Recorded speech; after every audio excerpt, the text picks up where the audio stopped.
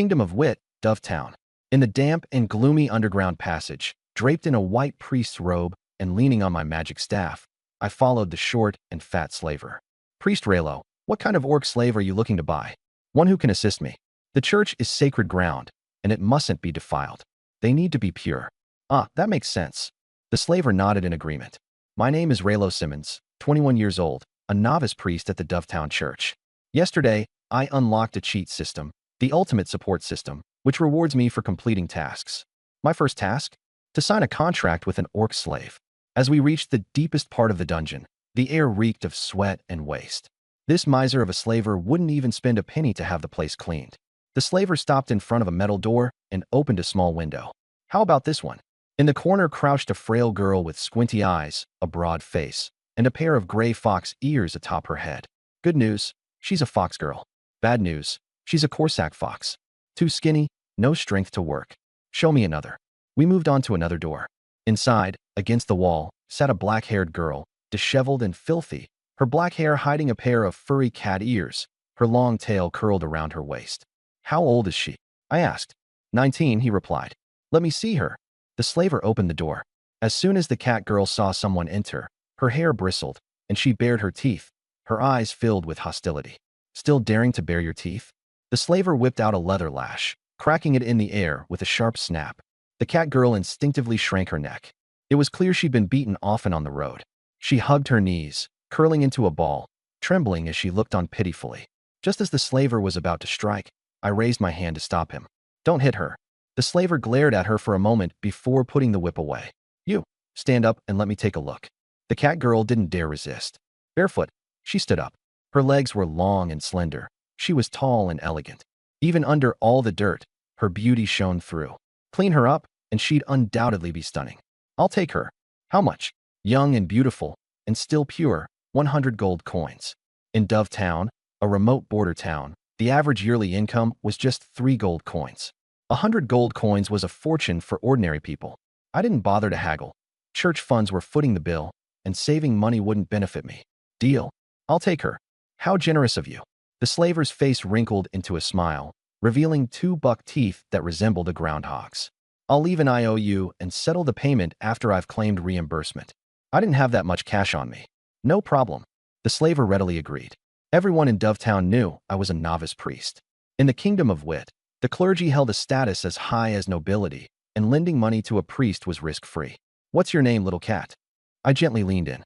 The cat girl bowed her head and remained silent. Her name's Mia, the slaver answered for her. Sign the contract, I said. Orcs were stronger than humans, and if you didn't bind them, you wouldn't have anyone to blame if they killed their master in the dead of night. The 3 of us went up to the 2nd floor, where an elderly man with white hair sat at a table reading a book. He was a mage employed by the slaver, responsible for officiating master-servant contracts. He pulled out a piece of golden parchment, scribbled down runes, then handed us 2 knives. Cut your fingers and press your blood marks. I pricked my index finger and pressed it into the master section. Mia hesitated with the knife in her hand. Once signed, she'd lose her freedom forever. Hurry and sign, or you'll taste the whip, the slaver threatened harshly. Mia bit her lip, closed her eyes, and pricked her finger, pressing it into the slave section. The old mage began chanting incantations. The golden parchment dissolved into glowing particles that fused into both of us. A crimson contractual mark appeared on the back of Mia's hand. Task complete. Rewarded skill, shield. I opened the system panel. Host, Raylo/max HP, 100. Skills, heal, LV, 1, shield, LV, 1. Heal, heals an amount equal to 100% of the caster's max HP. Shield, creates a shield that blocks any attack, with strength equal to 100% of the caster's max HP. Another support skill. This system, the ultimate support system, seemed exclusively centered around auxiliary skills. But that was fine. An indomitable support could carry even the worst team. A truly powerful support could win with just a dog as the carry. New task. Raise Mia's favorability to 100 points. Reward. Max HP plus 10,000. Current favorability, 0. 10,000 HP? I was bewildered. This wasn't a game. Whether your head was chopped off with 100 HP or 10,000 HP, you'd be just as dead. But the fact that the skills were marked as LV 1 indicated they could be leveled up. How do I level up? Earn skill points by completing tasks. Alright then. After the contract was signed, I left an IOU, and the slaver gave me a receipt for reimbursement purposes at the main cathedral in Sand City. With the filthy Mia in tow, we left the dungeon. The street was lined with medieval wooden houses, and sunlight streamed down. Mia had been kept in the dark dungeon for over a month. She shielded her eyes with her hand, breathing deeply the fresh air. After a moment, she glanced at me, fear flickering in her eyes. I couldn't bother worrying about that. The next task required raising her favorability, and nothing endeared a starving slave more than food. "Follow me," I said, heading toward the market. I bought 2 sea fish and added salt, garlic, chili, and scallions. Then I passed by a bakery and picked up 6 loaves of bread. Mia stared longingly, swallowing her saliva. Dungeon food was dry and hard, but she knew her place. She was just a slave and believed none of it was for her. Back at the residence, a 2-story house belonging to the church, where I lived as I pleased. I placed the groceries on the table and pulled out a pouch of ashen powder from the system storage, handing it to her. "This is wood ash. Go wash up and apply this. It'll cut through grease." I also fetched a black and white maid outfit. "After you're clean, toss your rags and put this on." Mia went upstairs, and I headed to the kitchen to prepare fish stew. She was of the catfolk race, and cats loved fish. Over half an hour later, I brought out a massive bowl of steaming fish stew, the aroma filling the room. Mia, having washed and changed, descended the stairs. She looked completely transformed. The black and white maid outfit accentuated her slender waist. Her long black hair cascaded down her back. Her cat ears twitched gently atop her head, and her long legs peeked tantalizingly from beneath her skirt. Goodness gracious, a cat girl in a maid outfit. Who could resist? Ravenous, Mia's eyes stayed fixed on the fish stew, salivating uncontrollably. Yet, she instinctively walked to the corner, crouching down to face the wall. "What are you doing in the corner? The fish smells too good. I'm afraid I won't be able to resist lunging at it." It turned out she had once fought for food when she was starving, narrowly escaping death by beating. Since then, she dared not act out again. I laughed. This cat girl was quite straightforward. "This was made for you. Come and eat." "For me? But I'm just a slave." Mia's beautiful eyes widened in disbelief. A master inviting their slave to the table? This was as surreal as the sun rising in the west. I crossed my legs and said, "A slave is still a person. I spent 100 gold coins to buy you.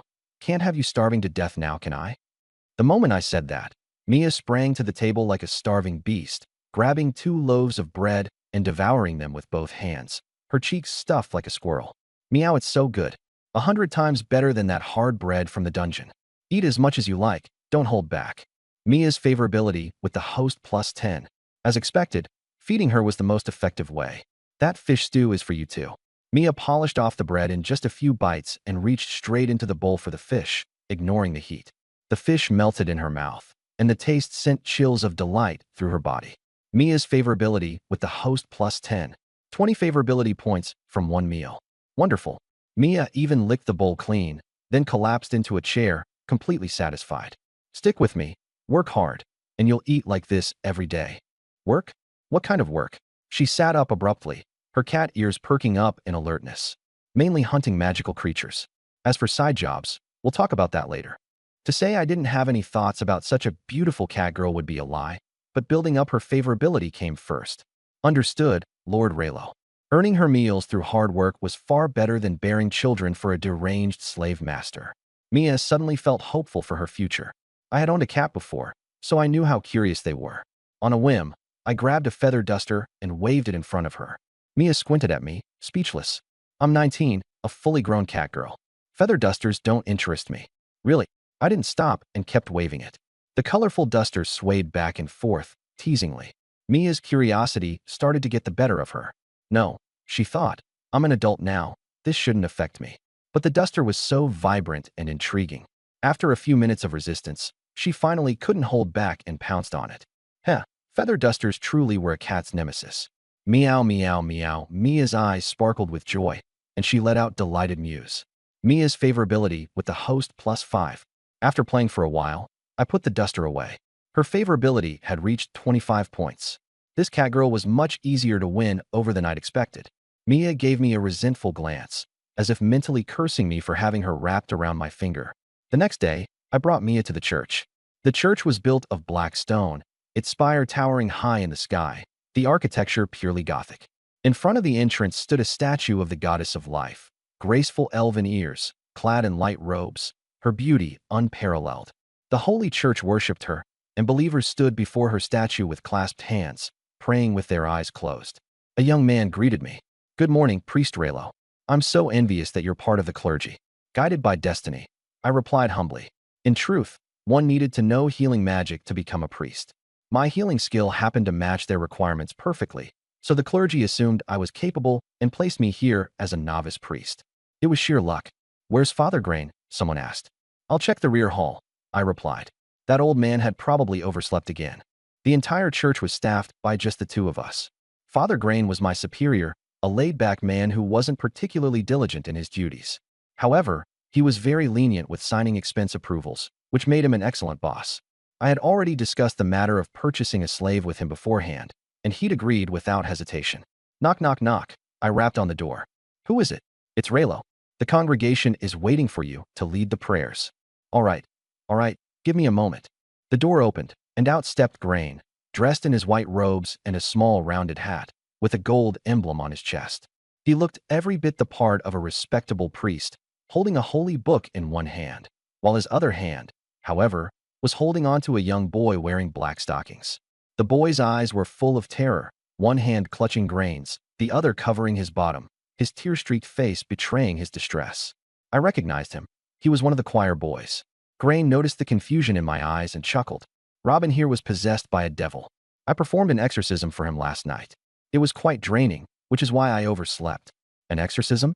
I glanced at the boy covering his backside and fought the urge to twitch. Was your exorcism legitimate? Grain coughed tactically and avoided the topic entirely. Instead, he shifted his gaze to Mia, obviously trying to change the subject. "This must be the orc slave you bought." The cunning old fox had perfected the art of pretending. "That's right. Her name is Mia." "How much did she cost?" 100 gold coins. Grain had always turned a blind eye to my liberal use of church funds. "Just fill out the reimbursement form. I'll sign it. Then take it to the main cathedral in Sand City for processing." "Thank you, Father." Church expenses such as maintenance, spreading the faith, and hosting festivals required funding. As a priest of Grain's rank, he had the authority to approve reimbursement requests of up to 100 gold coins per instance. With his signature, the paperwork would pass without issue. Unlike most upright priests who would decline unreasonable claims, Grain approved everything, reasonable or not. Ever since I became a novice priest, I'd found several creative ways to skim church funds, enabling me to save up a little nest egg. I cast a glance at the boy's black stockings. "Father Grain, one more question. What is it? Where did Robin's black stockings come from?" "Sand City, 226, Tuku Street." "Got it." I made a mental note to pick up 2 pairs for Mia when I went to Sand City for reimbursement. No hidden motives. Black stockings helped prevent varicose veins. Grain walked off hand in hand with Robin. I headed to the library section in the rear hall to retrieve the reimbursement forms and began filling one out, noting the purchase of an orc slave, the reasons, the amount spent, and attaching the receipt. "Mia, we'll head to Sand City tomorrow for reimbursement. For now, let's get you a suitable weapon." Encounters with magical creatures along the way weren't uncommon. She needs something for self-defense. "Thank you, Lord Raylo," Mia said happily. Having someone feed her and even buy her a weapon was worlds better than being whipped by slavers. Mia's favorability with the host +5, favorability hit 30. New task: hunt and kill 10 slimes. Reward: Ultimate Strike. Ultimate Strike? That sounded like an offensive skill, which seemed odd for a system claiming to be the ultimate support system. I couldn't figure it out, but I'd know once I finished the task. Slimes were low-tier magical creatures. Killing 10 would be easy. After having Grain sign the form, Mia and I made our way to the blacksmith. "Ah, Priest Raylo, what can I do for you?" The muscular, bare-chested blacksmith looked like a gym coach and greeted us warmly. "Mia, what kind of weapon do you want?" Catfolk were agile and quick by nature, making short swords an ideal choice. Without a moment's hesitation, Mia replied, "A short sword." The blacksmith took down a half-meter-long black short sword with a patterned hilt. I added black magic iron, or during forging. It's tougher than regular iron swords, good for both slaying enemies and slicing vegetables. Mia grasped it in a reverse grip, swinging it twice effortlessly. This one, I casually picked a silver-white long sword, more than a meter long, from the rack, testing its sharpness with the edge. Even a support cleric needs a weapon for self-defense. "How much for the short sword and this long sword?" 50 silver coins. "Do you provide receipts?" "Of course." After paying and securing the receipt, We marked it as an expense for reimbursement from public funds. The next morning, the early light was a touch chilly. The two of us set off for Son City, stopping by the bakery to buy 10 loaves of bread for rations. Son City was just over 10 kilometers from White Dove Town, a trek that would take most of the day on foot. I stowed my magic staff and long sword into the system's inventory, wearing my white cleric robes as I walked ahead. Mia followed with the black short sword hanging from her waist. She had cut a hole in the back of her maid outfit last night to let her black cat tail out, which now swayed with every step.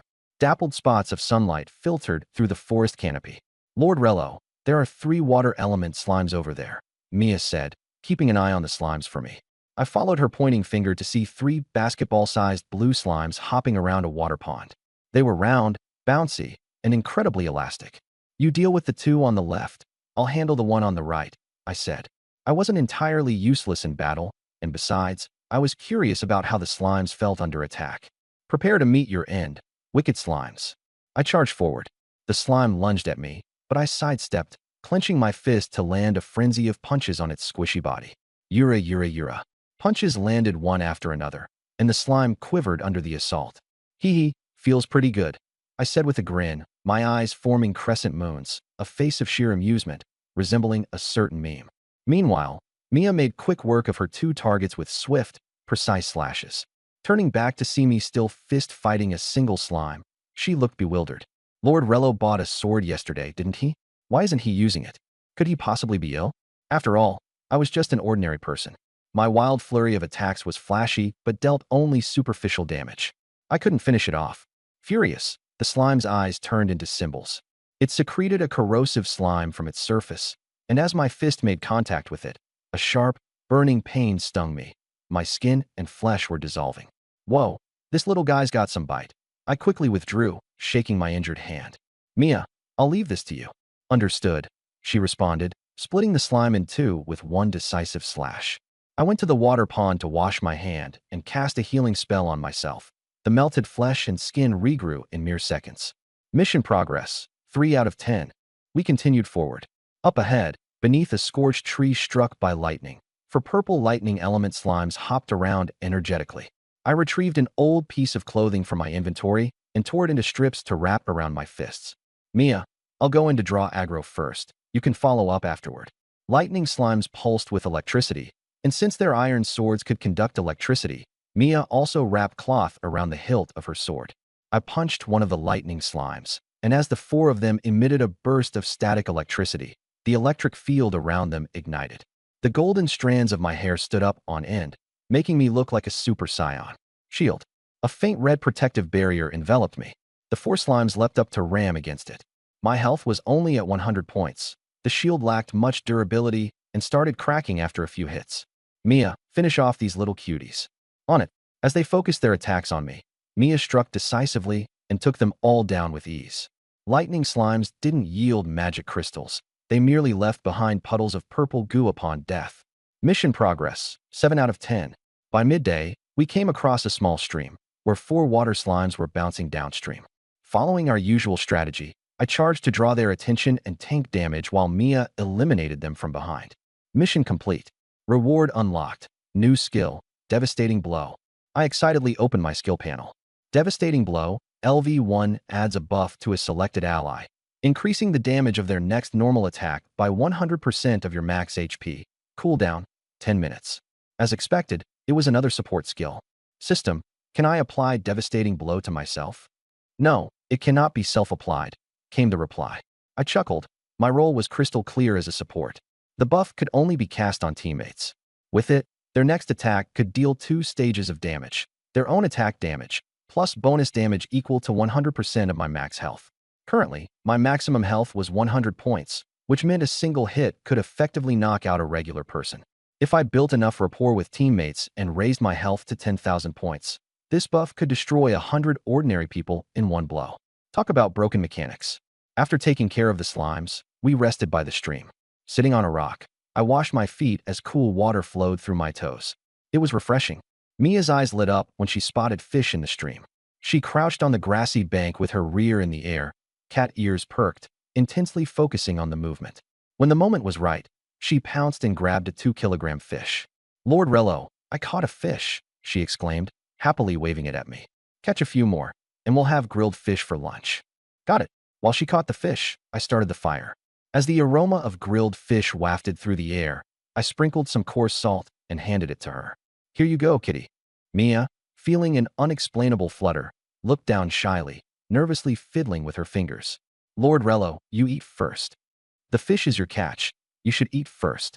Then, I won't hold back, she said, sitting beside me to eat her share, her eyes occasionally sneaking glances in my direction.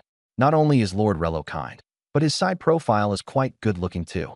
Mia's favorability toward the host increased by 10 points.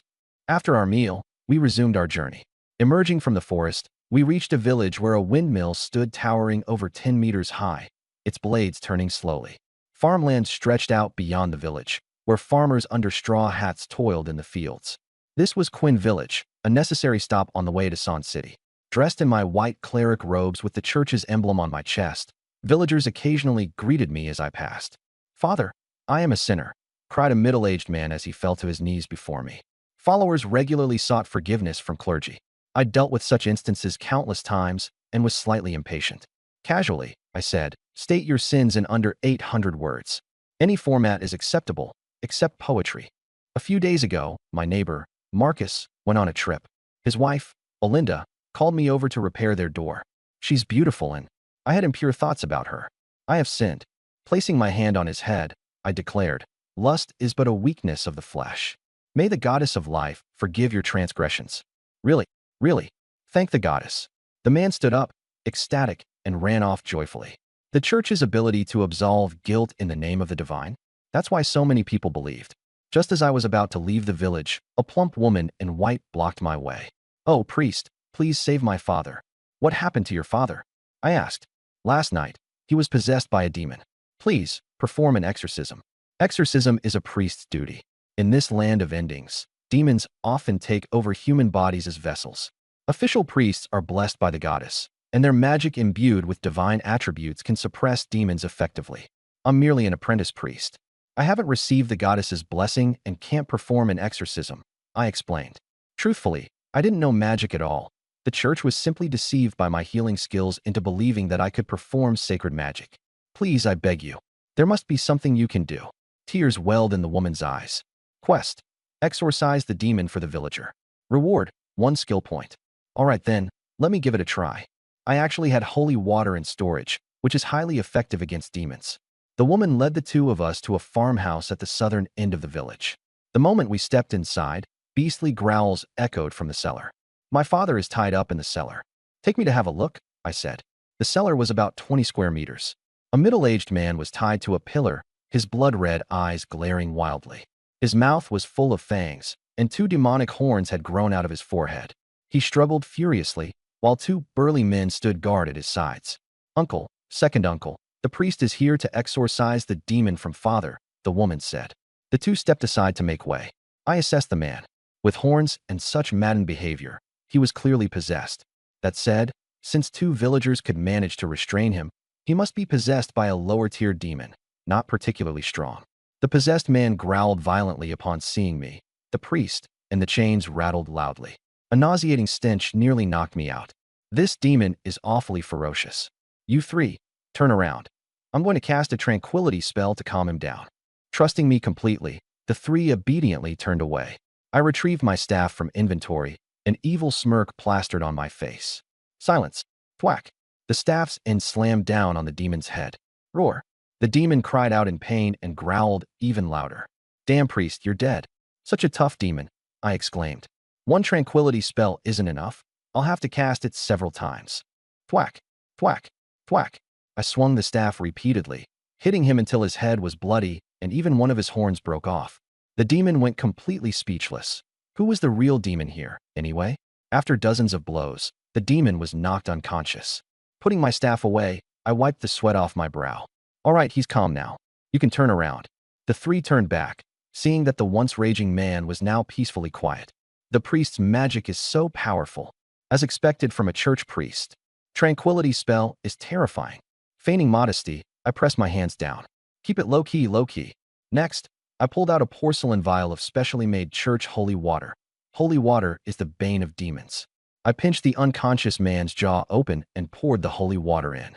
The holy water burned the demon continuously from within, the pain far surpassing my tranquility spell by 100-fold. White smoke rose from the man's body. Arg! The demon screamed as it was forced out of the man's body. With a flash of red light, a terrifying humanoid entity materialized. Its dark red skin appeared soaked in blood, its massive wings like charred leather, devilish horns adorned its head, and its tail ended with a barb. Damn priest! The demon's blood-red eyes fixed on me. It was brimming with the hatred accumulated from the dozens of staff strikes I had delivered earlier. Finally came out, huh? I cast the empowered strike skill on Mia. White rings of light appeared around her wrist. Aim for its vital points and try to finish it in one blow. Understood. Die, priest. The demon roared and charged at me with its claws swiping down. Shield. A faint red shield appeared, but it was instantly shattered with one smack. I was sent flying into the wall, though the shield absorbed most of the impact, leaving me only lightly injured. Even so, this lower-tier demon, even as burned as it was by holy water, still had this much strength. As it prepared for another attack on me, Mia rushed to its side and slashed at its head with her sword. The demon reacted quickly, raising its right arm to block. But the short sword was enhanced far beyond its usual power. It severed the demon's arm and continued slicing through half of its head with unstoppable momentum, leaving blood gushing everywhere. Am I this strong? Mia widened her eyes in disbelief. How could she possibly defeat a demon in a single blow? The demon collapsed with its head split in two. Its body fell heavily to the ground. Lord Raylo, are you all right? Mia's favorability toward me had already reached 40 points. Seeing me injured, she looked worried and ran over. I sat up from the ground, my right shoulder's clothing torn from the claws, with 3 bleeding gashes visible. Mia leaned down and gently licked my wounds. A sensation of warmth spread over me, sparking a touch of ambiguous feelings. Mia, what are you doing? Her cheeks flushed as she shyly explained. Among us beastkin, licking wounds accelerates healing. I wanted you to recover quickly, Lord Raylo. There's no need. I can heal myself. I patted her head and healed my injuries using my own healing skill. The wounds closed quickly. Having her head patted made Mia feel warm inside. She lightly nuzzled her head against my palm. Quest complete. Reward, 1 skill point. Select which skill to upgrade. Currently, I have 3 level 1 support skills. The upgrade paths are either boosting their effects or adding new mechanisms. Following the logic that survival comes first, I chose a defensive option, Upgrade Shield. Shield upgraded to level 2. Shield, level 2 shield absorbs damage equal to 100% of maximum health. Includes a damage reflection effect. The new reflection feature was interesting but vague. System, how does the damage reflection work? When the shield absorbs damage, the attacker receives 100% equivalent reflected damage until the shield is broken. What if the shield is shattered in one hit? The attacker will take reflected damage equivalent to the shield's maximum strength. Nice. Basically, it reflects the shield's full strength as damage. Now all 3 of my skills, shield strength, healing amount, and bonus damage, are tied to my maximum health. I'm too weak on health right now, so I'd better raise Mia's favorability to 100 points as quickly as possible to unlock that extra 10,000 HP. Priest, thank you for saving my father. Don't thank me. Thank the goddess of life. I downplayed her gratitude. After all, helping exorcise the demon was entirely for completing the quest, and I'd even thrashed her dad in the process. Before leaving, the woman gave me a few large potatoes as thanks. Exiting the village, we entered dense woods where sunlight barely reached the ground. Mia, wearing her maid outfit, seemed much more at ease here. She often skipped ahead, sniffing wildflowers or chasing butterflies. Lord Raylo, for you, she said with a smile, offering me a bundle of wildflowers. What a cute little kitten, I said, taking the flowers and smelling their fragrance before patting her head again. As a connoisseur of beastkin girls, I absolutely love cat girls. The soft fur on her cat ears brushed against my hand, warm and fluffy. It felt amazing. The now familiar Mia grew less reserved, standing with her hands on her hips, revealing a sharp little fawn. She raised her delicate eyebrows and pretended to be angry. I'm not some little kitty. I'm 19, already an adult. In front of your master, it doesn't matter if you're an adult or not. You'll always be a little kitty, I said with a smile. I'll bite you. Meow, Mia threatened. Try and bite me. If you can, I'll admit defeat, I teased, confidently sticking out a finger. Humph, I'll bite. Mia stretched out her neck, attempting to sink her fangs into me. Haha, missed me. Quick as lightning, I pulled my finger back just before her fangs could close around it, leaving her biting at air. Ugh, Mia's black cat-like eyes glowered at me with an aggrieved expression. This bad guy. Taking care of your own cat girl means spoiling her yourself. I rolled up my sleeves and stuck out my arm. Here, bite it again. This time, wary from her previous experience, Mia shot me a distrustful glance. She grabbed my elbow to prevent me from pulling away before gently biting down. Her fangs lightly grazed my skin without leaving a scratch. Successfully landing her bite, Mia puffed out her chest in triumph, her cat tail standing tall as she proudly walked ahead with quicker steps. In high spirits, she spotted a small purple flower on the trunk of a tree. Lord Raylo, that flower is pretty. Do you want it? I can pick it for you. I want it. Being from the feline kin, Mia was adept at climbing trees. In a flash, she had darted up the tree and plucked the flower to bring it back. Little kitty, you're amazing. I praised as I took the flower, patting her gently on the head. In return, she nuzzled her head against my palm affectionately. Mia's affection for the host plus 10 progress, 5100ths. My eyes fell on her swishing tail. Mia, can I touch your tail? I asked. Fine, but gently, she warned. I was the first man she'd ever allowed to touch her tail. As soon as I held her tail, Mia visibly reacted, her cheeks flushing a deep red, her eyes darting around nervously like a startled fawn. Delayed by an exorcism along the way, we reached Son Town, which was originally a half-day's journey, just as the sun was setting. Situated near the western border, Son Town was a bustling hub for trade, encircled by high walls. Soldiers stood guard at the city gates, and Mia and I slipped into the town amidst a merchant caravan. Having been here a few times before, I navigated the city with ease. Hopefully, the cathedral wouldn't have closed for the day. Like the White Dove Town, the cathedral in Son Town had a Gothic style, complete with stained glass windows, mythical reliefs, and a white jade statue of the goddess of life standing at the square's center. Luck was on our side. The cathedral was still open. I headed straight to the financial office on the right side, a place dedicated to reimbursements. The door was open, and inside sat a young blonde woman working diligently. Knock, knock, knock. I rapped gently on the door before stepping in. Miss Elsa, long time no see. Raylo? It has been a while, she replied, immediately recognizing me. I've come to file for reimbursement, I said with a bright smile, pulling out receipts and a reimbursement form. Elsa frowned, propping her chin with her hand. This month, other churches have filed requests ranging from several to a dozen or so gold coins. Meanwhile, White Dove Town has submitted expenses exceeding 200. Isn't that a bit unreasonable? I followed church procedures to AT. Everything's legal and above board. What exactly is unreasonable about it? I argued, still smiling.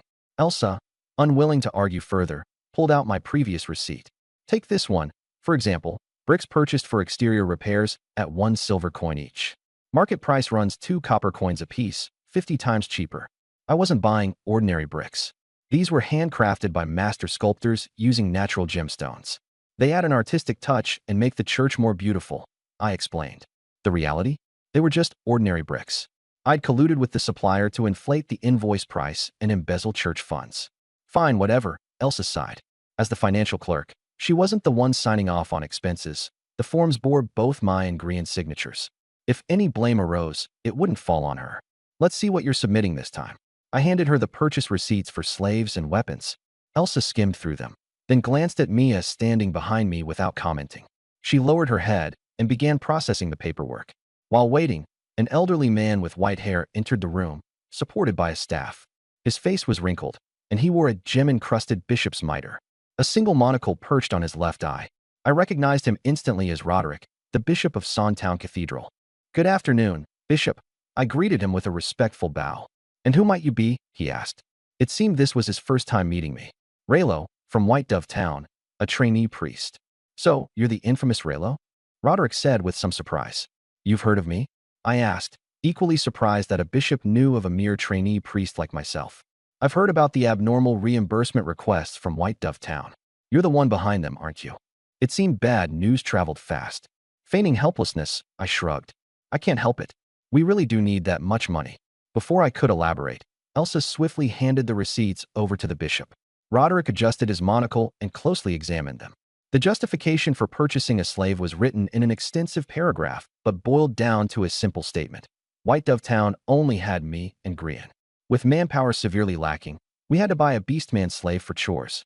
If manpower is scarce, you could just hire temporary workers. 3 gold coins a year, There's no need to spend 100 to buy a beastman slave, Roderick remarked. Ah, Bishop, you must consider the long-term perspective. Hiring human workers costs 3 gold coins annually. Over 50 years, that's 150 gold coins, far more expensive. Plus, beastmen are stronger and can accomplish more. Doesn't that make purchasing a slave more cost-effective in the long run? I argued confidently. As the saying goes, to fool others, you must first fool yourself. As long as you speak with enough conviction, you can turn black into white. Rendered speechless, Roderick begrudgingly accepted the logic. It was barely acceptable. His eyes then fell on the weapon receipts. If she's just a slave meant for chores, why provide her with weapons? Beastmen are physically strong, and with weapons, they can also assist in exorcisms. On the way here to Son Town, I helped exorcise a demon in Quinn Village. I couldn't have killed it without her assistance. Look, I said, showing him my torn priest robe still stained with blood. You're a trainee priest, yet you dare to exorcise demons alone? Roderick exclaimed in shock. After all, trainee priests didn't receive blessings from the goddess, and holy water alone often wasn't enough to kill demons. They might even get killed in the process. Clenching my fist, I let my eyes burn with the fervor of faith. Exorcising demons is every priest's duty. My dream is to become a full-fledged priest and make the Holy Church great again. Good, good, Roderick said, nodding slightly as he warmed to me, impressed by my courage and aspirations. The Holy Church was backed by royal and noble families, overflowing with wealth. A few hundred gold coins were a trivial matter. It seemed Roderick wasn't planning to pursue my shady reimbursements. I'll send someone to verify what happened in Quinn Village. If it turns out you really exorcised a demon, I'll arrange for you to undergo the goddess's trial. If you pass, you'll receive her blessing and become officially ordained. Thank you, Bishop, I said joyfully. Once officially ordained, my reimbursements would only get easier. However, Roderick continued, immediately damping my enthusiasm. Let's consider today and past instances settled. Going forward, your reimbursements will be subject to stricter scrutiny. Any unreasonable claims will be rejected. All right. Losing my source of income, my tone was laced with disappointment. After finishing her task, Aisha handed me 100 gold coins and 50 silver coins. As night fell, Mia and I found an inn to stay in the city. By the faint light of the candles, it was just Mia and me in the room. Meow, meow, meow, so tasty. Mia sat on a stool gnawing on some bread, her feline tail swaying cheerfully. In this otherworldly night where entertainment was scarce, after she finished eating, I took out a feather duster to tease her. When the duster moved left, she grabbed left. When I swiftly shifted it right, her claws missed. Meow, Lord Raylo, you're too mean. Missing repeatedly made Mia anxious, and with frustration, she leapt straight into my arms, her paws finally gripping the duster. I got it at last. As she lunged, I encircled her slender waist with my arms effortlessly. Ah! Mia cried out in surprise, instinctively trying to resist. My adorable little kitty, you can't escape now. Her body was soft and delicate, an embrace of pure comfort, like holding a bundle of warmth. Though Mia was much stronger than me, she struggled in vain after several attempts and eventually quieted down. Nestled in my arms, she sniffed gently at my scent. Grasping her tail, I whispered softly into her cat ear, "Stay with me, and I'll give you delicious food and keep you safe." Hearing those words, Mia's black pupils stared blankly forward, quietly feeling the security of being held. Mia's affection towards host plus 20 progress, 70 out of 100. The closer we grew, the faster her affection rose, 20 points in one go. I gently kissed her forehead, soft and fragrant. My unexpected act made Mia's blood pressure spike. Her face turned a deep red. She quickly broke free from my arms, stuttering, Lord Raylo, it's getting late. I'll head to bed now." "All right, sleep well." I was tired myself. The next day, we both visited a weapons shop in Son City. After using my wooden staff to exorcise a demon yesterday, the top of the staff had cracked. Although I couldn't use magic, as a priest, I needed to carry a staff to look the part. "Good day, priest. What can I help you with?" "A magic staff," I replied. The shop assistant led me to the back, where rows of wooden magic staves were displayed. "Do you have any hammer or mallet-shaped staves?" I asked. While I didn't use magic, a hammer shape made it easier to perform calming rituals. "Such staves don't exist," the shop assistant declared, slightly suspicious that I was mocking him. "Do you have any made of metal at least?" "This we do." He pulled out a long box containing a metal staff lying on hay. Its top formed a circular ring, glossy and black. I picked it up. It was heavy, probably 3 to 4 dozen pounds. This weight would enhance the effectiveness of my calming rituals. Satisfied, I asked, how much? 9 gold coins. That's expensive. Can we negotiate? With reimbursements cut off indefinitely, even someone like me, who rarely haggled, had to try. That's the price. But we're having a promotion. Spend 10 gold coins or more and get a 20% discount. I'll look around for now, I said. Wandering about, I spotted some bows and arrows. If I bought Mia a bow and paired it with a high damage buff, her attacks would be deadly and long-ranged. How much for the bow?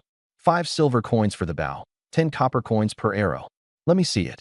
Testing the bowstring, I used all my strength but couldn't even pull it halfway. This is a high-tension bow, favored by adventurers because of its range and power. But as a priest, you surely lack the strength for it, the shop assistant said. Mia, you give it a try. Despite her slim arms and legs, Mia's strength equaled that of 2 or 3 grown men. She effortlessly pulled the bowstring taut with one hand. Whoa, impressive, I said with a thumbs up, turning back to the store clerk. I'll take this bow and 100 arrows. That'll be 15 silver coins for the bow and arrows. Still not enough to reach the 10 gold threshold. Would you also like some magically enhanced armor-piercing arrows? Engraved with runes, these arrows are much more penetrative. The store clerk handed me one, a finely crafted arrow much more elegant than the standard arrows. The shaft was made of a dark blue metal, etched with runes, and its head gleamed razor-sharp. How much for one? 1 gold coin each. Holy, that's pricey, I muttered. 100 times more expensive than normal arrows. It's worth it. These can pierce the shell of a tier 2 iron-armored turtle. All right, I'll take one. That will be 10.15 gold coins for the items. With the discount, it's 8.12 gold coins. Previously, I had embezzled public funds and saved over 50 gold coins, so I handed over 9 and received 88 silver coins in change. With everything stored in my inventory, I followed Grain's directions to buy some black stockings, picking up a few white ones along the way, and bought some treats and snacks for Mia. Then together, we left the city for White Dove Town. Under the bright sunshine, the forest was vibrant and alive with birdsong echoing through the trees. Mia hugged her snacks as we walked, eating along the way, crumbs of white powder decorating her lips. Lord Raylo, are you tired? I can carry you, she offered, blinking her large eyes when she noticed the sweat on my brow. No need. How could a man let a girl carry him? All right, she said quietly, sneaking glances at my face. She kept within arm's reach, her long black tail playfully brushing against my arm now and then. Some cats are aloof, while others are clingy. Mia was clearly the latter. Just then, her cat ears twitched, catching a peculiar sound. Lord Raylo, do you hear that? I perked up, listening closely, but heard only the wind and birdsong. No, what's wrong? With her superior feline hearing, she gestured eastward. Over there, I hear screaming. Wildlands often harbored monsters. It was likely someone was under attack. We'd help if we could, otherwise, we'd leave. I motioned for her to lead the way east. After walking 500 meters, the screams became audible. At 1,000 meters, they grew more vivid, along with the scent of blood. Emerging from the forest, we hid in the bushes and peeked ahead. What we saw was startling. Hundreds of green-skinned goblins besieging a human caravan. With swollen bellies and a height comparable to 7 or 8-year-old children, they wielded crude bone weapons. Individually weak, goblins thrived in numbers and pack tactics. The caravan was in shambles. Of its dozen guards, those still alive huddled by the wagons in a desperate defense. Though they felled several dozen goblins, their strength dwindled. One by one, their lives took a bloody end amidst the chaos. By the time the last guard fell, about 30 to 40 goblins remained alive. Mia and I lay low, unwilling to provoke such a large group of goblins. These creatures weren't intelligent. They looted food and corpses but left valuables on the wagons untouched. Gold and silver were meaningless to them. After waiting a while, I whispered, Mia, are they gone? Her cat ears twitched. Yes, they've moved on. Let's check the wagons for anything valuable. MMHM, she nodded eagerly. The caravan consisted of 6 wagons, its travelers all slain. The ground was soaked in blood, and both human and horse corpses had been dragged away, leaving only carnage behind. I jumped onto the first wagon, rummaging through a box filled with old clothes only to find nothing of value. The second wagon was loaded with crates of porcelain bowls and iron pots, just mundane goods. The third was full of handicrafts, which failed to pique my interest. After searching 3 wagons in a row without discovering anything valuable, I was beginning to suspect this caravan belonged to a group of paupers. Lord Rello, come quickly. Look at this. Mia called from the side. I walked over to her. She stood in front of a small wooden box adorned with red patterns. The lid was open, revealing a chest full of gleaming gold coins. Whoa, so much gold. We've hit the jackpot, I exclaimed, my eyes widening in surprise. I estimated there were between 1 to 2,000 coins. The two-story wooden house I currently lived in belonged to the church. It was old, with no garden. With that stash of gold coins, not only could I afford to buy a small estate, but I could even purchase more exotic young slave girls as companions. Omega. Mia, I'll make Sichuan boiled fish for you when we get back, I said as I stowed the entire chest of gold securely in our storage hold. Thank you, Lord Rello. Mia's cattail swished happily at the mention of my promise. She still remembered the last time I made that dish. After combing through all 6 wagons, apart from that treasure chest of gold coins, there was nothing else noteworthy. Without delay, we continued heading toward White Dove Town. By the time we arrived, night had already fallen. After a whole day's journey, I collapsed onto a chair, my legs nearly giving out as if I had just run a grueling kilometer during a university physical fitness test. Mia lit a candle and walked behind me. Her slender fingers rested gently on my shoulders and began to massage them.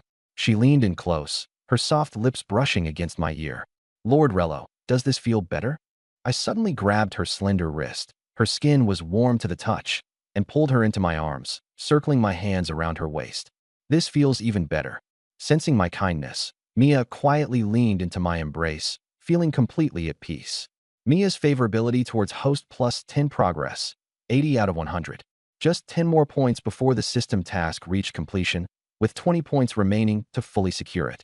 The next morning, after breakfast, Mia and I headed to White Dove Town's church. As an apprentice priest, there wasn't usually much to do, but I still had to make rounds occasionally. In the multicolored front hall, Father Graham was teaching the young boys of the choir to sing hymns praising the goddess of life. Their tender voices echoed through the space. Good morning, Father Graham. I greeted him with a smile. This old man still cherished his time with young boys as much as ever. Good morning, Graham responded, his hair graying, his priestly garments voluminous, and his demeanor kindly under his round white priest's hat. Earlier, Bishop Roderick used teleportation magic to send a letter. It says you are a courageous apprentice priest, and that he plans to make an exception by inviting you to participate in the goddess trial in 2 weeks. Passing it will allow you to officially advance to a full priest. Typically, the apprenticeship for a priest lasted 3 years. I'd been in this role for less than half a year. In professional environments, there were occasionally interns who'd sell both body and soul to curry favor with their superiors for early advancement. But the peculiar way Graham looked at me suggested he was thinking, did you and the bishop strike some kind of unusual deal? Stop looking at me like that. Bishop Roderick appreciates my courage. That's all there is to it. People with dirty minds see everything through a filthy lens. I couldn't be bothered to explain further to this old man who enjoyed the company of young boys. By the way, what even is the goddess trial? Back in Sarn City, I was so preoccupied with paperwork that I didn't bother asking about the process. The goddess of life governs all living things. The trial tests the strength of your life force. The stronger it is, the more favor you gain from the goddess. Life force. I frowned. For the average person, it was likely around 100 points. Once I maxed out Mia's favorability and obtained that 10,000 point bonus, I wasn't sure if that would be enough to earn the goddess's favor. Where is this trial held in 2 weeks? In the Grand Cathedral of Sarn City. Got it. I mentally calculated the time. Oh, by the way, do you know where I can buy an estate? That small chest of gold coins from yesterday contained over 1,800 coins. Now that I had the money, I planned to improve my lifestyle by purchasing an estate. Something spacious, with a garden and a farm, far more comfortable than the row houses in town. An estate? You. Graham gave me a suspicious look, as though I didn't seem wealthy enough for such an endeavor. I held my hand over my heart. Thanks to my sincere faith, the goddess blessed me with good fortune, and I earned a bit of money. It's all a gift from the goddess. Praise be to her. Gratitude is a virtue fitting for an excellent priest. Graham nodded approvingly. Go to the Sunlit Tavern in the east of town. The owner, Myron, has a broad network and may have some information. Thank you, Father. 10 minutes later, we arrived at the tavern. A place frequented by mercenaries and adventurers. The air in the tavern reeked of alcohol and sweat. I waved my hand in front of my nose, trying to ward off the stench. Where's your boss? I'd like to speak with him. A waiter led us upstairs to Myron's office and knocked on the door before letting us in. Pastor Rello, what brings you here? Myron greeted me with a smile as he stood up. As one of the town's 2 clergymen, I was a familiar face. Myron often came to the church to pray. I'm looking to buy an estate. Do you happen to have any leads? Of course I do. Absolutely. Hearing my intentions, Myron immediately perked up. How's the location? It's by the lake. You can enjoy the view. It's a fantastic spot, but he hesitated for a moment.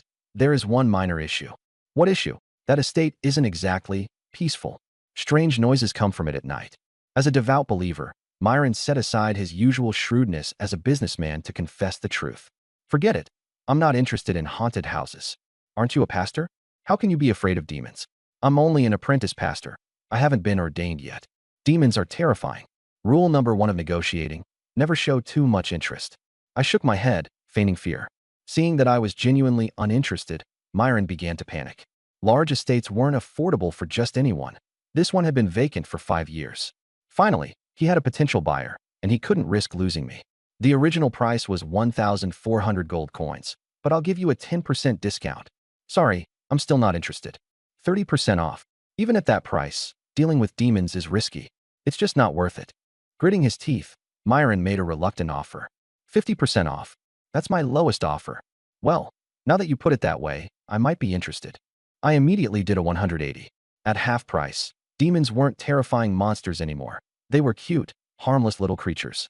What happened to money's nothing compared to life. Myron silently cursed me while feeling utterly speechless about my rapid change in demeanor. Task: eliminate the shadow demon in the estate. Reward: 1 skill point. It seemed system tasks activated randomly based on the scenario, without any discernible pattern.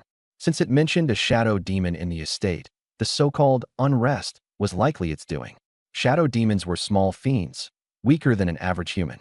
However, they excelled at hiding and often lurked in long-abandoned houses to ambush people. Taking it down wouldn't just get me the estate at half price, it would also earn me a skill point. A win-win deal. Let's go check it out this afternoon. If I'm satisfied, I'll buy it. All right, I'll send a private carriage to the church to pick you up. Back at the church, I prepared the holy water. In the afternoon, Myron's carriage arrived to pick me up, and Mia and I accompanied him out of town. The two of us sat side by side, opposite Myron. His old, scrutinizing eyes were fixed on Mia, the perfect combination of stunning beauty, a slender waist, and long legs. She truly was flawless.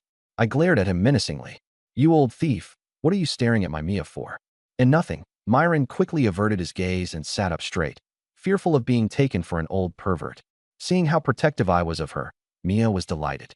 Her feline tail reached over, wrapping snugly around my arm in a soft, warm embrace. Mia's favorability towards the host plus 10 progress, 90 out of 100. That tail of hers began to wander mischievously. Narrowing my eyes, I looked at her. Mia, you're acting strange. She shyly lowered her head, but didn't retract her tail. Noticing our closeness, Myron's expression suddenly shifted, his old face growing stern. Pastor Rello, as a believer, I must give you a piece of advice. What kind of advice? The young do not realize how precious restraint is. The old are left to sigh regretfully at their emptiness. Beast folk are particularly strong in that area. Young man, be mindful of moderation. Myron spoke with the wisdom of experience. As someone who had once purchased beast folk slaves and overindulged, leaving him impotent in his later days. This was a well-meaning piece of advice. I felt speechless.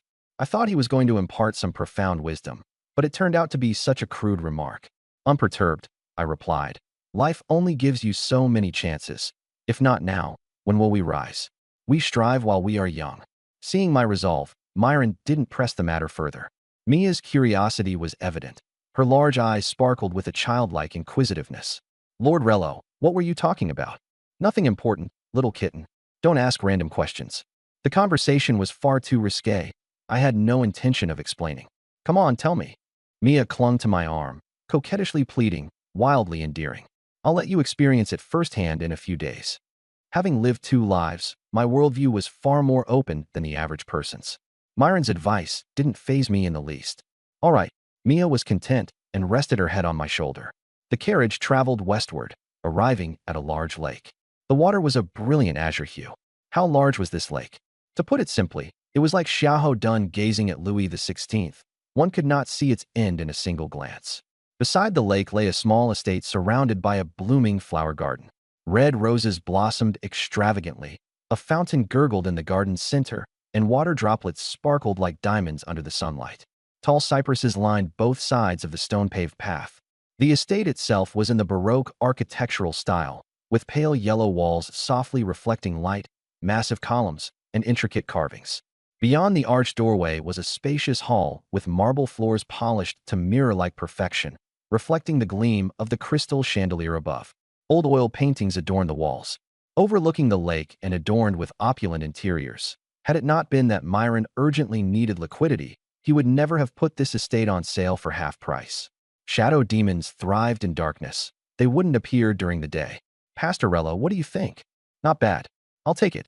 The original price was 1,400 gold coins. I'll give it to you for half, 700 gold coins. Deal. I'd done my research beforehand. Estates like this were valued anywhere between 1 to 2,000 gold coins. 700 was indeed a bargain. After signing the contract, the transaction was made without any haggling.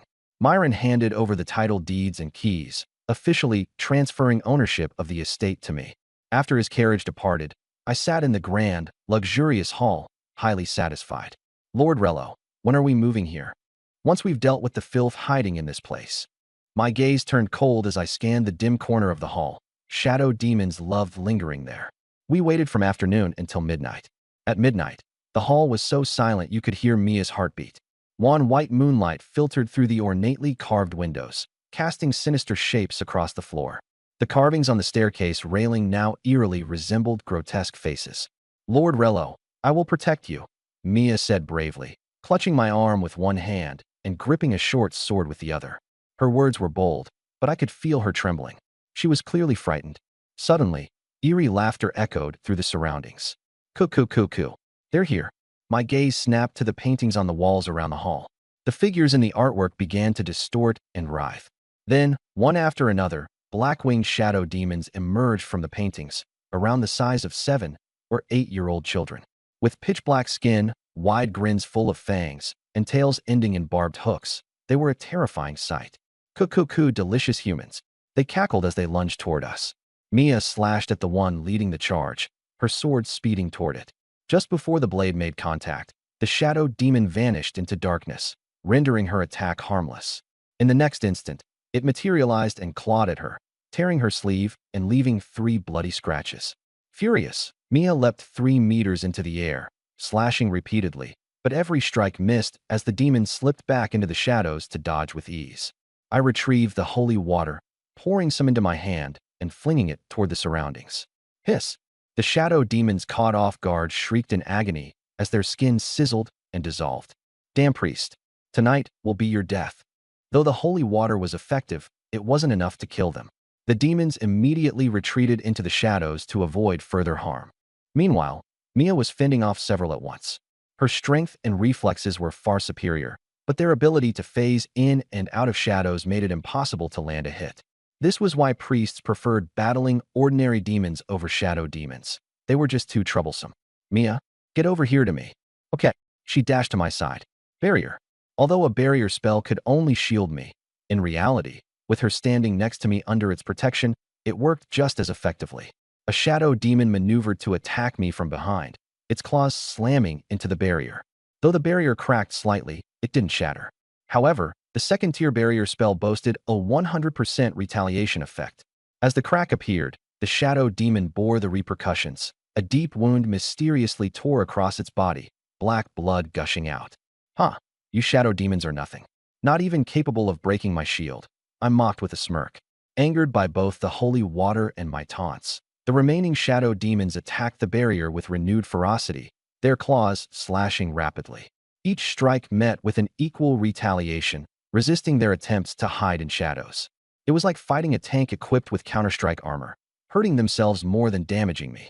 The relentless assault pushed my barrier to the brink, cracks spider-webbing through its structure. Simultaneously, the shadow demons were battered by their own attacks, black blood spilling everywhere. They couldn't understand it. How could they still take damage while hidden in the shadows? Under severe injuries, the Shadow Fiend lost its shadow stealth ability. Without hesitation, I drew my longsword and took them down one by one. Each strike ending a foe, piercing throats, annihilating over a dozen creatures in total. Mission accomplished. Reward, 1 skill point. Select a skill to upgrade. Upgrade healing. Healing upgraded to level 2. Healing, LV2 heals targets within a 5-meter radius. Healing amount equals 100% of their maximum health. It had evolved from single-target healing to an area effect. Mia had been ambushed earlier. 10 or so bloody claw marks marred her back. I placed my hand on her shoulder and activated the healing. The claw marks swiftly healed, leaving no trace, not even a scar. Does it hurt anymore? Mia widened her eyes, touched her back, and found the wounds gone. A look of amazement spread across her face. Clerics specialize in healing. I've completely healed you. Meow, meow, meow, thank you, Master Raylo. Her cattails swished back and forth as she realized I wasn't ordinary. Not only was I proficient in healing, but I also managed to kill troublesome creatures like shadow fiends. Your clothing is torn. Tomorrow, we'll go to town and get you a few new outfits. Her outfit now resembled an open-back dress, with a large swath of snowy white skin exposed along her back. Mia waved her hands in an attempt to save me money, saying, I know how to sew. I can patch it myself. No need to waste money. A few maid outfits won't cost much. Toss that ragged thing. It's unsalvageable. After buying the estate, I still had over 1,400 gold coins. A couple of maid outfits wouldn't even cost a single gold coin. For now, I gave her a coarse linen robe to wear temporarily. Few slave masters were willing to purchase new clothing for their slaves. Hugging the coarse robe against her chest, Mia smiled slightly, her gaze at me carrying a newfound brightness. With the manor restored to peace, the two of us each chose a room to rest in for the night, planning to move supplies from town the next day. Early the next morning, I stuffed a shadow fiend's corpse into a burlap sack and carried it to the church. Grain was having breakfast in the back hall when he saw me walk and carrying the sack. He gave me a puzzled look. What's in the bag? I tossed the bag down with an expectant expression. I bought an estate yesterday. Turns out it was infested with several dozen shadow fiends, but I killed them all. Does the church offer rewards for slaying shadow fiends? A few days ago, I had received an early promotion for killing a demon, which gave me the impression that slaying demons and monsters would yield rewards. The more kills, the better the rewards. Grain glanced at the bloodstained sack. Exorcism is the duty of clerics. There's no reward. Oh, I see. His words extinguished my hopes like a bucket of cold water. Seeing my disappointed look, Grain's eyebrow twitched. After all, clerics were usually devout believers, who among them hunted demons for profit. Raylo, your faith in the church is less than pure. No, my faith is unwavering and rock solid. I replied, placing a hand over my chest and meeting his gaze with resolute determination. Not wanting to argue further, Grain's eyes fell on the shadow fiend corpse. This specimen isn't bad. Could you give it to me? What do you need it for? Shadow fiend corpses will pollute the soil if buried improperly. I'll handle proper disposal. All right. The corpse was of no use to me anyway, and considering he had signed off on numerous expense reports for me in the past, it only felt fair to return the favor. Weighing the corpse in his hands, Grain asked, Didn't you say there were a dozen of these? Where are the rest? They're still at the estate. Bring them over as well. I'll handle proper disposal. After I finish moving my things, I'll haul them to you. Heading out, I found Mia waiting for me at the entrance of the church. How'd it go? Did you get any rewards? Got nothing. I had only been trying my luck. I took her along to rent a carriage. In the open field south of the town, about a dozen cargo carriages were parked. The drivers lounged in the sun, waiting for work.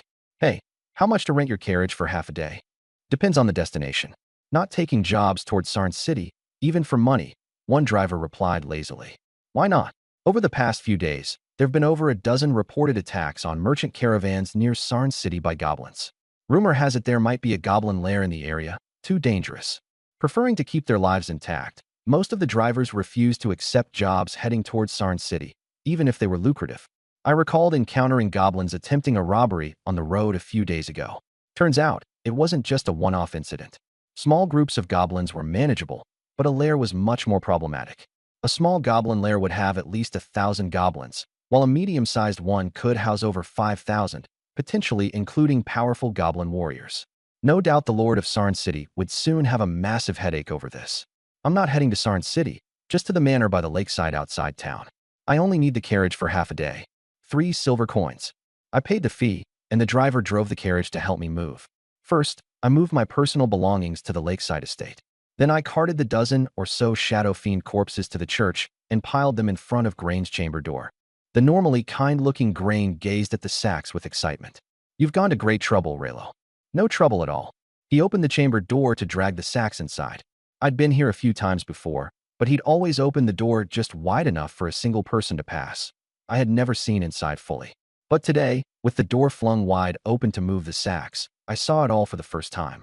A massive bed stood inside, its four corners supported by thick, black pillars. Twisting around the pillars were carvings of snake-like, yet unidentifiable creatures, serpentine bodies coiled tightly, with wings folded against their backs, their countless black scales glimmering faintly in the dim light.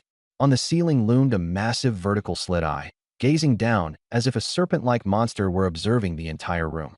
Grain the priest was hiding something. That thought surfaced suddenly in my mind. I'd always thought he was different from other priests. He never hesitated to approve questionable reimbursement requests. But now, this bizarre room decor seemed to confirm all my suspicions. Which one of you bastards dared to claim my faith wasn't pure? Anything else you need? Grain asked, noticing me lingering. Nope, I said, leaving with Mia. If Grain was part of some cult and intended to sacrifice these shadow fiend corpses, could that even qualify as an evil cult?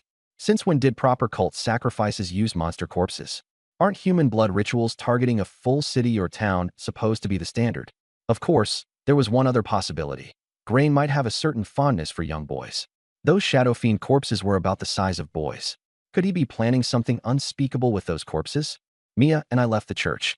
Mia, let's go to the tailor shop and buy you a few maid outfits. Okay. She wrapped her arm around mine affectionately. Her affection for me had reached 90 points.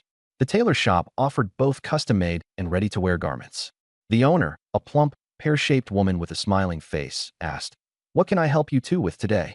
"I need to buy some outfits for my catgirl maid," I said, pausing to emphasize, "and I want the best quality." The plump woman glanced at Mia's noodle-like slim figure and led us to the back room, where numerous dresses and maid outfits hung neatly on racks. "These are the best we have. Try on a few to check the fit." I sat to the side, watching Mia try it on. Not long after, she stepped out wearing a light cyan maid outfit, spinning around twice, her skirt fluttering as she turned.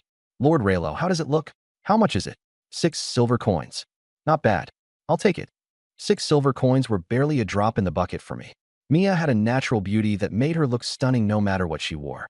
In one go, I bought her 10 maid outfits and 10 long dresses, all of top quality, for just 5 gold coins. "Lord Raylo, you've spent so much on me." Mia lowered her head, shy as we left the shop. I patted her cat ears gently. "It's fine. Just make sure to repay me well in the future." "Repay how? Did he mean that kind of thing?" Mia sneaked a glance at me, involuntarily picturing teasingly improper scenes in her head. What am I thinking? Flustered, she shook her head, her face turning bright red. A few minutes' walk west out of town brought us to a great lake, where a gentle breeze brushed past, and the water shimmered under the light. The two of us sat on the grassy lakeshore, gazing at the picturesque view. "Mia, where's your hometown?" "In the catfolk village of the Evernight Forest." The 3 great human kingdoms, Vite, Sylvania, and Akita, were arranged in a triangular formation, with the Evernight Forest nestled at their center. The forest was so dense at its core that sunlight couldn't penetrate through, making it as dark as night, hence the name. I thought to myself, there must be plenty of beast-eared girls there. I'll have to visit someday. Warm sunlight poured down gently. Mia leaned against me, her black cat tail brushing against my back again and again. "Such a cute little kitten," I murmured, pulling her into my arms. A faint fragrance wafted off her, filling my nose. She didn't resist, curling up obediently as she looked up at me with her big, glimmering eyes. As a veteran cat lover, I knew exactly how to pamper her. Supporting her waist, I gently caught the base of her tail, stroking it from base to tip. Mia let out a soft, trembling hum, her gaze becoming hazy. Mia's affection toward the host plus 10. Progress 100 out of 100. Mission accomplished. Max HP plus 10,000. Host Raylo. Max HP 10,100. Skills. Healing LV.2. Shield LV.2. Mighty Strike LV.1. From 100 HP to 10,100, every fiber of my being buzzed with energy. While my strength remained unchanged, my stamina and resilience had improved massively, making me far more enduring. To put it in perspective, if running 1,000 meters during my university days left me gasping like a dog, now I'd finish it without even breaking a sweat. So that's how it feels to have increased HP. A grin tugged at my lips as a bold idea began forming in my mind. After stroking my feline companion for a while longer, the two of us returned to the manor. It was vast, and it took us a good half day to tidy up the bedroom and living room, leaving the rest of the empty rooms for later. That evening, I prepared Mia's favorite dish, spicy boiled fish. The aroma filled the house as she cautiously forked a piece of tender, succulent fish, savoring it blissfully, devouring the entire dish in no time. While she was deeply engrossed in her meal, I quietly crept up behind her. Wrapping my arms around her waist from behind, I leaned down next to her cat ears and whispered softly, "Little kitten, how about visiting my room tonight?" "Huh? Your room?" Mia froze as I hugged her, her expression flustered, heartbeat pounding wildly. "Will you come?" My voice was gentle and soft, like a feather drifting into her heart. She seemed to guess my intent. As a slave, however, she hesitated. Her status weighed heavily on her mind. Lord Raylo is a cleric of the church, and I'm just a non-human slave. How could someone like me be worthy of someone as great as you? There was a hint of self-doubt in her tone, a result of beast folk being so frequently looked down upon by humans. I held onto her wrist and continued whispering, "No, I've never seen you as a slave. You're my friend, my family. This." Mia lightly bit her red lips, staying silent with her head lowered. Thinking about the last few days, how I'd cooked her meals, bought her new clothes, and given her a large home to live in, she couldn't deny that I didn't treat her like a slave at all. The slavers in the kingdom of Vite were known for their cruelty, but no one treated a slave like this. Her face blushed as red as an apple. Twisting her fingers nervously, she mumbled, "But I don't have any experience. I'm afraid I might not serve you well, Lord Raylo." Though her words brought up her lack of experience, they masked her implicit agreement. Knowing what she meant, I lifted her into a princess carry. "Experience doesn't matter. Your master won't blame you." "All right." Hiding her shy, beet-red face in my chest, her delicate frame trembled slightly, with a mixture of fear and anticipation. The details of that night are omitted. The next morning, golden sunlight streamed onto the bed through the balcony. Mia lay beside me as she woke, her soft arms wrapped around my waist, her head resting warmly against my chest. "Good morning, Lord Raylo." "My adorable kitten," I said, tracing my hands along her smooth back, all the way to her tail. "From now on, you're my cat." "I'll serve you well, Lord Raylo," she replied obediently, pressing her face into my chest sweetly. After getting out of bed, I stretched lazily on the balcony. The golden morning sun bathed the lakefront scenery in rich light, its beauty unspoiled. Mia, in a semi-transparent lace nightgown, padded over with silent cat-like steps, wrapping her arms around my waist. Some cats are aloof, caring little for wealth or poverty and never lowering themselves. Others are clingy, lovingly hanging around their owners for company. Mia was clearly the latter, always enjoying being close to me. 5 days later, in the afternoon at the White Dove Town marketplace, I picked up some carrots and beef, planning to make stew for Mia. "Priest Raylo, long time no see," came a middle-aged man's voice to my right. Turning, I saw the slave trader who'd sold me Mia last time. His name escaped me, but those rodent-like buck teeth sure left an impression. "Ah, groundhog, it's been a while." The trader likely thought groundhog was some unique regional idiom, as he didn't take offense. "How's that catfolk girl working out for you?" "Not bad," I replied with a smile. "Oh, by the way, a friend of mine is interested in purchasing a non-human slave. Got any high-quality stock left? Come now, we're both men here." "No need to mince words," the trader said shrewdly, seeing right through my real intentions. "Heh, since buying the manor, I had plenty of gold left over. In the past few days, Mia's gentleness had spoiled me, making life so comfortable that I began to crave even more. If one non-human beauty brought so much joy, then two would surely double the pleasure. Naturally, I wanted to buy another." "You aren't worried about being drained dry? Beast folk are much tougher, you know," the trader said doubtfully. "Life's full of risks. We're all going to die someday. Why fear it? Right now, my vitality was endless, my endurance unmatched." "Well said, Priest Raylo. I admire your fearless resolve." The trader suddenly looked at me with respect, as if I were a martyr prepared to brave certain death, for the sake of beast folk companionship, no less. "Here's a tip. The slave market in Sun City just received a rare high-class specimen. They're currently scouting for buyers." "What high-end goods?" "Secret. Go to the shop at 77 Slave Street in Sun City and ask." The merchant acted all mysterious, piquing my curiosity. My interest was sparked, so I decided to check it out tomorrow and see what was so special. When I returned to the manor, Mia had somehow found a wooden stick over 2 meters long. She sat by the dining table, focused on carving it with a small knife. The black cat's tail stood high, making it hard to resist the urge to grab it. "Mia, what are you doing?" I set the groceries down and walked over. "Lord Raylo, you're back." She set the stick aside, smiling as she came over to welcome me. Acting like a newlywed bride, She clung to my arm and nuzzled against my shoulder. I noticed the lake in front of the manor has fish, so I'm making a fishing rod to go catch some. If you want to eat fish, I can just buy some for you. No need to fish yourself. I grabbed her tail from the base and ran my hand to its tip. The texture was silky smooth. Fishing is so much fun. I've loved it since I was little. Suit yourself then. I shrugged, not being much of a fishing enthusiast myself. The appeal never made sense to me. Tomorrow we're heading to Sun City. All right, wherever you go, I'll follow.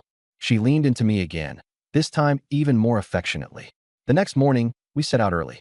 After half a day's travel, we reached the forest outside Sun City. In the past, I would have been exhausted traveling this far, but now that my stamina had improved, I felt as energetic as ever. Lord Raylo, I smell meat. Mia lifted her head and sniffed. I caught the scent too. It was roasted meat, mixed with a slight charred smell. Someone having a barbecue in this desolate wilderness? Not far ahead, the ground was littered with goblin corpses. Their green skin had been roasted black, still smoking. They'd been cooked not long ago. Recently, goblin raiders had been causing trouble for merchant caravans near Sun City. The city lord had issued bounties for anyone who could locate their nest. Presumably, some adventurer had used fire-based magic to roast these ones. Boom. An explosion sounded not far ahead. Mia, let's check it out. Got it. In the forest clearing, more bodies lay scattered, several dead humans, and over 10 dead goblins. 2 female mages stood back to back, gripping their wands as they were surrounded by 30 or 40 goblins. Their exhaustion was evident. Their heavy breathing and pale faces told a clear story of overusing their magic. The goblins seized this advantage and surged forward. Desperately, the mages began chanting incantations, hurling fireballs the size of fists into the goblins. The spells managed to injure them, but weren't nearly strong enough to kill. Quest: rescue the adventurers surrounded by goblins. Reward: purification. Another support skill, huh? I grabbed my bow and arrows, handing them to Mia. You provide ranged support from here. I'll go save those 2 adventurers. Be careful, Lord Raylo. She seemed to have genuinely accepted me as her master by now. I moved forward swiftly while Mia climbed a tree, taking a vantage point for her arrows to rain down on the goblins. Here, eat this rock attack. I picked up a stone and hurled it, watching it arc through the air and land squarely in a goblin's crotch. A critical hit. The result was nothing short of spectacular. Yawa? Uh-huh. The goblin screeched, clutching at its legs while jumping up and down furiously.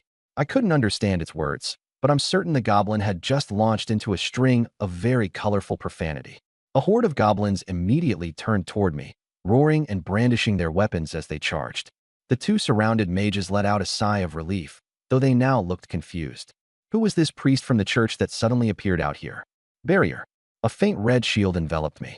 My health was now at 10,100, and so was the shield's strength, 100 times stronger than before. One goblin swung its club down on the barrier, only for it to backfire spectacularly. Its strike bounced off without leaving even a scratch, and it suffered 100% damage reflection.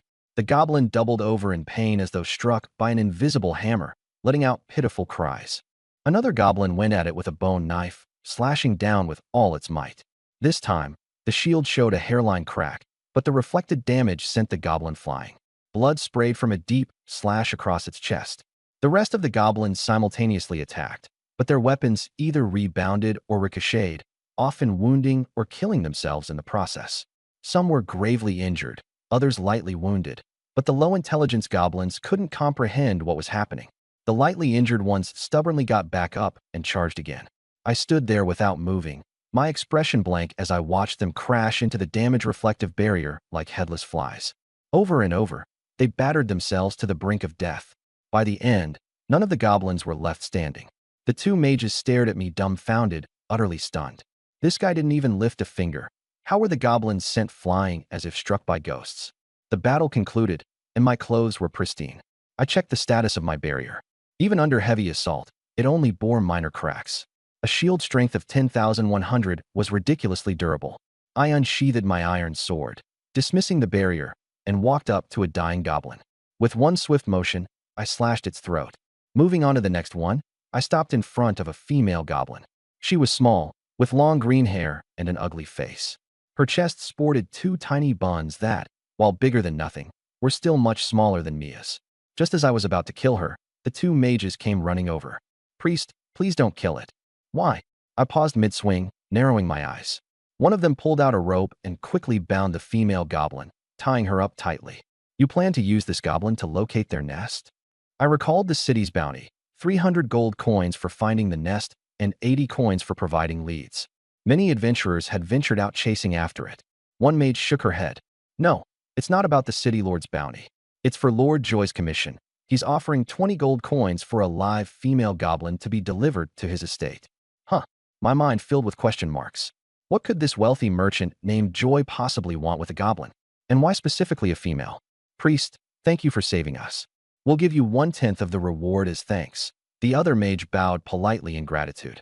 I scoffed, clearly unimpressed. I saved your lives, and all I get is 1/10. What do you want then? She frowned. I moved closer, towering over her by a full head's height, and raised my hand, curling it into a grasping motion. I want it all. Her pupils shrank in shock at my audacity. The mage tying up the goblin grew visibly angry. Even though you saved us, setting that aside, we're women, and as a man, shouldn't you show some chivalry? Isn't it proper to share at least a portion with us? Not a chance. Not even a single coin. Without worrying about morals, I had no reason to be bound by them either. My response was firm. Had I not intervened, these two women would have already been reduced to tools for goblin reproduction. They were left speechless, frustrated with my utter lack of gentlemanly conduct. Ignoring them, I moved methodically from goblin to goblin, dispatching the seriously injured ones. Before long, all 40-odd goblins lay dead, every last one except for the tied-up female. Quest complete. Reward, skill, purification. Purification, LV.1 removes all negative effects from a single target. The description was brief. I'd have to test its actual effects firsthand. At this moment, Mia walked over holding her bow and arrow, looking frustrated.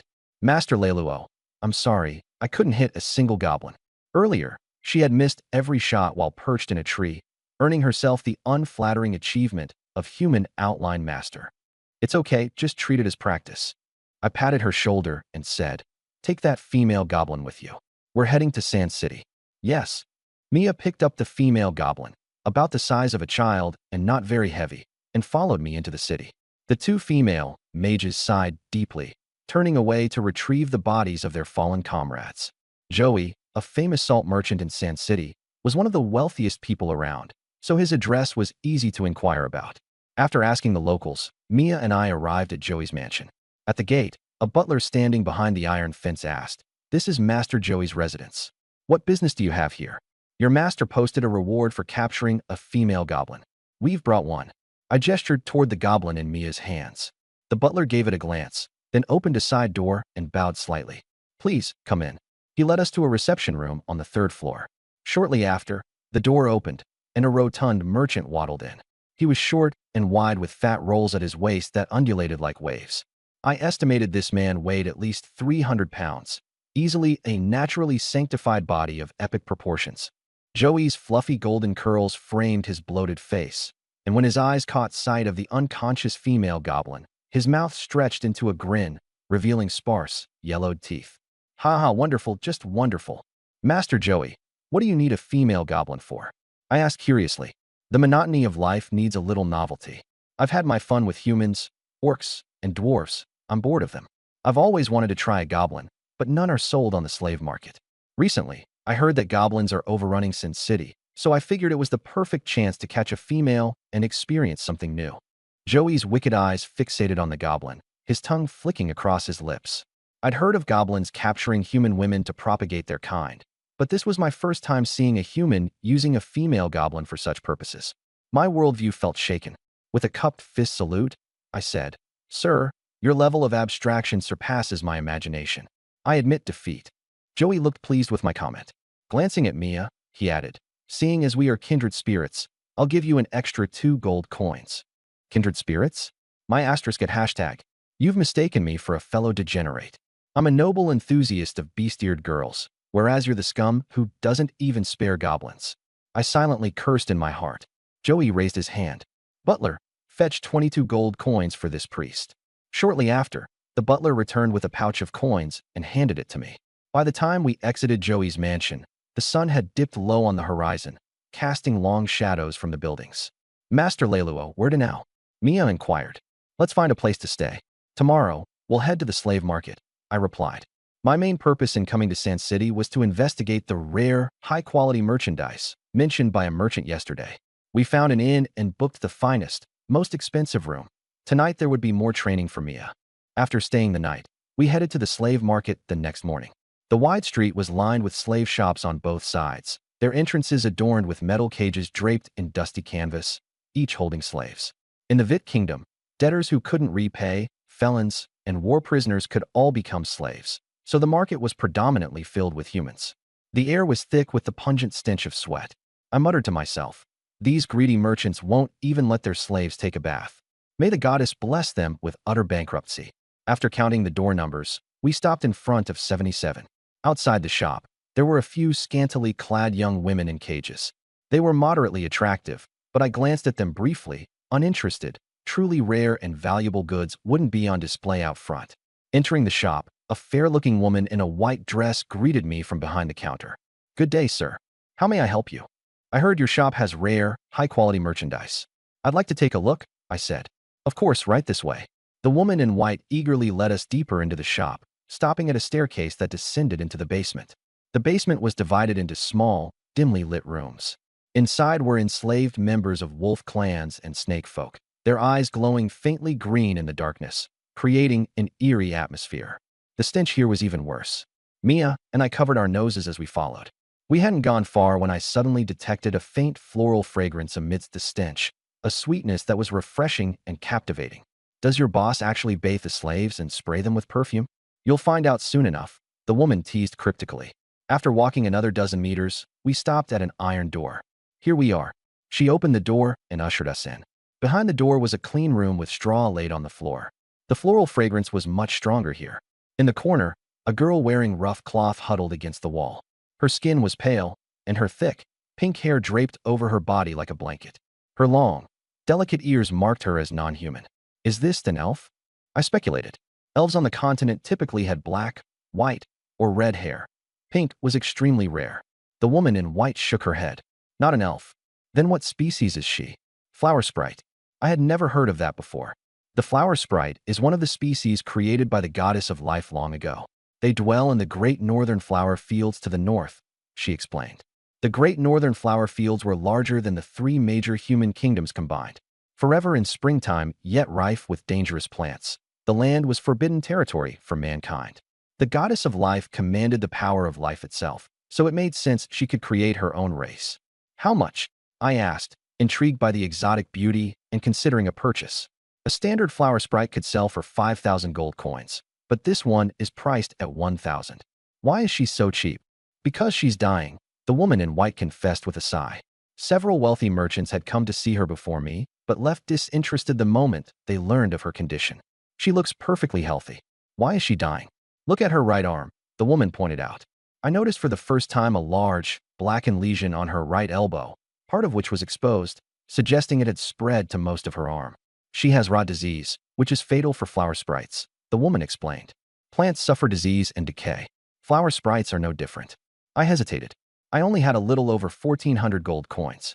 Spending 1,000 on a dying girl would be a massive loss. "System, can my purification skill cure rot disease?" "The purification skill can cure rot disease." Ah, the system never disappoints. Purification is supreme. I was thrilled, but purposely feigned reluctance. "She's nearly dead. Could you go lower?" "If the price is right, I'll take her. We can offer another 20% discount." "Deal. I'll take her." I spent 800 gold coins to purchase her. Walking over, I gently pushed aside the pink hair covering her forehead, revealing a face of exquisite purity. 3 faint red petal marks adorned her brow, exuding a unique charm, but her pallor and frail appearance betrayed a sickly condition. "What's your name?" I asked. She lifted her head slightly, her pink irises vacant, her voice weak. "Flora. Flora, come with me. I'm taking you away from here." She stood shakily, noticeably shorter than Mia, around 165 centimeters. Her limbs were slender, and her pink hair trailed all the way to the ground. To make walking easier, she coiled her hair around her waist like a makeshift rope. The 4 of us went to the 3rd floor to finalize the slave contract. "Pleasure doing business, priest," said the woman in the white robe, smiling as she extended her hand. Clearly, thanks to my purchase, I spared her shop a considerable loss. I shook her hand briefly, then led Flora out of the store. "Mission, Achieve 100 affection points with Flora. Reward, 10,000 maximum HP. I froze for a moment. Another affection task, and a reward of 10,000 HP? Does signing a slave contract always trigger affection missions? Plants thrive under the sun, and golden sunlight spilled over Flora, bringing a slight hint of color to her pale face. Yet she didn't look happy. Her gaze flickered to the dark spot on her right arm, her eyes brimming with worry. It was evident she had been afflicted with an incurable disease and knew her days were numbered. "My lord, I'm dying. Why did you still choose to buy me?" I almost replied that I could heal her with Purify, but recalling the system's affection-related mission, I swallowed my words. Looking up at a 45-degree angle, I feigned a thoughtful demeanor. "Perhaps it's fate. The moment I saw you, I felt a sense of kinship. The dark, sunless dungeons are no place for a flower fairy. Before you die, I want you to experience the warmth of sunlight and a moment of freedom. Spending 800 gold coins is worth it for that." Flora stared at me, bewildered. This man, who barely knew her, had spent a fortune to buy her, someone on the brink of death, just to let her bask in sunlight one last time. He was different from the lecherous merchants who lusted after her. Flora's affection for the host increased by 20 points. Progress, 20 out of 100. A glimmer of light appeared in her eyes. "My lord, what is your name?" "Rayler Simmons. And there's no need for formalities. Treat me like a friend." "Thank you, Lord Rayler," she said softly, managing a faint smile despite her melancholy expression. To experience sunlight and meet such a kind person at the very end, it was enough to satisfy her. "Flora, is there anything you'd like to eat?" I asked, hopeful to learn her preferences and further increase her affection. She shook her head. "We flower fairies survive on water and sunlight. So easy to take care of." I cracked a grin. "When there's no sunlight or water, we still need food," she added. Flower fairies, creations of the goddess of life, were advanced intelligent beings capable of gaining energy through both conventional sustenance and photosynthesis. "This is Mia, a cat person. From now on, both of you are mine." "Big sister Mia," Flora greeted. Noticing that Mia was taller, she naturally called her sister. Mia's cat ears twitched, puzzled why I had bought someone on the verge of death, a clear financial loss. But since it was my decision, she kept her thoughts to herself. Observing how fragile Flora seemed, Mia asked, "Need me to carry you?" "No need. I can walk on my own." The sunlight had restored a small measure of Flora's strength, and she politely declined. "Let's head back to White Dove Town." Another beautiful, exotic slave acquired. I was satisfied. Once I max out the affection points, it'll be double the joy with Mia and Flora. As we walked, I asked, "Flora, do you have any family?" "No. Our flower fairy race is born from plants. We have no parents." This was a first. I'd never heard of creatures being born from plants.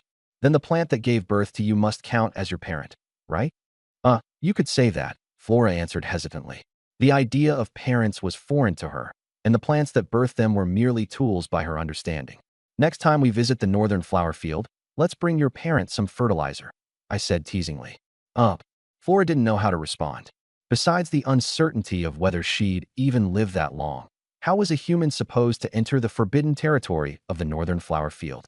The three of us left the city and headed back towards the village. Along the way, we passed several adventurer parties hunting for goblin dens. Near noon, we stopped to rest by a creek.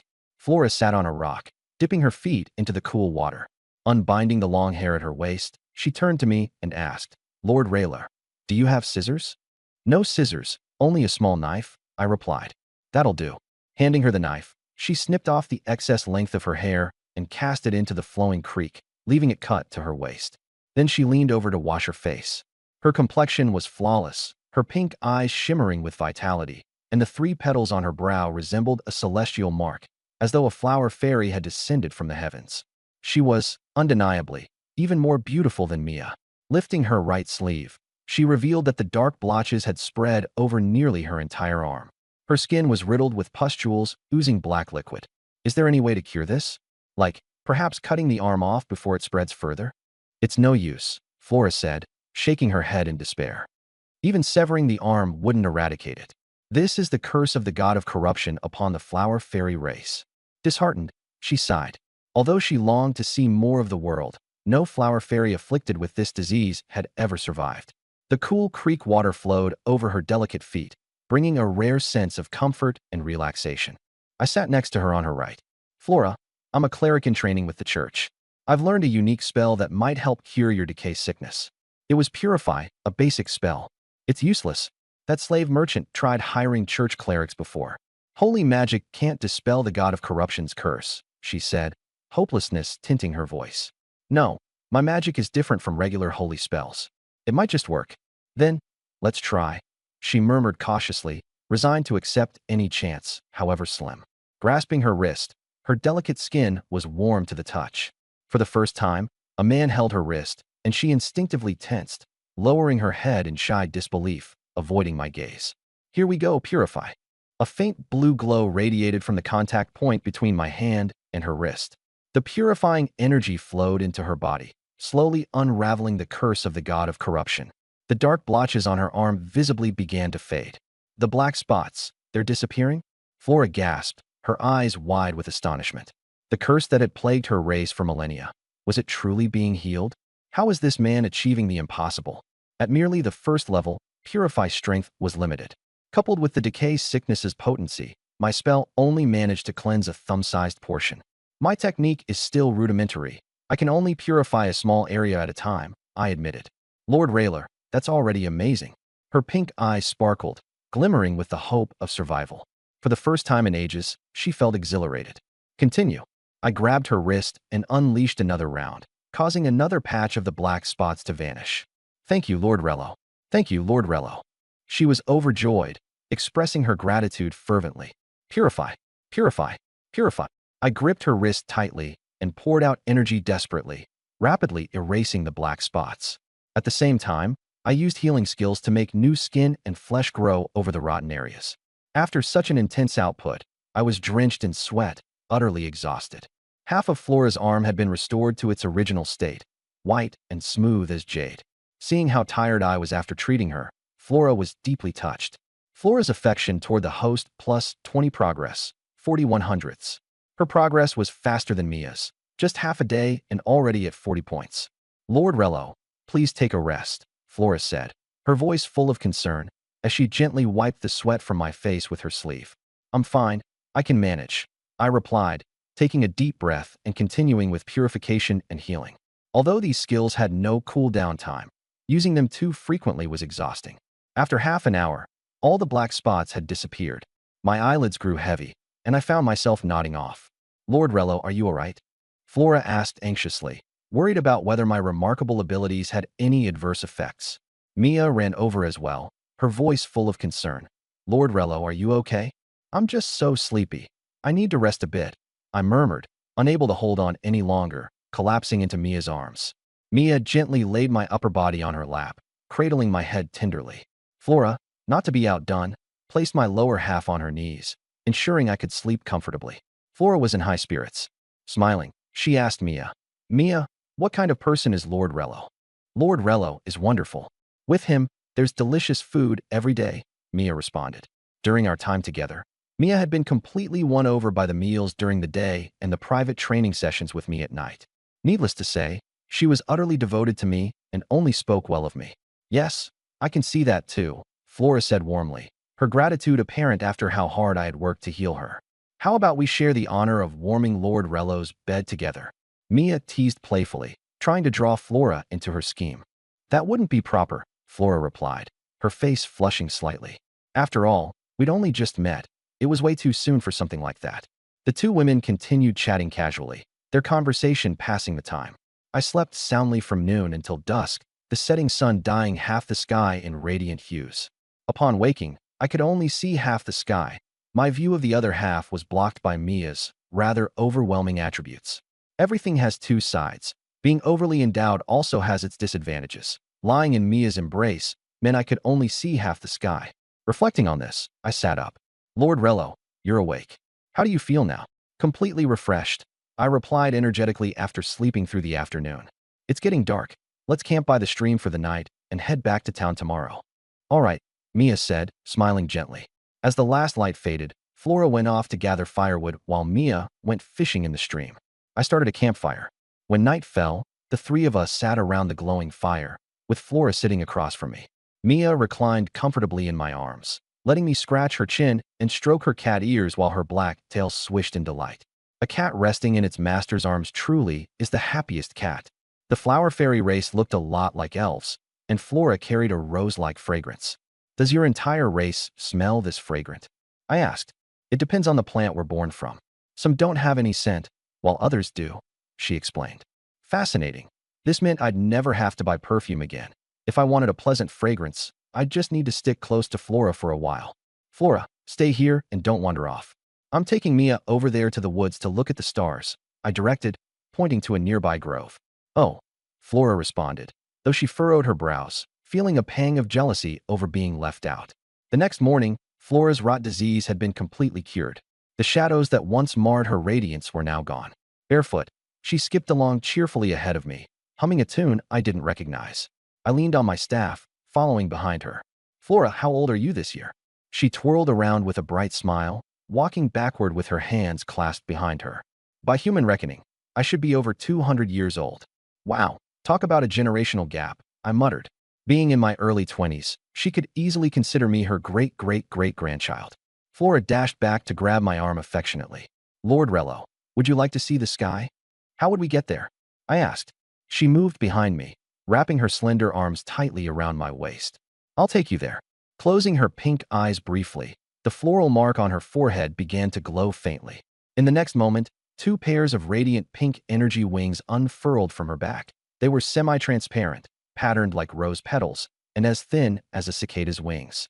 The high-frequency vibrations from the wings stirred up strong upward currents.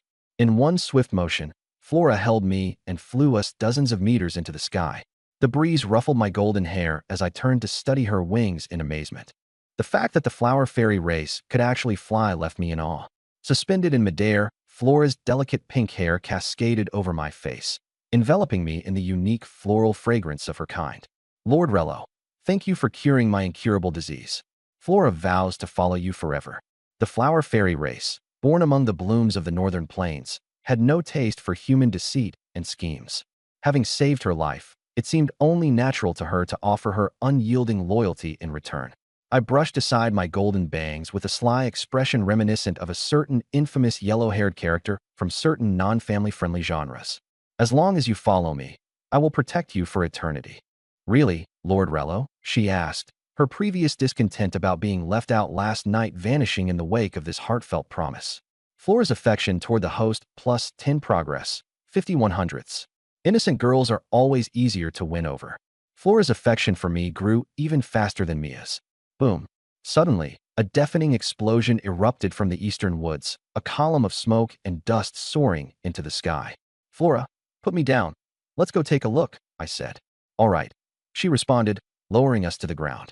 Mia, ever alert, pressed her feline ears to the earth. Her sharper hearing picked up not just an explosion, but the sound of combat as well. Lord Rello, there are people fighting over there. Let's check it out. The three of us rushed eastward. Amidst the trees, a group of adventurers, 3 in total, was locked in battle with goblins. Leading the pack was a goblin warrior towering over 2 meters tall, carrying a giant stone axe and clad in leather armor. Its protruding fangs and bulging muscles marked it as far more formidable than the smaller, weaker goblins trailing behind it. Ordinary mobs compared to this elite one. The goblin warrior swung its massive stone axe down with brutal momentum. A young frontline fighter from the adventurers group raised his beast-patterned shield to block the incoming blow. But with a thunderous crash, the overwhelming force shattered the shield, sending him flying several meters back. Blood spurting from his mouth, his body collided against a tree with a sickening thud. Meanwhile, behind me, the 2 female magicians had completed their chants, one casting the spell, the other enhancing its power. Whoosh! A towering cyan whirlwind over 20 meters high burst forth from the ground ahead, like a giant vacuum from a washing machine, sucking in a dozen ordinary goblins along with the goblin warrior. The wind blade slashed flesh and crushed bones. After 30 seconds, the whirlwind dissipated, leaving behind nothing but a mess of minced meat where the goblins had been. We did it. The 2 female magicians jumped with joy, but their celebration was short-lived. A thick green arm suddenly stretched out from the pile of shredded flesh.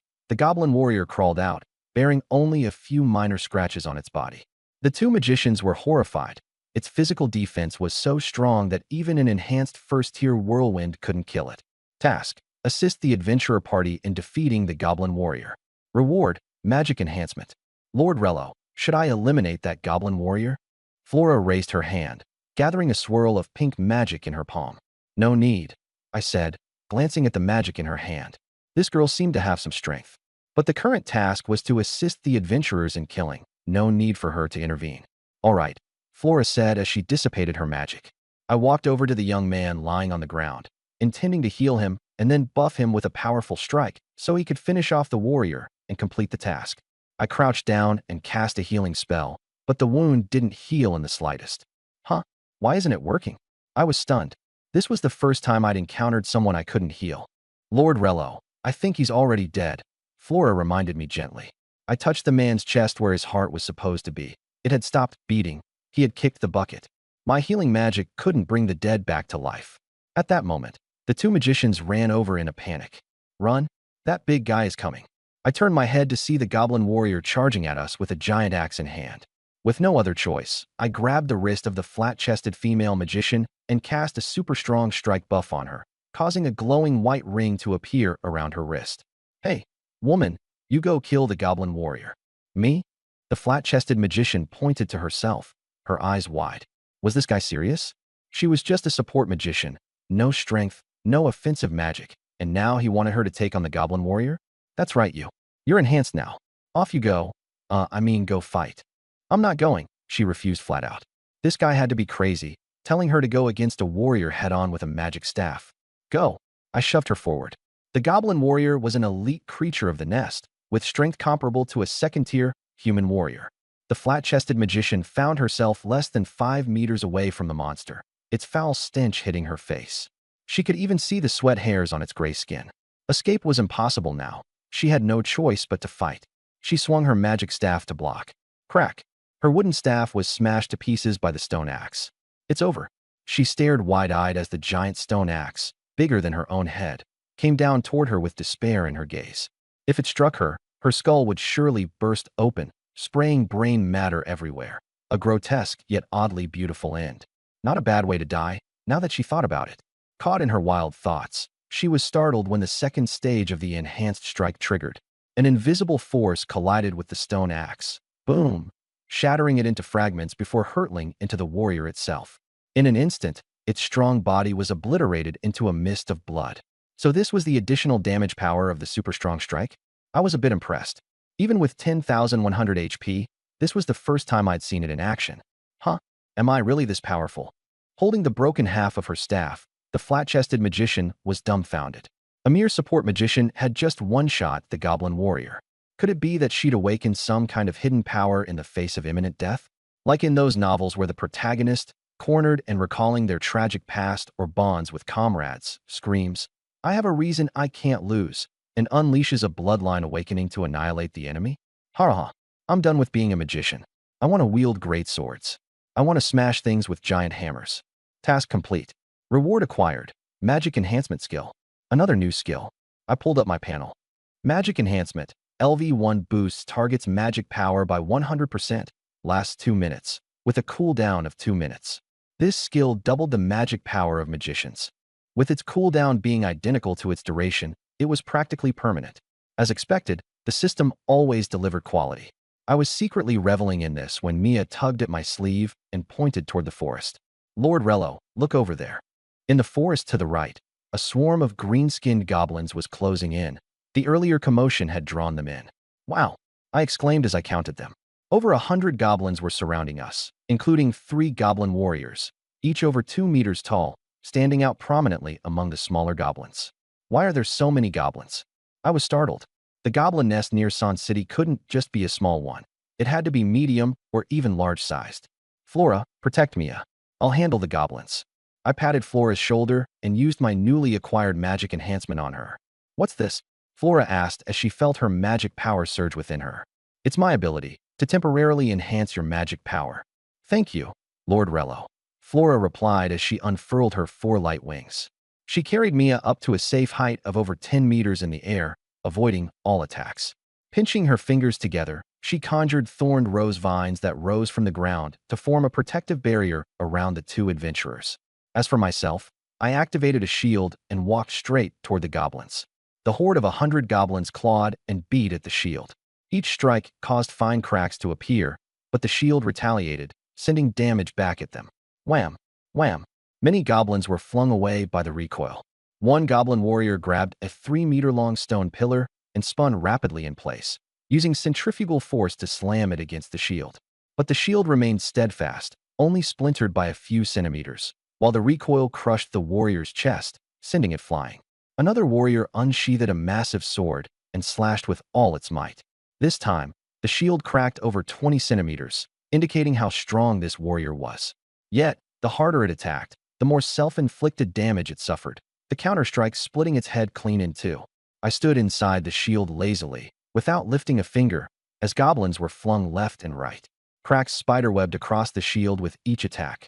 The two adventurers stood bewildered, staring at the scene with blank faces. Living beings inherently have the instinct to seek benefit and avoid harm. Even goblins, as foolish as they are, instinctively understood that I was someone not to be trifled with. Not daring to challenge me further, they turned their attention toward the adventurer group. Yet, having just suffered counterattacks from me, leaving them severely weakened, the goblins charged toward the rose vines nearby. Dozens of flower-covered vines coiled around them like serpents, their sharp thorns piercing through skin to draw blood. The pale roses, after feeding on the blood, transformed into a vivid crimson and began to grow and spread wildly as though they had been fertilized, ensnaring even more goblins. "Little flower fairy, I didn't know you were this strong," I remarked as I glanced at Flora hovering midair. Her combat capabilities seemed far from weak. "It's mainly because Lord Raylo enhanced my magic power. Besides, these goblins were already injured, making it easier for the flower vines to bind them. In an instant, over 100 goblins had all become fertilizer for the flowers." Flora descended gracefully with Mia by her side. Mia's eyes shimmered with affection as she looped her arm through mine, resting her head on my shoulder. Her black tail rubbed affectionately against my back. "Mia, you're so adorable," I said as I planted a kiss on her cheek. "Mew mew." Mia let out a soft, trembling sound from her throat, a sound resembling a kitten's plea for food to please its owner. Catfolk only make such sounds toward those they are closest to. "Lord Raylo, are you hurt?" Flora asked with a face full of concern. "I'm fine." I patted her head. Her pink hair, smoothly soft like silk, carried a faint floral fragrance. As she enjoyed the head pat, Flora tilted her head back, her snow-white long ears folding back slightly, as if savoring the moment. Flora's affection rating for the host +10. Progress 60 out of 100. We continued our journey toward Dovetown. By afternoon, we reached its outskirts where a squad of silver-armored, spear-wielding soldiers patrolled outside the town. Dovetown didn't normally have a station military. What was going on today? I approached and asked. "Officer, has Dovetown been placed under lockdown?" The soldier, recognizing me as a cleric from the church, spoke respectfully. "There's been a goblin outbreak recently, and several villages near Sin City have been plundered. If it's not urgent, try not to leave the town." "Understood. Thank you." I hadn't expected the goblin crisis in Sin City to have repercussions reaching Dovetown, some 20 kilometers away. Upon entering the town, I noticed the streets were more crowded than usual. Residents were frantically stockpiling supplies. Whether it's Earth or another world, people's first instinct during a disaster is to hoard food. Lines stretched outside grain stores, while prices on wooden signs had skyrocketed 3 to 4-fold. 10 copper coins per pound for wheat, a 3-fold increase, 12 for rice, a 4-fold increase, and 5 for corn, a 3-fold increase. Despite this, food supplies couldn't keep up with the demand. I remembered that the estate didn't have much grain stored and worried it might be impossible to buy any later. So I joined a line. After half an hour, I managed to purchase 10 sacks of overpriced rice, enough to last 2 or 3 months. Passing by a tailor shop, I noticed Flora was still wearing her tattered, coarse clothing. Since Mia's clothes wouldn't fit her, I stepped into the shop and picked out several new dresses for her. Once the shopping was done, we returned to the lakeside estate. "Wow, is this Lord Raylo's home?" Flora exclaimed, eyes sparkling as she admired the surrounding flower beds, where blossoms were in full bloom and bees and butterflies flitted about. "You're mine now. This is also your home from now on." Hom," she nodded, stepping into the floral garden. With her eyes closed, she took in the fragrance and the sound of chirping bugs, feeling as if she had returned to her homeland, the sea of flowers in the northern plains. Taking out a pink long dress, I handed it to her. "Take a bath and change into this." "Where do I bathe?" She wasn't familiar with the estate. "Mia, can you take her to the bath?" Of course. I carried the rice to the storeroom and then headed to the kitchen to start cooking. There was no such thing as a rice cooker on the continent, so I had to first par-cook the rice, drain it, and then steam it in a small steamer until fully cooked. While the rice steamed, I prepared stir-fried shredded pork with green peppers. After finishing the stir-fry, I cracked 5 eggs and made a pot of vegetable egg drop soup. Lord Raylo, what's for dinner today? Mia poked her head in, drawn by the mouth-watering aroma. It wasn't poached fish today, but the smell was equally tantalizing. Stir-fried shredded pork with green peppers. I replied, gesturing at the dish. Mia leaned closer, staring at the dish as her mouth started to water. Being with Lord Raylo was truly a blessing. Every day was filled with delicious food. Don't let your drool drip into the dish, I warned, tugging lightly at her tail to stop her from getting too close. It's fine. You're going to eat it anyway, aren't you? Mia gave a nonchalant shrug. Having lived with me and, well, having shared very close moments together, she didn't see it as a big deal. I was at a loss for words. She wasn't wrong, technically. Still, seeing her cheeky demeanor, I feigned anger. You cheeky little cat, daring to talk back to your master. Prepare to be punished. I moved behind her, wrapping an arm around her waist, ready to proceed. Lord Raylo, I'm done with my bath. Flora's voice suddenly came from the doorway. Releasing Mia, I turned to look. Flora stood shyly at the kitchen entrance, now in the new pink dress I'd bought her. Her pink hair, wet and loosely cascading to her waist, shimmered softly. With the dirt washed away, her flawless face was tinged with a delicate peachy hue. Her skin was as fair and tender as tofu, her pink crystal-like eyes brimming with innocence. The floral markings on her forehead made her look like a flower spirit incarnate. As expected of the flower fairy race, she was as stunning as the flowers themselves. Lord Raylo, seeing me dazed, Flora approached and tugged lightly at my sleeve. Let's eat, I replied, snapping out of it. At this short distance, her floral fragrance was even more pronounced, purer after the bath. Finally, food. Mia cheered as she carried the stir-fried dish out. I handed the steamed rice to Flora. Take this and place it on the table. Oh, okay. After lunch, Mia gathered the dishes to wash, while Flora happily skipped into the courtyard. Unfurling a pair of delicate wings, she lightly flew atop the 3-meter-high wall to bask in the sunlight. The flower fairy race thrives in sunlight. As she bathed in the sun's golden rays, her pink hair glowed faintly, enhancing her beauty even further. I approached the base of the wall, wanting to join her under the sun. I tried jumping up, but the wall was over 3 meters high, and as an ordinary person, no matter how many times I tried, I couldn't get up. Covering my face, I felt the embarrassment sink in. Clearly, just having supportive abilities wasn't enough. I'd need to learn some magic when I had the time. Lord Raylo, shall I bring you up? Flora, noticing my difficulty, fluttered down behind me, wrapping her delicate arms around my waist. She lifted me effortlessly onto the wall. Now seated securely beside her, I grinned brightly and said, Thank you, Flora. Lord Raylo is my master. There's no need to thank me. Flora smiled warmly, her affection score now at 60, signaling her full recognition of me as her master. By the way, does your hair glow at night too? Noticing its faintly luminous quality, I was already picturing scenarios where I'd use her as a flashlight during night journeys, just slinging her over my shoulder. It only glows in sunlight, not at night. Oh, I see. My devious plan to use Flora as a portable flashlight was nipped in the bud. I fixed my gaze on her long, snow-white ears again. After touching Mia's soft, fluffy cat ears, I couldn't help but wonder what the long ears of the Flower Fairy clan might feel like. Thick-skinned, I asked. Flora, may I touch your ears? Well, Flora hesitated.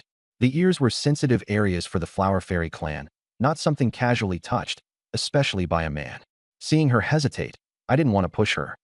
Ha ha ha, if it's not okay, just forget it. It's okay, Lord Raylo, feel free to touch them. While others weren't allowed, it seemed I was an exception. Flora willingly leaned her head closer to me. Giggling, I stroked her long ears. They felt warm and smooth. As my palm brushed against her delicate skin, a peculiar emotion stirred within Flora, turning her cheeks crimson. There she was, shy and bashful, looking so irresistible. I seized the moment and wrapped my arms around her. Lord Raylo, why are you holding me? Flora's face became even redder. In human society, we practice fairness. Earlier, you carried me over the wall, so now it's my turn to carry you. Fair trade.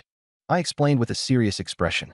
Is that so? Flora, who had grown up in the blooming fields of the north, knew little about human customs. If he wished to hold her, she wouldn't resist. Seeing no objection from her, I took it a step further and gently pulled her whole slender figure into my embrace, our eyes meeting. Her frame was petite compared to my height of 6 feet. She was only about 5'3", just small enough to fit perfectly in my arms. I slipped one arm around her waist and another beneath her legs, resting her on my lap. Through her thin, gauzy dress, I could feel the warmth of her soft skin and the fragrant aroma of flowers. Ah, the flower fairy clan, delightfully fragrant and wonderfully soft. Flora, newly aware of budding feelings, lowered her head, avoiding my gaze. Once, sunbathing alone brought her tranquility. Today, being held in my arms, basking in the sun, brought her a newfound sense of peaceful happiness. Without realizing it, she rested her head against my chest and wrapped her arms around my waist. Affection towards the host increased. Flora plus 10 current progress, 71 hundredths. Hearing the system notification, I knew she didn't mind at all. I placed a light kiss on her forehead, my senses filled with the sweet scent of roses. Whoosh! My moment of secret joy was interrupted by the sound of wind cutting outside the estate. An arrow shot through the air from afar, striking me squarely in the back and piercing straight through my chest. Blood seeped through my priest's robes, staining them crimson. Looking down at the arrowhead protruding from my chest, I was utterly dumbfounded. What the? For anyone else, a chest-piercing wound would be either fatal or gravely disabling, and no healing spell would suffice to save them. But my insane health stats rendered even this a trivial issue. No pain, no panic, just a slight inconvenience. A bit like a centipede that refuses to die completely. Lord Raylo. Flora's face turned pale with shock as she covered her face with trembling hands. It was as if her entire world had come crashing down. A mere mortal injury, nothing serious. I nonchalantly grasped the arrow and pulled it out, discarding it to the side. Blood gushed out like water from a faucet the moment the arrow was removed. Quickly, Flora pressed her hands against the wound to staunch the flow. With a healing spell cast on myself, I restored my health to its full maximum. In an instant, the gaping wound in my chest and back closed completely, leaving no scar behind. All done. Flora stared at me in astonishment, utterly shocked by my self-healing abilities. Now, let's see which fool had the audacity to ambush me. I turned to gaze toward the forest. About 100 meters away, a goblin armed with a bow stood in plain sight. It must have mistaken me for some prey and fired.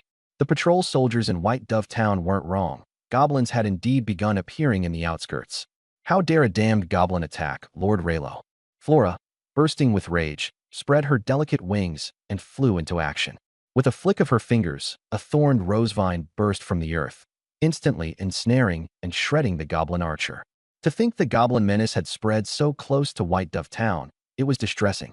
Though the town had stationed troops and was unlikely to suffer invasions, my lakeside estate was outside the town and lacked such protection. I'd have to rely on my own methods. I recalled Flora's rosevine, capable of draining goblins to create fertilizer. Flora, do you think your vines could encircle the estate as a defensive barrier? Flora glanced around, her face showing reservation. My current strength can manage the estate itself and the surrounding flower garden, but the farmland nearby, it's too vast to cover. The estate had a nearby plot of farmland spanning over a dozen acres. Encircling the estate and the garden will do. Forget about the farmland for now, I said, knowing there weren't any crops planted at the moment. All right. Flora followed my request, her wings vibrating rapidly as she ascended dozens of meters above the estate. With her arms raised, she summoned a concentrated surge of magic, unleashing it in full force. In no time, a dense mass of thorned rosevines erupted from the ground around the perimeter of the estate, intertwining and weaving into a 2-meter-tall wall of flowers, shielding the estate on all sides, while leaving an opening for entry and exit. These vines grew lush green leaves and pink-white roses and could be controlled by Flora to attack goblins specifically. Having finished, she flew back into my arms. Wonderful job, I praised, delighted not only by the newly secured barrier, but also by her initiative to seek my embrace. She gazed up at me, concern evident in her eyes. This will stop regular goblins, but those goblin warriors like the last one, it might not be enough to hold them back. That's all right. Stopping regular goblins is already great progress, I reassured her, not wanting to push too hard. 5 days passed, and the goblin troubles near White Dove Town worsened. News of villages being attacked, villagers killed or captured, became more frequent. Every morning, I'd patrol around the flower wall, and each day, 10 or so goblin corpses, drained dry, would be found entangled in the vines. If not for this barrier, they surely would have breached the estate's defenses by now. There seemed to be no end in sight to this disaster. On the 6th morning, I awoke from a restful slumber, feeling refreshed and full of energy. Sleeping beside Mia, her soft, warm, feline form nestled close, had drastically improved my sleep quality. Mia poked her head out from the blankets, her cat ears tilting forward, and rested her chin on my chest. She nuzzled my chin with the tip of her ears, purring, "Good morning, Lord Raylo." Over time, her affections grew deeper, as did her habit of cuddling close. "My adorable little kitty," I said, stroking her smooth back and down to her tail before giving it a playful tug. Mia's sensitive tail twitched under my grasp, her eyes becoming hazy, her breathing uneven. A good morning starts with some lighthearted fun, so we indulged for a while longer. Half an hour later, we dressed and headed to the dining hall for breakfast.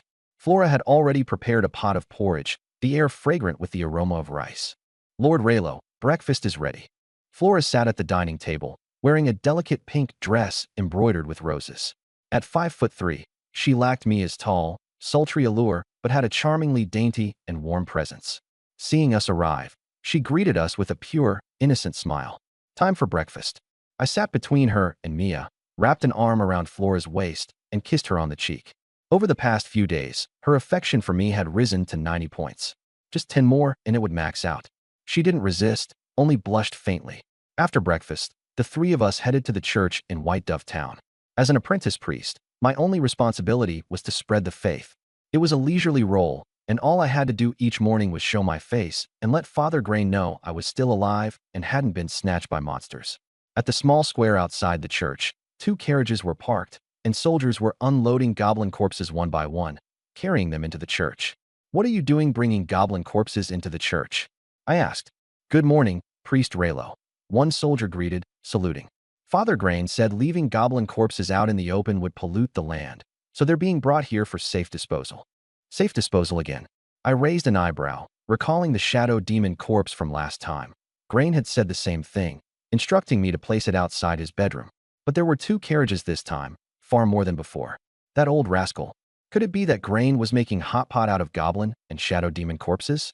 Given that this world even had people who would pursue female goblins romantically, the idea of goblin hot pot didn't seem entirely far-fetched. "By the way, Priest Raylo, the adventurers have found the goblin nest.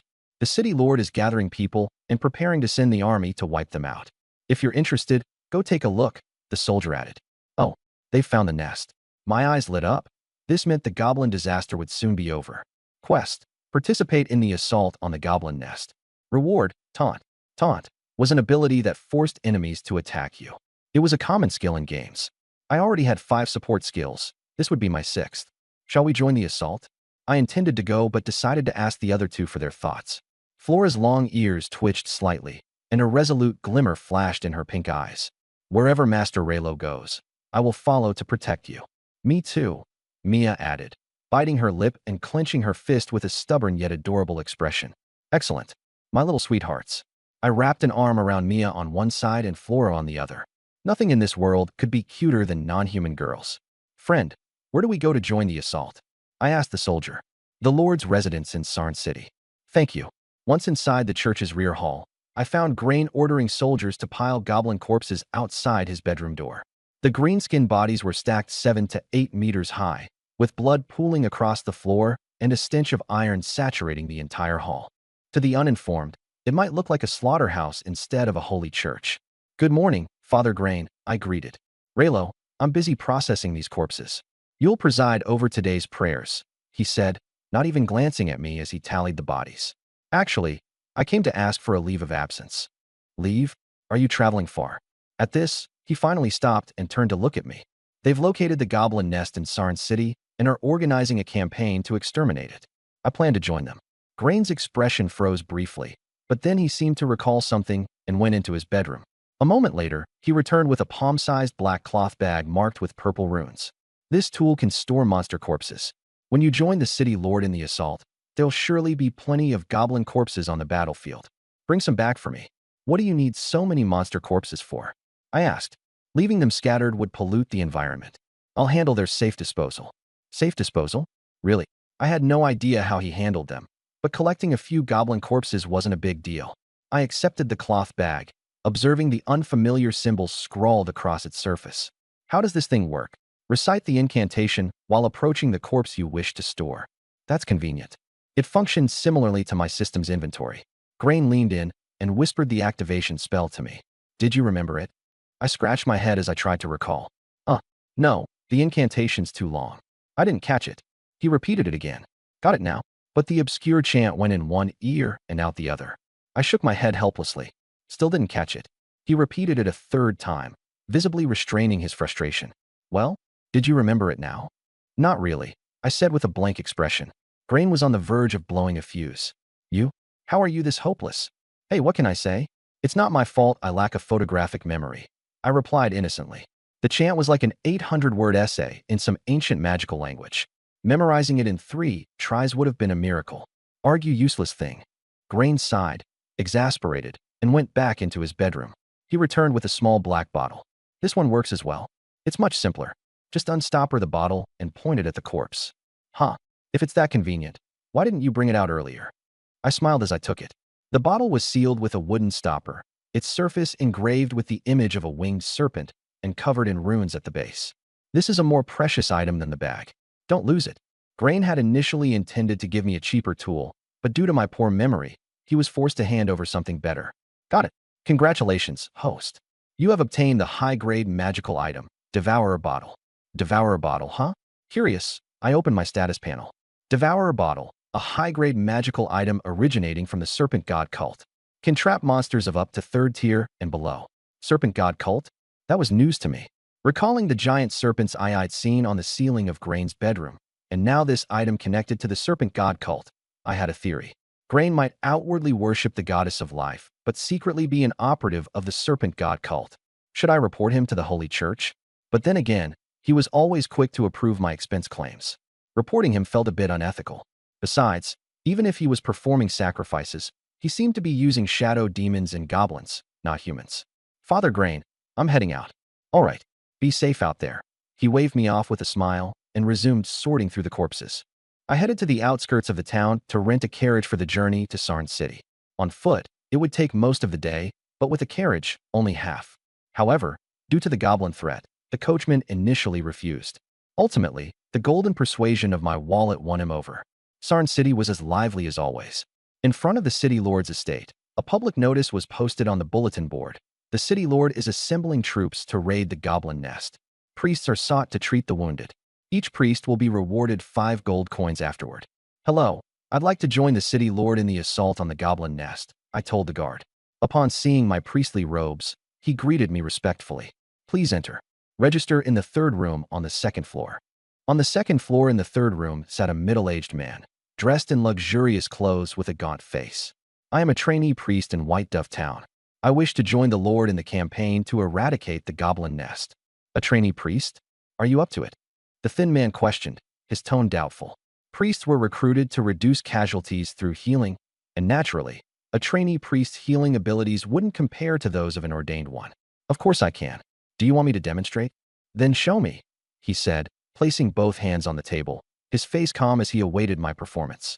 I pulled out a short dagger, presenting it like a magician showing off a prop, holding the hilt with one hand and the tip with the other for him to see. He speculated that I was about to cut my finger and heal myself, just as 2 other trainee priests had done before. I'll only perform this once. Watch closely. As my words fell, I suddenly grabbed his hand resting on the table and slashed down with the blade. A gash 5 centimeters long opened, blood instantly pouring out. He roared in pain. He had assumed I would cut my own finger. He did not expect me to slice his palm, let alone at such a length. Unperturbed, I gestured for him to calm down. You wanted to see my healing magic, not me. So naturally, you're the guinea pig. The thin man. Oh, you cunning trickster. Heal. I cast, restoring 100% of his maximum health. In moments, the wound on his palm was completely healed. Your healing works, I'll give you that, he said, his anger slightly subdued. A 5-centimeter gash had been healed so quickly. This was the kind of skill the army desperately needed. In a cold voice, he asked, your name? Raylo Simmons. He jotted it down in his registry. 3 days from now, gather at the eastern gate of Sand City at dawn, he instructed. By the way, where is the nest this time? 20 miles east of Sand City is an abandoned underground labyrinth. The goblin nest is inside. We've only recently discovered it after adventurers searched for a long time. His tone was tinged with irritation. Clearly, he didn't want to deal with me any longer. The continent was dotted with countless ancient ruins and labyrinths. Once their treasures were taken, they became desolate. Goblins typically nestled in caves, so finding them in an abandoned labyrinth was unusual this time. He added an ominous note. This is likely a medium-sized nest. Prepare yourself. Goblins reproduced at an alarming rate. A small nest could quickly multiply into a medium-sized one, housing over 5,000 goblins, including elite monsters, making it much more perilous. For all I cared, it simply didn't matter. I was just a priest who followed the army, healing the wounded from behind. No need to fight on the front lines. Leaving the estate, the three of us strolled through the streets of Sand City. When we came across a three-way intersection, Flora tugged on my sleeve. Lord Raylo, let's go see the flowers. I glanced towards the street. It was the city's famous flower market, lined with shops filled with blossoms. With nothing pressing to do, I said, sure, let's take a look. Flora wandered into the market, her eyes sparkling like a curious child's, marveling at every stall. While the variety of flowers wasn't vast, there were species here she hadn't seen before in the northern flower fields. She stopped in front of a pot of light blue orchids, 3 white stamens extending from blue petals. Her eyes lit up with joy. Wow, such beautiful orchids. You have excellent taste, elf lady, the shop owner chuckled. This is the most prized flower in my shop, the fragrant white sepal orchid. Flower sprites resembled elves in appearance, and without unfurling their wings, they could easily be mistaken for them. How much? Seeing her admiration, I thought to buy it for her. 10 gold coins. That expensive? Can't it be cheaper? It's always been 10, no less. The owner replied firmly. Lord Raylo, it's fine. You don't have to spend so much, Flora said, hesitant. It's all right. If you like it, I'll buy it for you, no matter the price. I was never stingy when it came to my woman. I handed over 10 gold coins and purchased the orchid. Thank you, Lord Raylo, Flora said, her smile a blend of affection and happiness. Flora's affection towards the host increased by plus 10 gauge 100/100's task complete. Maximum HP increased by plus 10,000. Host Raylo. Maximum HP 20,100. Skills: Healing, LV2, Shield, LV2, Powerful Strike, LV1, Purification, LV1, Magic Enhancement, LV1. Equipment: Mana-Absorbing Flask. With my health now exceeding 20,000, my vigor surged, both in stamina and endurance. As evening fell, the three of us found an inn for the night. How many rooms? The innkeeper asked. 2, I replied. 1 for Mia and me, and the other for Flora. 3 silver coins per room, totaling 6, he clarified. On the 3rd floor, the 2 rooms assigned to us were adjacent, separated by a thin wooden wall no more than 3 centimeters thick, far inferior to the quality of the lakeside manor. I knocked on the wall, which reverberated hollowly. Damn it, such a ripoff. It was clearly just one room divided into 2 with a flimsy partition, yet they dared charge 3 silver coins per room. Should we switch to another place, Lord Raylo? Flora asked, clutching the orchid. I glanced out the window at the moon rising in the night sky. Forget it. Let's make do for tonight and find somewhere else tomorrow. I handed Flora a key and sent her to the adjacent room, while Mia and I shared the other. The large space had just a single bed. After a day of traveling, it was finally time to enjoy a good rest. Mia was brimming with excitement. Her black tail swayed back and forth as she shed her maid outfit and casually tossed it aside. On her tiptoes, she gracefully made her way to the bed and lay down. Standing over 5'7", her figure was like that of a model, though her beauty far surpassed any mortal counterpart. With her playful feline nature, she curled her long legs, arched her back into an alluring S shape, and rolled sensuously on the mattress. Kitty, do you have hyperactivity? Why are you squirming so much? I teased, grabbing her slender waist to keep her still. I love Lord Raylo the most, she purred, affectionately nuzzling her face into mine. In the neighboring room, Flora placed the orchid on the windowsill and settled in for the night. Yet in the middle of the night, she was awakened by the sounds coming from next door. Listening to the intimate noises, an unfamiliar emotion rose in her heart. Her gaze drifted to the orchid on the windowsill. The 3 white stamens danced in the night breeze, and its blue petals exuded a serene beauty under moonlight. The orchid looked so beautiful in the moonlight. How could she not share it with Lord Raylo? She got up, picked up the flower pot, and walked to my door. Knock, knock, knock. The door opened, and I stood there in just shorts, looking at Flora holding the flower pot, puzzled. At this moment, she looked very different from earlier in the day. For some inexplicable reason, her snow-white skin had turned into a delicate, peachy pink, and her stunningly beautiful face resembled a blooming rose. Something wrong? I asked. Flora's gaze swept past me into the room, catching a glimpse of a scene that instantly turned her expression flustered. Hastily, she apologized. I'm sorry, Lord Raylo. I might have come at a bad time. No, you've come just in time, I replied with a smirk. The last battle just ended. She placed the orchid in front of me. The moonlight is beautiful tonight. This orchid looks stunning under the moon. I wish to enjoy the flowers together with Lord Leiluo. Admire the flowers? Sure, I love flower viewing the most. Looking at Flora, who was as delicate and radiant as a rose in front of me, I grabbed her wrist and pulled her into the room. In the morning, sunlight flooded the room with brightness. Flora's skin, which had been rosy pink the night before, had returned to a snowy white. A faint smile lingered on her lips, and her disheveled hair gave her a kind of fragile beauty, like a flower battered by a storm. Once we both awoke, the three of us headed out to the street. Lord Leiluo, where are we going now? Flora asked, holding the orchid in her hands and swaying her long ears slightly. To buy something to eat. Though I had eaten a bit of rose nectar, I was still a little hungry. The moment something to eat was mentioned, Mia sniffed the air like an eager dog. Spotting a bakery not far away, her eyes lit up as she excitedly grabbed my arm. That bread smells so delicious. Let's buy some bread there. All right, I said. But before I even finished, she had already rushed off ahead. Is she really an adult feline girl? Watching her disappearing figure, I couldn't help but think she sometimes acted like a child, especially when teased with a feather duster. Even though she claimed disinterest, she'd always take the bait. Flora, do you want some bread? I asked. Just basking in the sun is enough for me. I don't need food. She replied cheerfully, pleased to save me money. You flower sprites really are easy to take care of, I said, resting my chin in thought. Horses and oxen at least need to be fed when they work, but flower sprites can simply survive on sunlight, saving even the cost of food. Thanks to the great goddess of life for creating us flower sprites so perfectly. Flora expressed her gratitude earnestly. I suspected that the goddess of life created flower sprites mainly to be used like beasts of burden, though I had no evidence.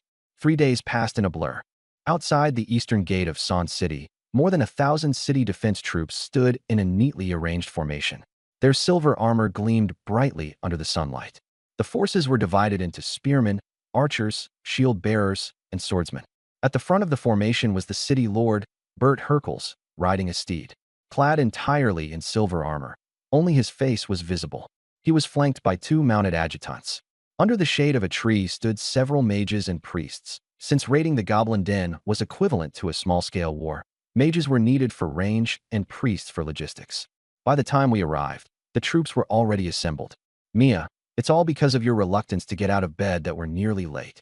Flora and I had risen early, but this lazy cat stayed wrapped in the blanket, rolling around until late morning before we could leave. Mia stuck out her tongue playfully. She had become more uninhibited the longer we spent together. Hey, over here. A friendly-looking middle-aged priest waved us over. You're the last ones we're waiting for. Under the shade of the tree, apart from me, there were 6 other priests, all men over 30. Everyone is here. I am Edwin Gink, priest of Quinn Village Church, in charge of coordinating the priests. The middle-aged priest introduced himself. This time, our primary job as priests is to treat the wounded at the rear. Those proficient in offensive magic or with excess mana can also support the front line alongside the mages. Understood. Got it. Move out, the city lord shouted, unsheathing his sword. Leading from the front on horseback, he guided over 1,000 soldiers on foot toward the abandoned labyrinth to the east, with the 7 of us priests at the rear.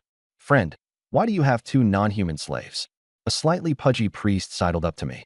All the others had come alone, while I was the only one accompanied by 2 beautiful non-human girls, which naturally piqued curiosity. Exorcisms are too dangerous, so I bought them as bodyguards. Any problems with that? I replied without looking at him. Priests do earn a lot, but how could anyone afford 2 non-human beauties? He cast a sideways glance at Mia and Flora, one a feline girl, the other a flower elf, both stunningly attractive and certainly costly. I'm a noble second-generation rich kid. What can I say? I'm extravagant. Startled, he immediately put on a flattering smile. Wow, young master, if you're so wealthy, could you spare me a little? Since we're both priests, after all. Eat shit, you scoundrel. I shot back without hesitation, unleashing a national treasure of an expletive for this freeloader. Over 1,000 soldiers advanced through the forest, their heavy armor causing thundering footsteps that scared off birds and beasts alike. By midday, we neared the labyrinth. Suddenly, dozens of goblins charged out of the woods, launching an attack on the troops. The city defense forces, well-trained and clad in heavy armor, reacted swiftly. Before the goblins could even approach, Shield bearers and spearmen moved into formation.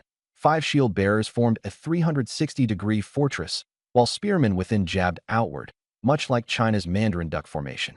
In less than 10 minutes, the goblins were completely annihilated with only a few soldiers sustaining minor injuries. The wounded were sent to the rear for priestly treatment. I eyed the goblin corpses lying on the ground, pierced like honeycombs, and recalled Grain's commission. With the swallowing magic bottle in hand, I uncorked it and aimed it at the corpses. A powerful suction force instantly sucked the bodies inside. I managed to collect over 20 of them. The closer we got to the goblin den, the more goblins we encountered. The army of 1,000 continued eliminating smaller groups of goblins along the way. These ordinary goblins, roughly the size of 7 or 8-year-old children, sported round bellies, short arms, and short legs. Against the fully armed city defense forces, they were as vulnerable as chickens and dogs. Along the way, hundreds were slain, leaving the roadsides littered with corpses. Yet the troops didn't relax. These were merely scattered fighters, not the main force. Meanwhile, I diligently followed behind, using the swallowing magic bottle to voraciously collect corpses. Within a short time, I had gathered 200 to 300, a number that would surely have Grain grinning ear to ear. Meanwhile, some goblins had already fled back to their den to report. Ordinary goblins might be dim-witted, but their den was home to high-intelligence individuals capable of commanding them. A massive horde of goblins poured out of the labyrinth to intercept us, including numerous goblin warriors towering over 2 meters tall. A kilometer from the den, the city lord Bert raised his hand, halting the army. In the shadow of the forest ahead, the outlines of numerous goblins charging forward became visible. Archers, prepare. Mages, prepare. Bert ordered, intending to use long-range attacks to weaken the first wave of goblins. Over 100 archers unleashed a dense rain of arrows. With so many goblins, it wasn't even necessary to aim carefully to strike them. Protected by shield bearers, the mages began their incantations. Massive fireballs descended from the sky, exploding on impact and incinerating numerous ordinary goblins. However, long-range attacks barely affected the thick-skinned goblin warriors, who resembled heavy tanks as they charged at the forefront, brandishing stone hammers and massive swords. After a round of ranged bombardments, Bert spurred his horse forward with a shout, "Charge! Kill!" The main commander leading the charge stirred morale, and over 1,000 soldiers, formed in tight formations, surged toward the goblins. Bert was a Tier 3 warrior, unable to wield magic, but his strength, defense, and speed were overwhelmingly superior to ordinary people, a hexagonal warrior. He leapt off his horse and swung his sword at the leading goblin warrior. The enemy raised his shield to block, but the shield cracked, and the warrior was sent flying dozens of meters. Another goblin swung a heavy hammer at him, but Bert raised his elbow to block it. The force traveled down to the ground, causing fractures to spread beneath his feet. "Die, monster!" With a powerful shove from his elbow, Bert overturned the warrior, then swiftly advanced like lightning and beheaded him with a single strike. So this is what a Tier 3 warrior is like. It was my first time seeing one. The physical limits of people on this continent were far higher than those of Earthlings. Through rigorous training, one's body could be refined to reach terrifying limits. But the process was torturous, something the average person couldn't endure, like the difference between manual labor and intellectual work. Most people would rather be mages than warriors. Leading the charge, Bert and over 1,000 city guards clashed in chaotic combat against an innumerable horde of goblins. We, a group of priests, stood behind and observed the battle. Such a waste, I remarked, watching the goblins fall in swathes, shaking my head as I sighed. "What's a waste?" Edwin asked, confused. "It's such a waste to kill all these goblins," I explained. "Goblins have slaughtered civilians and raided trade caravans. How could killing them be wasteful?" Even the usually mild-mannered Edwin was a bit angry. He couldn't fathom what kind of saintly fool would sympathize with goblins. "You misunderstood me," I clarified. "What I meant was, instead of killing them, it would be better to capture them as laborers to cultivate farmland. When they grow old and can no longer work, they could be turned into goblin jerky to feed the younger goblins. The young goblins would then grow up and work, and when they grow old, they'd be turned into jerky for the next batch, and so on, ensuring the maximum utilization of goblin resources." Edwin's eye twitched. Old goblins being processed into jerky for the young in endless cycles? "My friend, do you even hear yourself? Not even demons are this diabolical. Are you truly a good person?" he weakly asked. "Man's nature at birth is essentially good. I was a good person once, but spending too much time on Earth corrupted me. There's an old joke from Huaxia. When spiritual energy resurges, Out of China's 1.4 billion people, 1.3 billion of them would pursue demonic cultivation.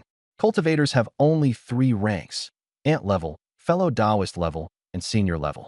Well, all right then, Edwin relented, though he had no idea what earthlings were. They must be a race more evil than demons, he reasoned.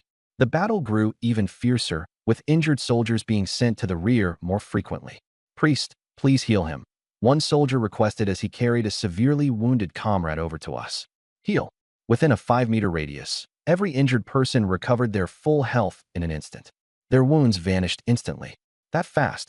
The two soldiers were astonished. Ordinary priests required several minutes to treat even minor wounds. Yet this young priest had healed them in a mere moment. Of course, I scoffed. Anything produced by the system is guaranteed to be top-notch. My healing capabilities far surpass standard healing magic. The two soldiers saluted and quickly returned to the battlefield. Over 2 meters tall, a goblin warrior gripped a greatsword with both hands and began spinning on the spot. Using centrifugal force, he brought his sword down onto a shield, instantly scattering a group of 5 walking fortresses, sending soldiers flying through the air. A deafening howl erupted from the horde of ordinary goblins, their excitement akin to lecherous old men spotting a gorgeous beauty. Clutching bone knives and stone axes, they surged forward, engulfing the soldiers in their frenzy. Over 1,000 city guards were facing an overwhelming enemy force. Blood sprayed, and severed limbs flew across the battlefield, turning it into a macabre meat grinder. We priests worked tirelessly a few hundred meters away, beneath a reverse slope, treating the wounded. "Dear priest, can't you go faster? I need to get back to the fight," a blood-soaked soldier grumbled, impatient with Edwin's slow pace. "Healing magic simply takes this long. What can I do about it?" Edwin replied, channeling magical energy with both hands. Green light enveloped the soldier's wounds, which slowly began to close. Healing a single fighter took him 3 full minutes, far too slow to keep up with the influx of injuries. After treating his 8th patient, he was already panting and drenched in sweat. Healing magic consumed mana, and Edwin was on the brink of exhaustion. He looked up toward the reverse slope, noticing a steady stream of injured soldiers. Their bodies, caked in blood and mud, had merged with the soil in a dark crimson sludge, leaving just their eyes visible. Puzzled by the lack of crowding or chaos among the patients, Edwin scanned the area and found the answer near me. Within a 5-meter radius around me, more than 20 injured soldiers sat on the ground. With a single wave of healing magic, all their wounds healed instantaneously. Ordinary humans had around 100 hit points, while these soldiers had slightly more, roughly 200 to 300. But with my ability to heal up to 20,100 points in one go, coupled with its area-wide nature, my efficiency was unmatched. "Thank you, priest. You're incredible." Instant recovery. I've never seen a cleric this powerful. With Priest Raylo at the rear, we can't die. There's no way we can die, the soldiers exclaimed, expressing their gratitude before returning to the battlefield, their injuries fully healed. "Next batch," I called. Another 20 or so injured soldiers sat down in formation, with Mia and Flora assisting in maintaining order. Snap! With a crisp snap of my fingers, my healing magic radiated outward in a 5-meter radius, instantly healing every wound. Next batch. The mixed stench of blood and mud was unbearable, but I endured it to annihilate the goblins and heal the soldiers. Of course, I wasn't just. Edwin smiled wryly. 99% of the injured were being healed by me. No wonder there was no congestion or disorder near his position. It turned out that we other priests were essentially here for decoration. "Priest Raylo, why is it that, although we're all priests, you're so exceptional?" he asked. The memory of the price I paid to increase my healing power surfaced, endlessly grinding favorability points with 2 beautiful young girls of different races. It had been exhausting and yet rewarding. I sighed and offered an inspirational response. "The gods do not forsake those who strive. I worked harder and sacrificed more than you." "Ah, I see." Edwin nodded in sudden enlightenment, resolving to use me as a role model for future efforts. I was like a resurrection fountain in games, constantly healing injured soldiers as they arrived. On the battlefield, Lord Bert decapitated yet another goblin warrior. His silver armor had suffered cracks, and he bore several light injuries. Scanning his surroundings, he frowned. "Winnick, I remember many soldiers being injured earlier. Why hasn't our fighting strength decreased significantly?" "The adjutant, Winnick, answered. "Lord Bert, there's a priest at the rear named Raylo. His healing capabilities are astonishing, able to treat over 20 soldiers at once." Many soldiers returned to battle immediately after being healed by him. That capable? Bert was taken aback. Having a healer with sustained, large-scale recovery in a group battle was an overwhelming advantage. After the battle ends, I must meet him. At the base of the slope, the other priests were exhausted, out of mana, and panting heavily. Meanwhile, my healing didn't require mana. With my energy completely unaffected, I casually lounged while stroking a cat's tail. Some goblins chased the injured soldiers to the reverse slope on this side. Seeing humans at the bottom of the slope, they brandished their clubs and charged at us. Mia, go and take care of them. Understood.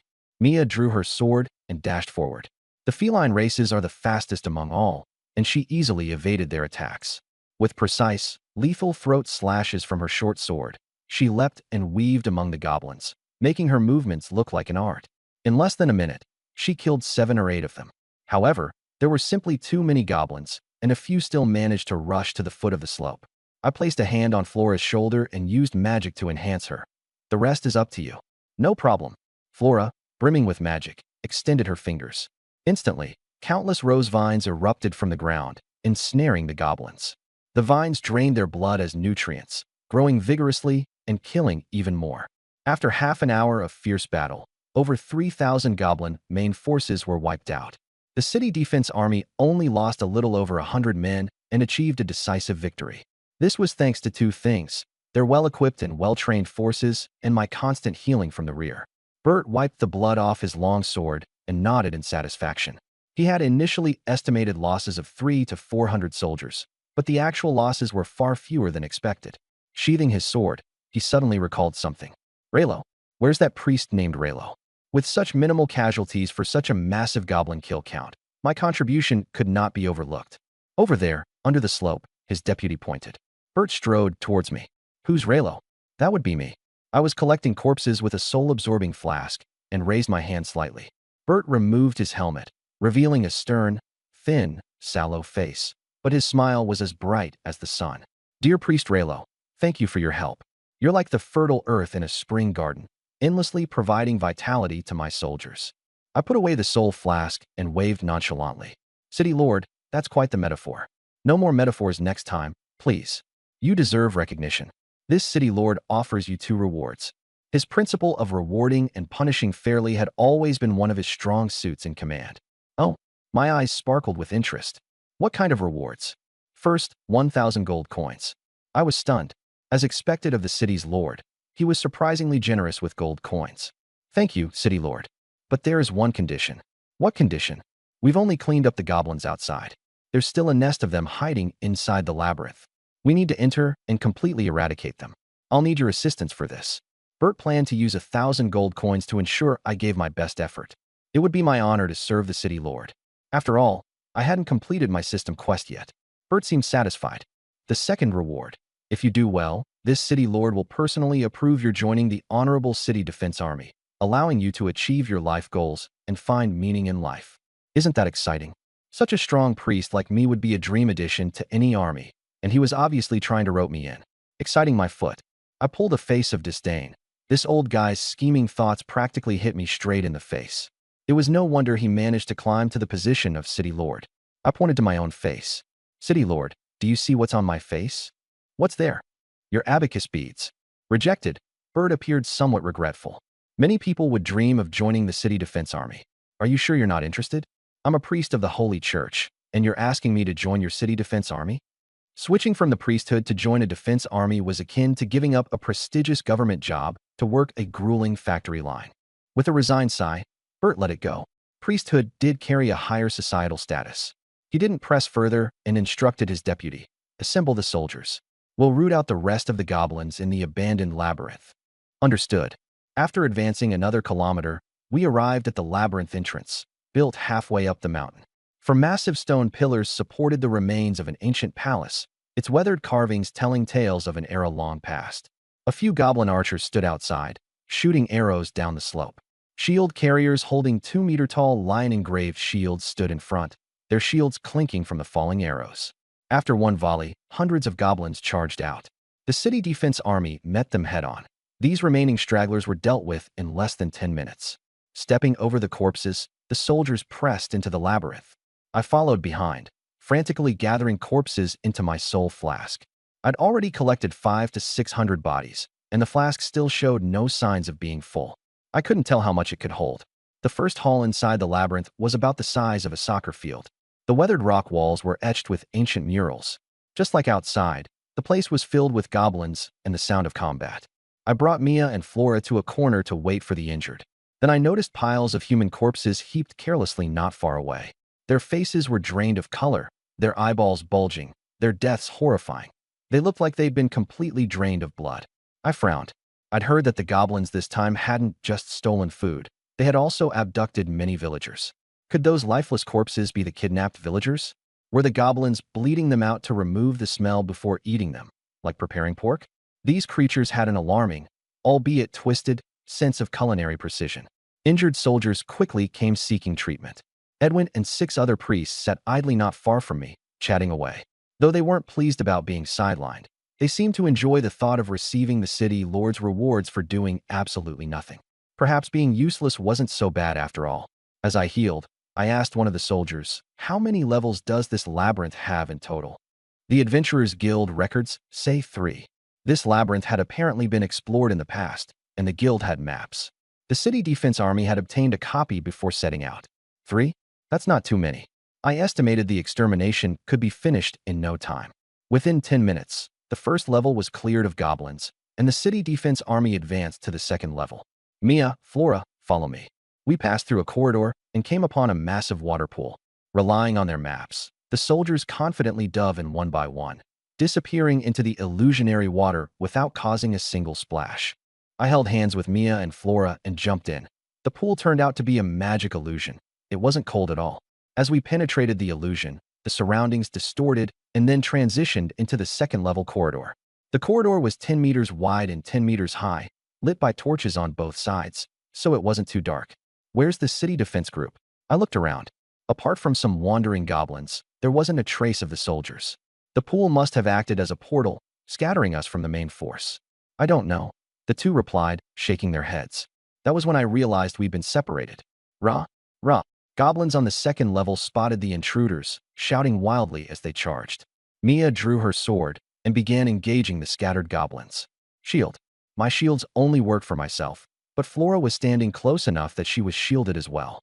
I pulled her close as the faintly red shield enveloped the 2 of us. The dozen goblins swung their clubs furiously at us. Thump, thump, thump. They couldn't break the shield, and the rebound effect flung them in all directions. On the other side, Mia darted left and right amidst the goblin horde, her short sword either piercing through throats or hearts with quick, precise motions, cleanly taking down 7 to 8 of them. Suddenly, a goblin warrior carrying a massive axe charged at her, swinging it down in a terrifying arc. Mia leaned backward, executing a perfect stationary backflip, her body bending nearly to a full 360-degree curve to evade the strike. Boom! The massive axe smashed into the ground, splitting the stone slabs and leaving a 2-meter-wide crater. Mia then leapt forward gracefully, aiming to thrust her sword into the goblin warrior's heart. Yet, the warrior's thick skin and sturdy build only allowed the blade to sink half an inch deep. "It won't cut." Mia gasped in surprise. The goblin warrior roared in fury, discarding its axe and swinging a massive fist directly at her. Mia raised her short sword to block, but the sledgehammer-like fist bent the sword into a curve and sent her flying over 10 meters. I rushed forward to help her up. "Are you hurt?" "No." Hearing my concern, her heart warmed. She looked at her sword, now bent into a 90-degree angle, and frowned. "What a shame. This sword is done for." "No worries. Once we're out, I'll get you an even better one." The goblin warrior picked up its axe again and charged toward us. I patted Mia's shoulder and granted her an empowered strike. A circle of white light appeared around her wrist. "Bring it down." Understanding that this was my ability, which could amplify the power of her next attack exponentially, Mia rushed forward without fear. Using the long handle of the giant axe as leverage, she hopped twice before delivering a powerful punch to the warrior. My health pool stood at 20,100, 201 times that of a normal human. The additional damage from her strike was catastrophic. Boom. The warrior's body was blasted into pieces, obliterated in one punch. "So strong," Mia exclaimed in joy, leaping in excitement. The thrill of defeating an opponent of such a higher level was electrifying. The 3 of us cleared throngs of goblins from the corridor. The labyrinth was aptly named because of its complex, intricate layout. With no map, both ends of the hallway extended into unknown darkness. After thinking it over, I decided we should press forward. The passage led us to a three-way fork ahead. Mia, Flora, which way? Left. Right. The two of them answered in unison, but with opposite directions. I was stuck. Let's flip a coin, heads for left, tails for right. A simple cure for indecision. I flipped a gold coin. After spinning several times in the air, it landed in my hand, heads. We went left.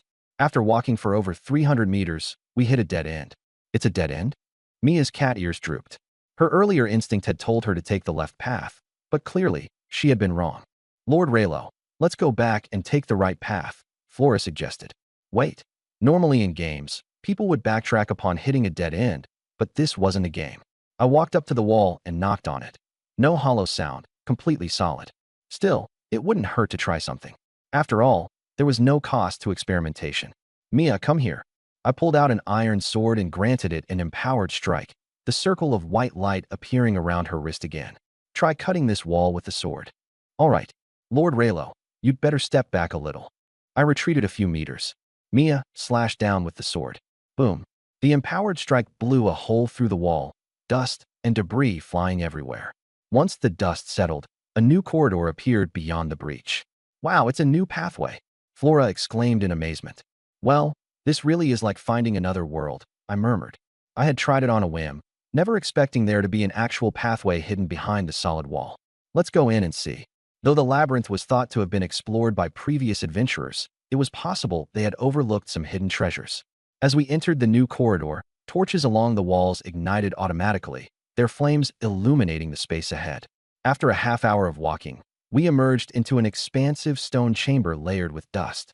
The four corners of the hall held cracked and deformed stone columns, and in the center stood a disfigured statue, surrounded by fragments of crumbled stone on the floor. At the far end of the room was a massive stone door, over 10 meters tall, with an engraving resembling a sun at its center. Treasures might very well lie beyond this door. As we approached, the stone door began opening outward on its own. From within emerged an enormous creature, a massive goblin nearly 10 meters tall, its green skin reminiscent of the Hulk from movies, carrying a giant battle axe. Humans, trespassing on Lord Dylan's domain. You're doomed. The giant goblin growled, its voice hoarse and gruff. I felt perplexed. Goblins were generally unintelligent and couldn't speak. Even the elite goblin warriors didn't have this capability. Yet, this one could talk, suggesting it was most likely the boss of the lair. But who was this Lord Dylan it mentioned? You two step back. I'll handle this. While small fry could serve as practice for Mia, this boss was far too dangerous. I needed to gauge its strength first. Be careful, Lord Raylo. Shield up. I activated my shield ability and strode toward the goblin, saying mockingly, Come on, kill me. Hit me right here. I pointed provocatively at my temple. Insignificant human, die. The giant goblin roared in rage and swung its massive axe down at me. I stood still, not dodging or flinching. At 1.8 meters tall, I appeared minuscule in comparison to the 10-meter-tall monster. It swung its axe like it was playing golf, striking my shield with terrifying force. Cracks instantly spread across the shield's surface, and I was sent flying backward, crashing into the wall. I was startled. My health pool of 20,100 coupled with high durability had previously made me unshakable even against goblins and warriors. Yet, this creature had not only sent me flying, but had also left my shield on the brink of shattering. The power of that swing was beyond imagination.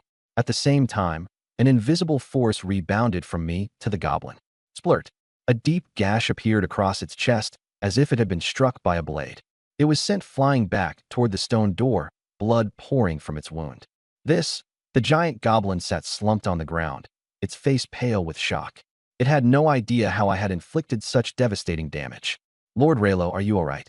Mia and Flora rushed to my side, one supporting me from each side. I'm fine. Thanks to the shield, I hadn't suffered any injuries. The goblin, much more intelligent than its peers, realized I wasn't to be trifled with. It turned and tried to escape. I pulled out a bow and granted Mia an empowered strike. Don't let it get away. Shoot it down. The goblin glanced at Mia's ordinary bow and arrow, disdain flickering in its eyes. It assumed such a weapon couldn't harm it, and didn't bother dodging, rushing toward the stone door. Mia let loose an arrow, and at the exact moment the goblin was stepping through the doorway, the arrow struck its back. Boom. Unlike the warrior from earlier that had been torn apart, this goblin didn't shatter. Instead, a massive, meter-wide blood gash opened in its chest. It staggered forward, staring down at the wound in disbelief. It couldn't understand how a mere arrow could cause such destructive damage. A mouthful of blood sprayed out as its enormous body collapsed heavily to the ground. With one arrow, Mia had slain the giant goblin, feeling for a moment like an unrivaled powerhouse. However, she knew deep down that the ability was mine, not hers. Earlier, it had mentioned Lord Dylan. It seemed there was an even more formidable boss somewhere within the lair. Mia, Flora, you two stay behind me while I scout ahead. As their support, I moved to the front to secure a better view, stepping cautiously toward the stone door.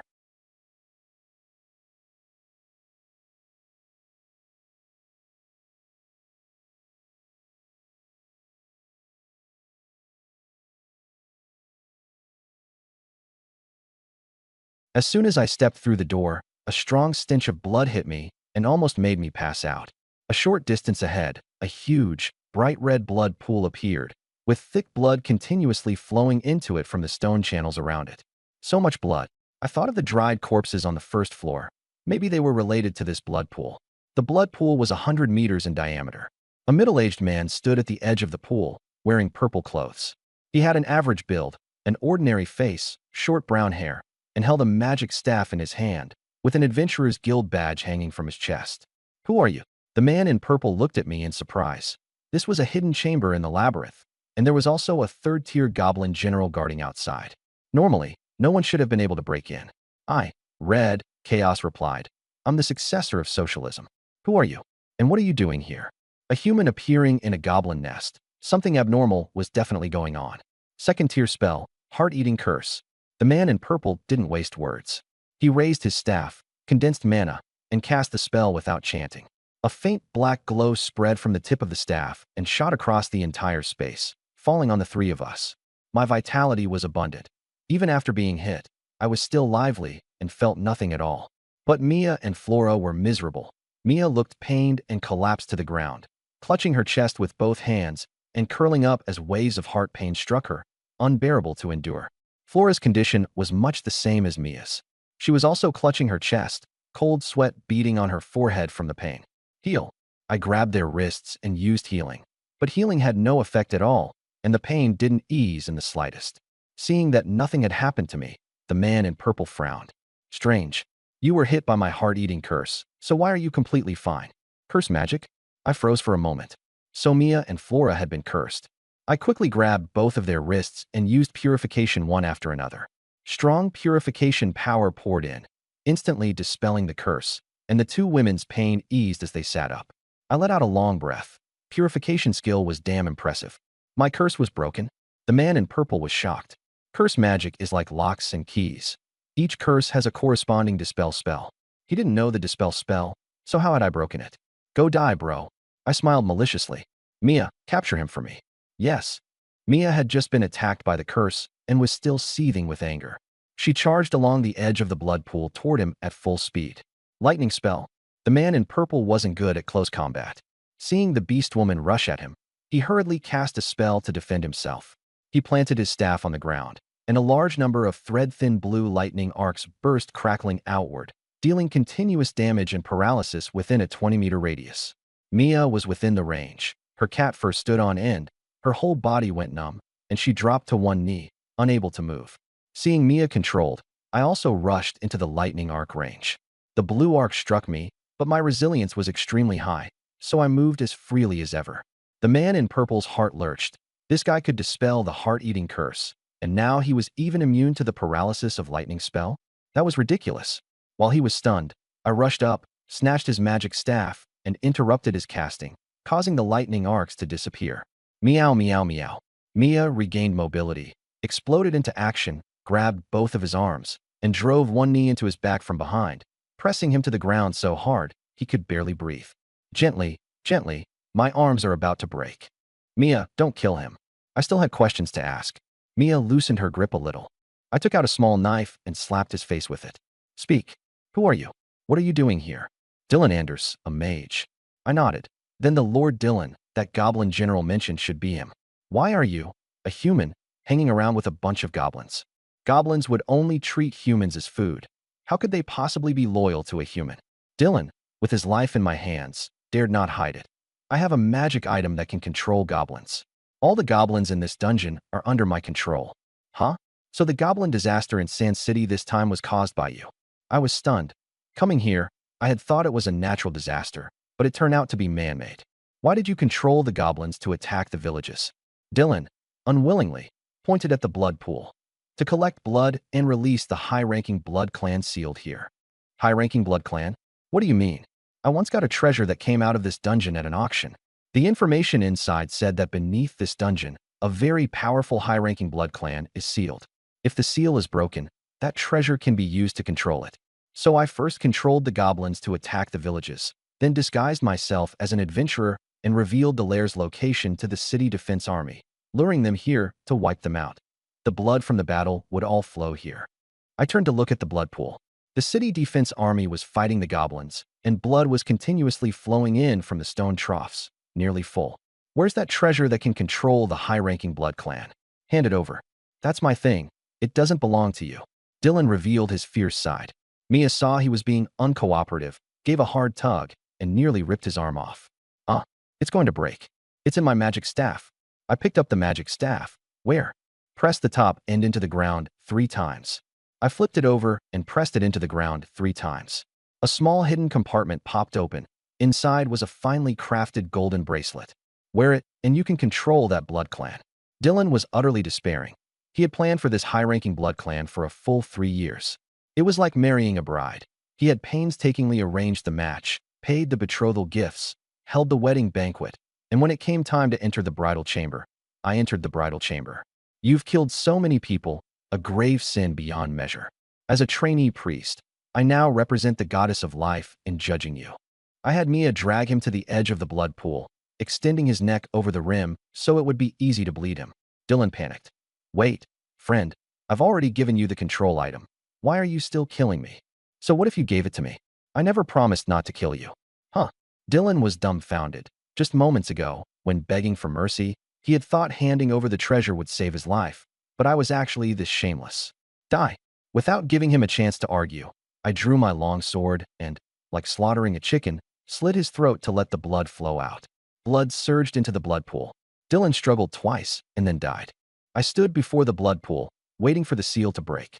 Dylan had modified the dungeon so that blood from anywhere would flow into this pool. Once it filled, the seal could be lifted. As the battle continued, the water level in the pool rose rapidly and soon filled it.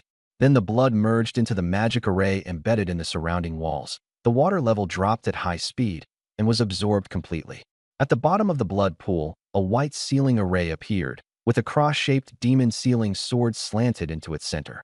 The next moment, the demon sealing sword shattered, and the sealing array broke apart with it. Rumble. The entire dungeon trembled violently, accompanied by terrifying magical fluctuations. A blood-red pillar of light, 100 meters in diameter, shot skyward from the bottom of the pool. The 3 of us hurriedly retreated. Ha ha ha, finally out. A brazen, sharp young girl's voice rang out from within the red light. Hiss. This high-ranking blood clan seemed to be female. The pillar of light shrank, and a petite figure appeared, less than 1.6 meters tall, with snow-white hair tied into twin tails and decorated with bad ornaments, wearing a dark red gothic long dress. Her exquisite little face had skin so pale it was almost transparent, and a pair of evil blood-red eyes radiated noble coldness. Behind her, a pair of bat-like flesh wings slowly flapped. I looked at her, and 8 words floated into my mind. 3 years minimum, death penalty at worst. The Blood Clan girl was ecstatic with delight, her gaze falling on me. Human, did you save me? That's right. She licked her lips and smiled wickedly. Thank you for saving me. As repayment, I grant you the chance to become a Blood Clan, so you can have a long life. Without caring whether I agreed or not, she moved her wings and instantly appeared in front of me. Thanks a fucking lot. I had no desire to become a Blood Clan that couldn't stand in the sunlight. Hee hee. I'm a kind Blood Clan who repays kindness. No need to thank me. Huh. Before I could react, a pair of soft, pale hands pressed down on my shoulders and pinned me to the ground. She lay on top of me, and from her cherry-red little mouth emerged 4 icy white fangs as she bit into my neck. The fangs pierced my skin, and blood gushed out in a massive amount. Pinned beneath her small, soft body, I wore a comical smile. Actually, this didn't seem so bad. Her throat bobbed as she gulped down my blood, initiating the vampire's first embrace on me. To her surprise, my blood was extraordinarily high in quality, and she became so absorbed in it that she clung to me and refused to let go. Release Lord Ray Luo, you evil vampire. You bastard, let him go now. Mia and Flora rushed up in fury to rescue me. She was drinking so happily that she didn't want to be disturbed, but since we were the ones who had saved her, she also didn't want to kill them. With a surge of magic, she raised a layer of blood-red shield around us, blocking the two of them out. Mia and Flora hammered at the shield outside, but their strength wasn't enough to break it, so they could only watch helplessly. Lord Ray Luo. Flora lay against the shield, unable to reach me even though I was right in front of her, tears streaming down her face in panic. Mia said nothing, clenching her fist and smashing at the shield with all her might, pounding both her fists until they were bloodied. A mere fatal wound, nothing to worry about. I reassured them not to be concerned. But even as I said that, I could clearly feel my blood rapidly draining away inside my body. I raised the control bracelet on my wrist. Hey, vampire, I command you as your master to get off me. She gave no response and kept drinking. I frowned. Didn't Dylan say this thing could control vampires? Why wasn't it working at all? Or was I using it wrong? Although my blood was 200 times that of an ordinary person, she had been sealed for a century and had an enormous appetite, so she drained a huge amount from me. Heal. I cast healing on myself, and my nearly emptied HP bar instantly filled back up. Drink all you want. Drink until you burst. My healing has no cooldown. As long as I'm not killed instantly, I can keep recovering forever. Half an hour passed. The vampire girl had drunk to her heart's content, now kneeling on my chest, her blood-red eyes gleaming with excitement. Human, your blood is marvelous. Just as I was about to speak, I suddenly felt something wrong with my body. My eyes slowly turned from black to red, and my blonde hair also began turning red from the roots. She noticed it. This is the sign that you're turning into a lower vampire. Once transformed, you'll not only possess superhuman strength, but also a long lifespan. This is a blessing for you. There are two ways an upper vampire can transform a human. One is to turn them into a lower vampire with independent consciousness, whose strength and lifespan far exceed those of ordinary people. The other is to turn them into a mindless, bloodthirsty monster, practically no different from being dead. She had chosen the former. She truly intended to turn me into an immortal vampire. Purify. I used purification on myself to remove all negative effects. In an instant, the red in my eyes vanished, and my hair returned to blonde. Why did the transformation stop? The vampire girl looked puzzled. She had never encountered such a situation before. Get out of my way. I pushed her aside and sat up. She couldn't make sense of me. This person was actually unaffected by the vampire's first embrace. The blood-red shield shattered, and Mia knelt beside me with a face full of concern. Lord Ray Luo, are you all right? I'm fine. I took her hands. She had pounded the shield trying to save me, and the skin on her fists had been broken. I used healing to mend her wounds. I'm so glad you're okay. Flora, with tears still on her face, also knelt nearby. She had just been thinking I was surely dead. I wiped away her tears, patted her head, and told her not to worry. At that moment, the vampire girl stood up and folded away her wings. She straightened her not-so-voluptuous little chest and put her hands on her hips, full of arrogance. I am Callista Clarissa, a noble ranked 6th among vampires. You 3 rescued me, so I grant you the chance to become my servants. This is something others can only dream of. Who wants to be your servant? I belong to Lord Ray Luo. Mia spread her arms to block me and bared her teeth at her. This vampire was terrifyingly powerful, and even if it cost her life, she would protect me. What a ferocious little kitten, I like you. From now on, you'll be my pet. The vampire girl smiled happily. What a day this was. My luck was simply too good. Breaking the seal and regaining freedom, then encountering a human with top-quality blood and a fascinating little kitten. After hearing her introduce herself, I remembered, for this kind of directional exclusive magic item, you have to issue the command by calling someone's full name. The bracelet probably didn't work just now because I didn't say her name. Callista Clarissa, I command you to lie down. As soon as I spoke, the control bracelet on my wrist burst with golden light, and the gold bracelet on her wrist lit up as well. The two activated in response to each other, turning into golden energy that merged into both of our bodies. The extremely arrogant Callista stiffened and uncontrollably dropped to the ground.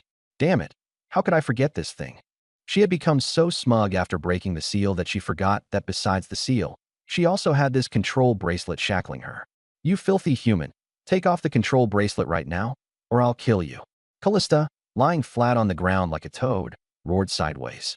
I smiled and ignored her threat. Walking over, I crouched down and pinched her little face. "Ha ha, I caught a wild bloodkin." "Awesome.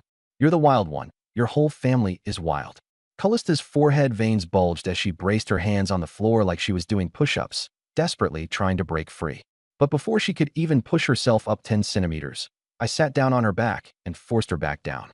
"Don't even think about resisting. The more you resist, the more excited I get." Pervert. With her pretty face pressed against the cold floor and hearing my evil laughter, Callista felt that this person was definitely no good. "Bloodkin, I'll give you two choices. Either work for me obediently or die." I could tell she was quite strong. Bringing her under my command would be a huge help. And most importantly, she was also a wild, white-haired, red-eyed vampire lowly. Impossible. Though Callista was small, she was stubborn and forceful. What a joke. How could one of the noble sixth-ranking bloodkin ever work for a human? I sneered. "Yeah, since that's the case, then die. Clasp your own neck with both hands." The control bracelet took effect, and Callista, lying on the ground, had her hands seize her own neck against her will. Squeeze harder, harder. The tighter she squeezed, the closer she came to breaking her own neck. She finally realized that if she didn't submit, this person would really use the bracelet to kill her. In halting breaths, she said, "I give up. I give up." "See? That's more like it." I smiled. "Let go of your own neck."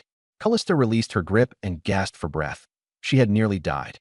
I got off her back and removed the bracelet's restraint. Callista felt her whole body relax and climbed to her feet. I sized her up.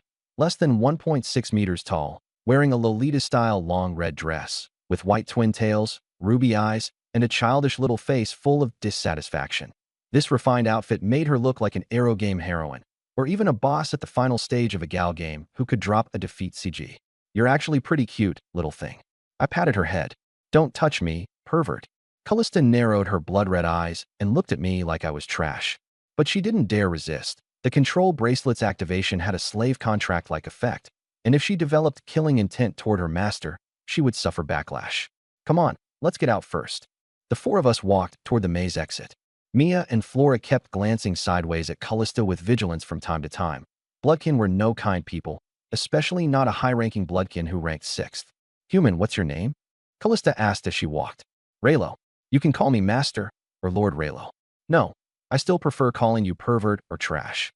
Even though she agreed to work for me, she still carried herself with pride. Me? Who knew how far we had walked before a dense sound of footsteps came from ahead. A group appeared. The leader was City Lord Bert, followed by many city defense soldiers. After fierce fighting with the remaining goblins, each of them was covered in wounds and blood. "Raylo, why did you suddenly disappear just now?" Bert looked at me, then at the three beauties beside me. When we entered the maze, I had clearly only been with two of them. How did it become three? "What do you mean I suddenly disappeared?" "It was your people who got separated from me, so I could only wander around the maze aimlessly." I complained. "Is that so?" Bert gave an awkward smile. "The goblins in the maze are almost cleared out. Hurry and heal us." I healed the wounded soldiers. Vampires are sensitive to the smell of blood. Fresh blood would stir their appetite. But after Callista had sucked my rich, potent blood, the blood of the city defense soldiers smelled thin and tasteless to her, stirring not the slightest desire to eat. "Laylo, is this girl a vampire?" Bert, who was worldly and well-informed, studied Callista. Snow-white long hair, blood-red pupils. She was clearly a vampire. In human eyes, vampires were evil, and anyone bitten would turn into a bloodthirsty monster, so they had to be exterminated. While healing, I said casually, "She's not a vampire, just has red-eye disease." "Then how do you explain the white hair?" "Her personality's too awful, so she can't get married and got so worried her hair turned white." "Red-eye disease my ass. Worried yourself into white hair. May you get destroyed." Callista, who was under 1.6 meters tall, raised her brows furiously and bent over to headbutt my waist. She didn't use much force, just a symbolic protest. "See, I told you her personality was terrible." I fought violence with violence, landing a knife-hand strike on the top of her head. Callista held her head and glared at me resentfully, then said nothing more. Bert wasn't stupid and didn't believe my nonsense. This red-eyed, white-haired twin-tailed girl was most likely a vampire, but seeing Callista suffer, he judged that I had already subdued her. This time, by helping the city defense forces in the suppression, I greatly reduced their casualties and had done them a huge favor, so Bert chose to turn a blind eye. After healing several hundred wounded, the city defense forces continued the purge. After hours of fierce battle, the goblins were basically wiped out. By the time everyone left the labyrinth, it was already morning of the next day. Quest completed, reward skill, taunt. Taunt. LV1 raise your middle finger to taunt a single target within a 50-meter radius, forcing the target to attack you. To activate taunt, you actually had to raise the middle finger. This method was absurd, yet somehow reasonable. Quest. Raise Callista's favorability to 100 points. Reward. Max HP plus 10,000 current progress. Dash 10 out of 100. Another favorability quest with a max HP reward. This was the third time I'd received a mission to get a girl, and I wore a mysterious smile worthy of the Mona Lisa. Maybe the strongest support system wasn't the coolest in the system world, but it was definitely the one that understood its host best. I had threatened and lured Callista, and even hit her with a knife hand strike, so her impression of me wasn't good. Her initial favorability was -10. Forget it, favorability can be built up slowly, no rush. The four of us returned to Soane City with the city defense forces, collected a reward of 1,000 gold coins at the Lord's Mansion, then left the city and headed back to White Dove Town. By the time we walked back from the abandoned labyrinth to Soane City, it was already noon. After lingering there for a while, the sun was already setting by the time we left the city not long after. Weren't you vampires afraid of sunlight? I asked, seeing that Callista was walking under the sun without any issues. Only low-level vampires are afraid of sunlight. A high-ranking vampire like me is perfectly fine, she said disdainfully. 6. I gave a single 6 and kept walking straight ahead. Hey human, I'm hungry. Callista tugged at my sleeve with a blank expression. I had no cooldown healing and could restore HP infinitely, so letting her suck some blood wouldn't cost me anything. I rolled up my right sleeve and held it out. No, I don't want to bite here. She pushed my arm away and looked at my neck. I like biting there. The next major artery has stronger blood pressure. One bite would deliver a bursty, jam-like rush of pleasure. I sat down on a rock and spread my arms. Come on. Callista loved my blood and Kuo into my arms, wrapping herself around my waist. Her fangs pierced my carotid artery, and she sucked wildly. I'd once been shot through the chest and not felt a thing. Her bite didn't affect me much either. Only a slight mosquito bite sting the instant my skin was pierced. While she drank my blood, I also held the petite vampire girl in my arms. There was no smell of blood on her, only a strange, delicate fragrance unlike Mia and Floris.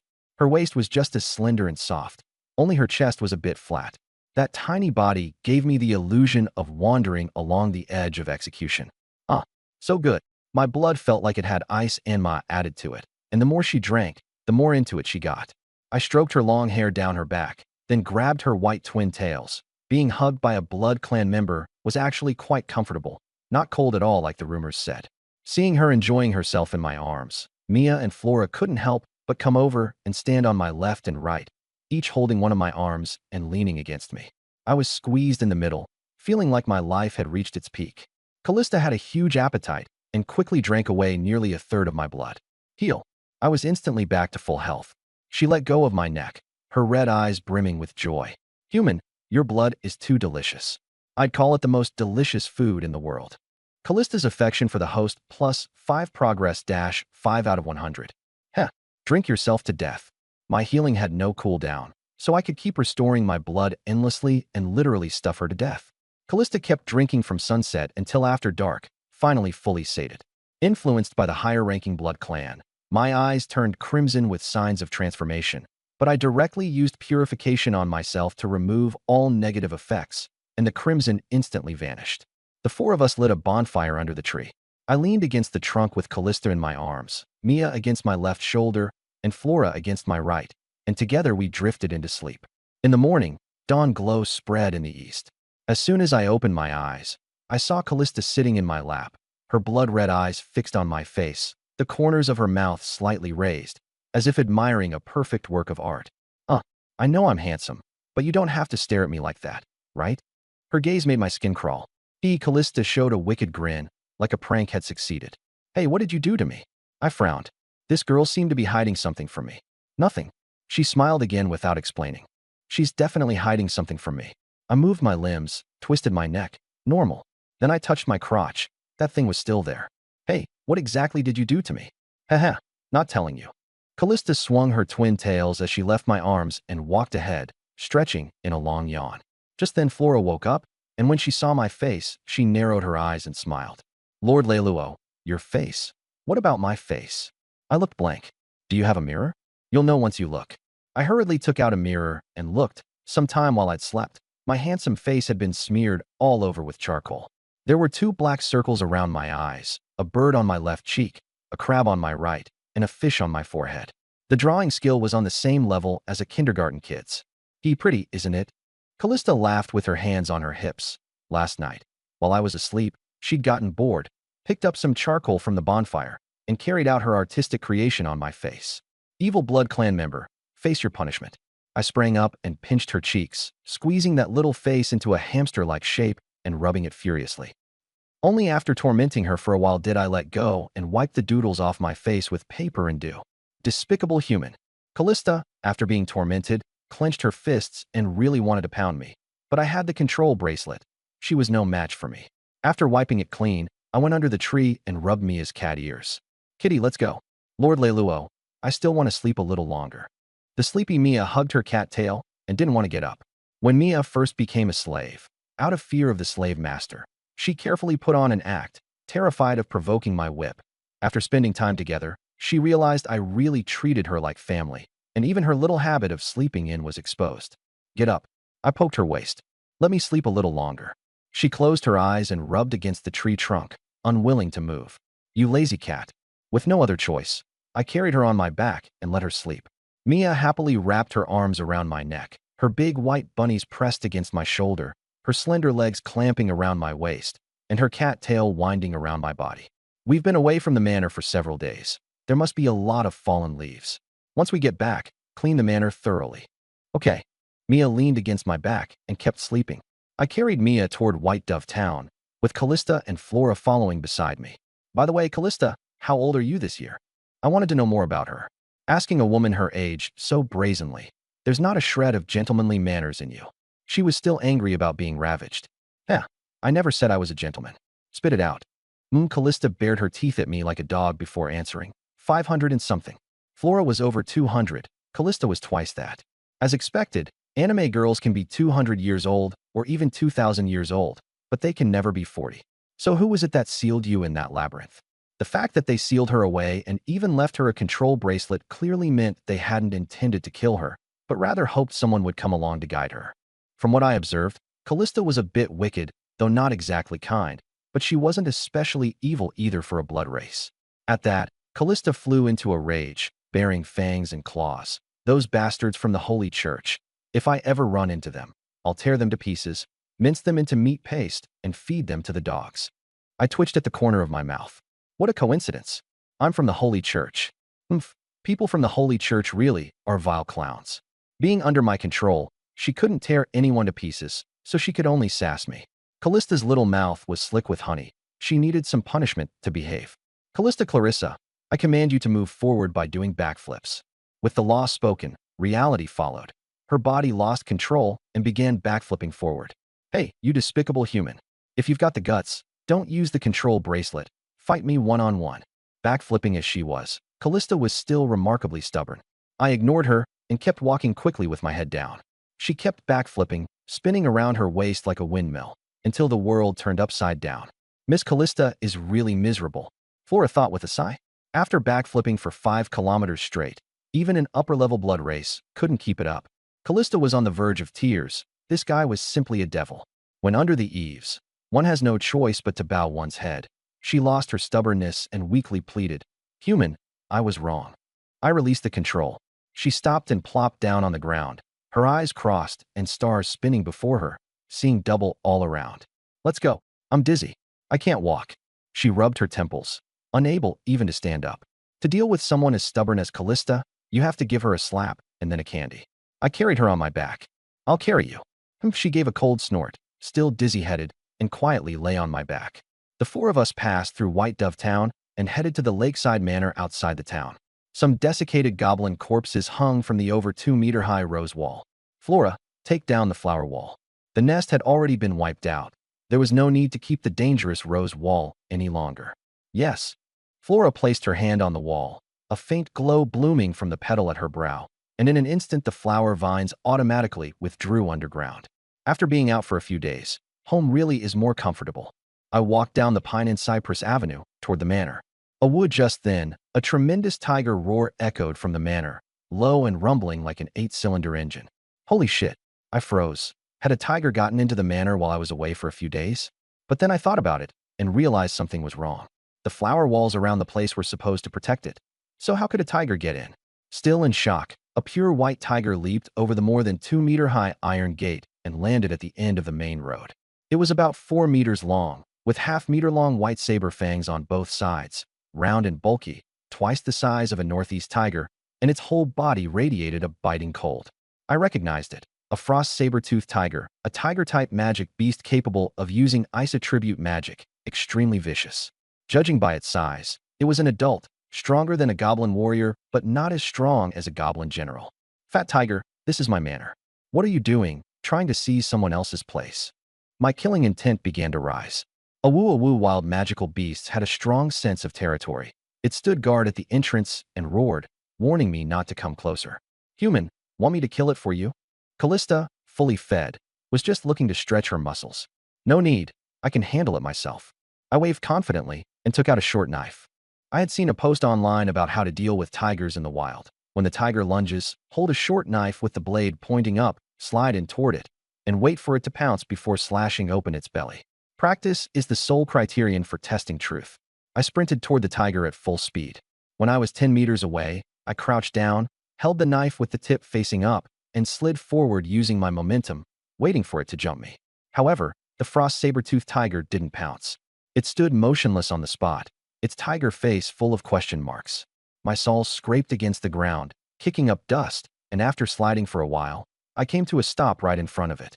Seeing me slide all the way to the tiger, Mia didn't know what I was doing, but she felt that Lord Raylo must have some deeper meaning in doing this. Man and tiger were less than a meter apart, staring at each other in silence, the atmosphere awkward. Ahem, I coughed tactically to hide my embarrassment. So the sliding tackle was fake after all. Forget it, I'd better use a system skill. Shield. I stood up, raised my shield, and taunted it. Come on, fat tiger, bite me. The frost saber-toothed tiger glanced at me, then lay down on the ground with its front paws crossed and its head resting on them. It only wanted to guard its territory, not hurt anyone. I frowned. This tiger was a little different. It actually didn't attack humans. But that was fine, I had taunt. I raised my right hand and gave it the middle finger, activating taunt. Roar. Seeing the middle finger I was showing it, an inexplicable rage ignited in its heart, stronger than catching its wife cheating with her lover. It instantly went red with fury and went completely berserk. It leaped up and swiped at my shield with one claw. Crack. Fine fractures appeared on the shield, and the recoil left 3 bloody claw marks on its body. Taunt kept enraging it, and the tiger, having lost its reason, frantically lashed out with its claws. The shield cracked only slightly, but all the damage rebounded in full. A minute later, Taunt ended. The snow-white fur was dyed red, and it collapsed weakly to the ground. Huh? How did this guy beat the frost saber-toothed tiger? Callista looked utterly confused. She had only seen me standing still while the tiger kept attacking me, and then countless claw marks appeared on the tiger's body out of nowhere, like a reflection spell, but why was there no mana fluctuation? I dropped the shield and pulled out my longsword, preparing to behead the tiger. At that moment, the dying tiger seemed to have a burst of last strength. It narrowed its eyes and, like a cat, rubbed its tiger head against my calf. Frost saber-toothed tigers were felines, and as a seasoned cat-petting enthusiast, I judged that it was acting cute. What the hell? Awoo, this tiger was highly intelligent and knew it couldn't beat me, so it no longer insisted on guarding its territory. Enduring the pain, it acted cute toward me, lying obediently on the ground and begging to be spared. I had only ever seen this kind of sycophantic behavior in my own dogs at home. This was the first time I'd seen it in a wild magic beast. Thinking back to how it hadn't attacked me outright at the start, this tiger was clearly different from ordinary wild magical beasts. I patted its tiger head, and it nudged my palm in friendly response. Fat tiger, I can spare your life, but this is my manor. You can't live here. Get out. There was a glint of intelligence in its eyes. It gently bit my arm and tried to drag me into the manor. I was dumbfounded, followed it inside, and Mia and the other 2 followed as well. It took us to the stable. The spacious stable was covered in hay, and on it lay another pregnant ice saber-toothed tiger, even fatter than the injured one. I instantly understood. You want your wife to give birth in my stable? No wonder it had only guarded its territory just now and not attacked proactively. It nodded. A while ago, there was a goblin plague nearby, and the animals suffered too. It brought its wife over the flower wall and into my manor. This quiet place was perfect for giving birth. You can stay, but you have to guard the house for me. I'd kept dogs before, but this was my first time keeping a tiger, and an ice attribute one at that. Pretty novel. Seeing that I agreed, the badly injured tiger could no longer hold on and collapsed to the ground, its eyelids drooping. It was about to die, but before dying it had secured a place for its wife to stay, so it could rest easy. The tigress ran out of the stable and circled around him anxiously, lying beside him to lick and treat his wounds, but it didn't do much good. I had already decided to take these two in as pets. I crouched down and cast healing on the male tiger. As the powerful healing force took effect, it stopped bleeding and its wounds healed on their own. The pain vanished, and the male tiger blinked and looked over its body. Its deep and shallow wounds were all gone. I stood up and folded my arms. Fat tiger, from now on, you and your wife can live in the stable, but you have to guard the house for me, understand? Having a tiger guard the place was a lot more exciting than keeping a dog. The male tiger was quite intelligent, its tiger eyes shining with hope as it got up and nodded repeatedly in agreement. Seeing her husband so full of life, the tigress went over to cuddle up affectionately with him. Their two tiger tails intertwined, and the air was filled with the sour stink of love. I rested my chin on my hand, puzzled. Why was this male tiger so intelligent that it could understand human speech? In cases like this, it had probably come into contact with some special magical item or eaten some herb in the wild. As I was thinking, Mia came over with her cat tail swishing, looking bored. Lord Lalo, I'm hungry. What are we having for dinner? Beef stew, then. Go to White Dove Town and buy some beef. Buy a lot. I took out 3 gold coins and gave them to her, enough to buy hundreds of catties. Since the tigress was pregnant, I should buy extra to feed it. Okay. Thinking of beef stew, Mia happily headed out to buy meat. Callista leaned against the wall, shaking her leg, bored out of her mind. Hey, human, I'm going for a stroll around the manor. Don't bite anyone. If she bit someone, that would be bad. Got it. I'm not interested in other people's blood. After tasting my blood, she had absolutely no interest in ordinary people's blood. Turning around, she went out to wander. When life is boring, you have to learn to amuse yourself. After Mia and Callista left, only Flora and I remained in the manor. The sun wasn't too harsh today, and the flower beds were in full bloom. I moved a chair into the yard and sat down to bask in the sun. Flora, dressed in a pink dress, bent over in front of the flower bed to gently smell the blossoms. Flora, come here. She trotted over, pink eyes lively and smiling. What is it? Let's sunbathe together. I grabbed her slender wrist and pulled, letting her sit on my lap.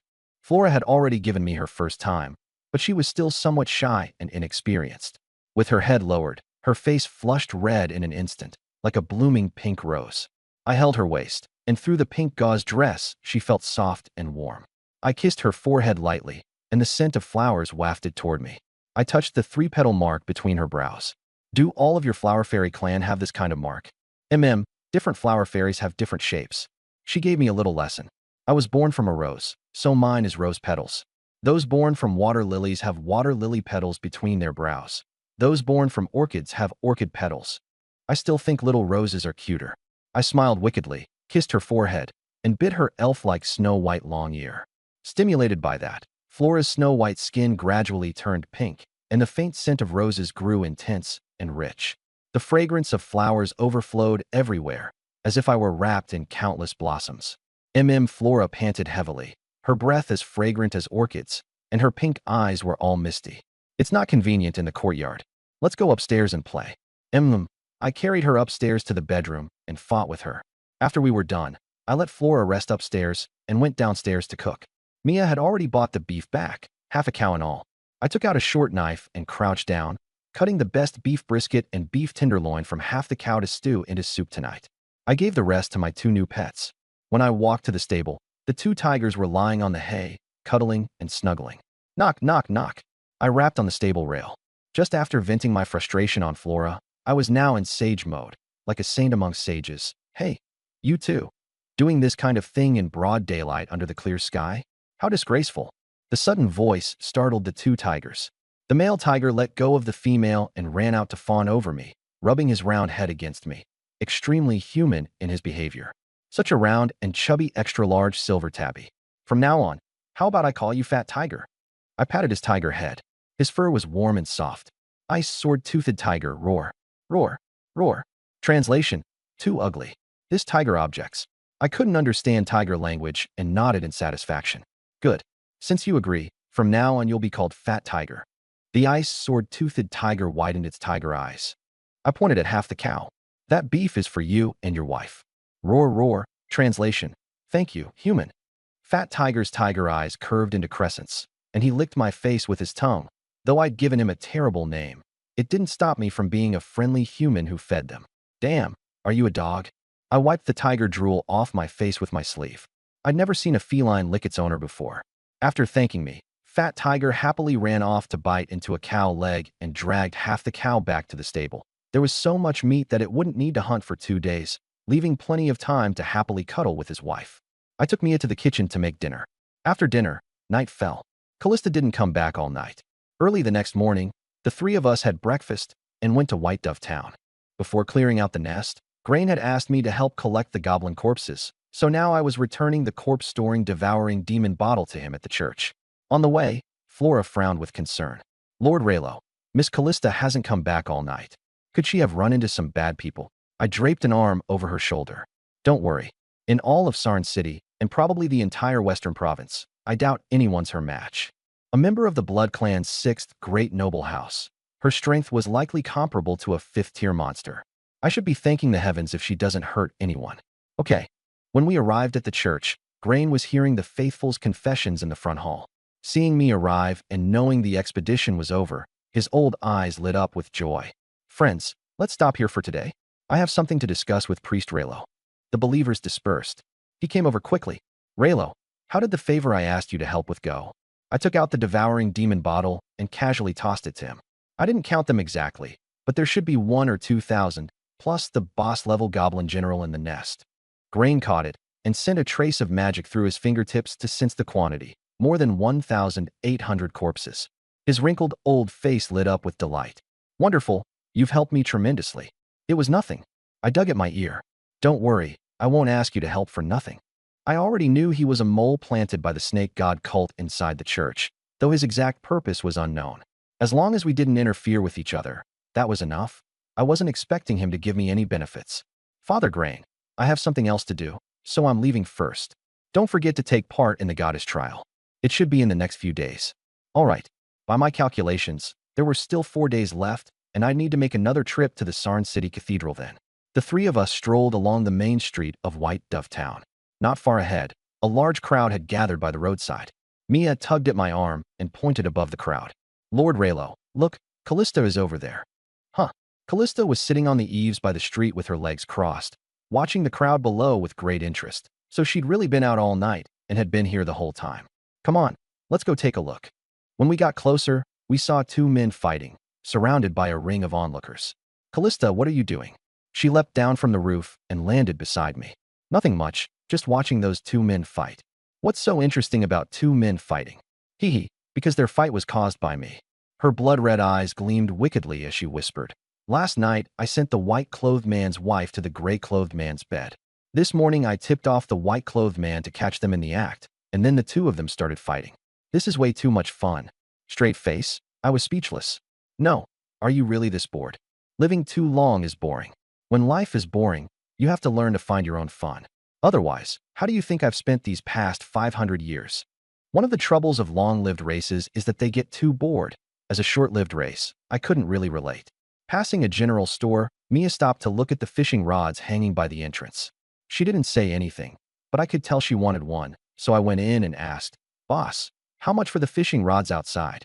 150 copper coins each. The owner introduced them enthusiastically. The shaft is made of white willow, and the line is silk from the first-tier monster blue ice silkworm. It can handle fish weighing up to 50 gene. The hook is forged from dark azure magical ore, so it won't bend. With one of these, you'll never come home empty-handed. Really, I picked one up and gave it a swing. It was indeed quite resilient, and it came with line, float, and hook already attached. You could buy it and start fishing right away. I'll take 4. How much? 600 copper coins. I paid 6 silver coins. Thank you, Lord Leluo. Mia happily kissed my cheek, hoisted the 4 fishing rods onto her shoulder, and walked ahead with her cat tail held high. Quest: catch 300 fish. Reward: 1 skill point. Fishing? I froze for a moment. So the system didn't just trigger monster-killing quests, it also triggered life and entertainment quests. Interesting. I neither liked nor disliked fishing, but since it was a system quest, I might as well give it a try. Mia, how about we go fishing later? Okay. I love fishing the most. Mia agreed eagerly, growing even more excited. The 4 of us returned to the manor, and Mia went to the nearby farmland to dig up earthworms. Fat Tiger and his wife were lying lazily in front of the stables basking in the sun, their snow-white tiger fur reflecting silver light. Their paws were bigger than a human hand, and the way they lounged was exactly like a cat's. Who could resist an oversized silver-shaded cat? With Mia off digging worms, I was bored, so I stepped over Fat Tiger and rode on top of him, wildly rubbing his tiger head and chin with both hands. His plump tiger body felt dry and warm from the sun, and his body over 4 meters long was even more satisfying to pet than a little cat's. Ayo, translation, human, what are you doing? Fat Tiger half opened his eyes and gave me a lazy glance. Don't make a fuss. Your master is giving you a massage. I pushed his head down and kept petting him.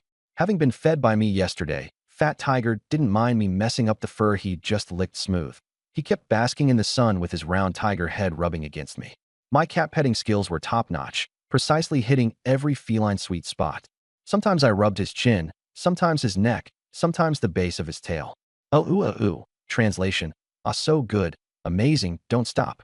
A deep tiger roar like an 8-cylinder engine rumbled out, and his paw claws spread wide from sheer pleasure. Hearing Fat Tiger's blissful groans, his wife gave the 2 of us a long look, her tiger eyes full of suspicion. What are these 2 doing? Why does it feel so dirty? Soon Mia came back after digging worms. Lord Leluo, let's go fishing. Let's go. I let go of Fat Tiger.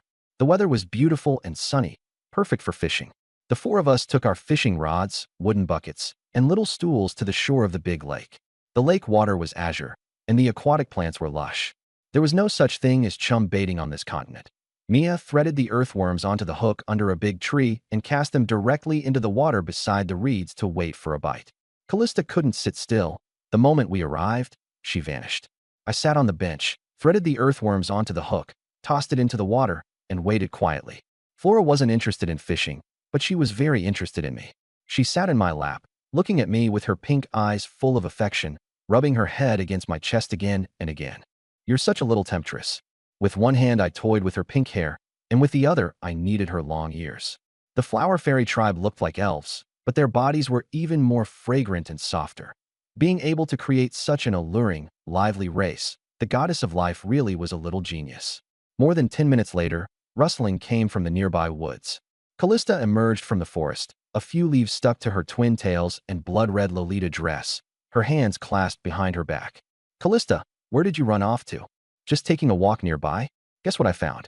She smiled mysteriously and pulled out a bunch of grapes from behind her back, plump and dark purple-black, already fully ripe.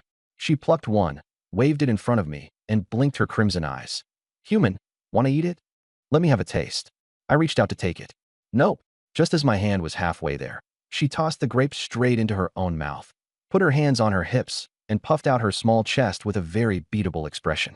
Human, you didn't really think I'd give you the grapes, did you? Damn it. I'd seen people who were begging to be hit, but I'd never seen anyone as much as Callista. I said sternly. Callista Clarissa, come here. The control bracelet took effect, and she walked over to me against her will. I'm done for. Callista cried out in her heart. Smack. I let go of Flora, pulled her into my arms, and smacked Callista's butt. Ow. Damn human, let me go. Humph. I snorted coldly and didn't let her off, one slap after another.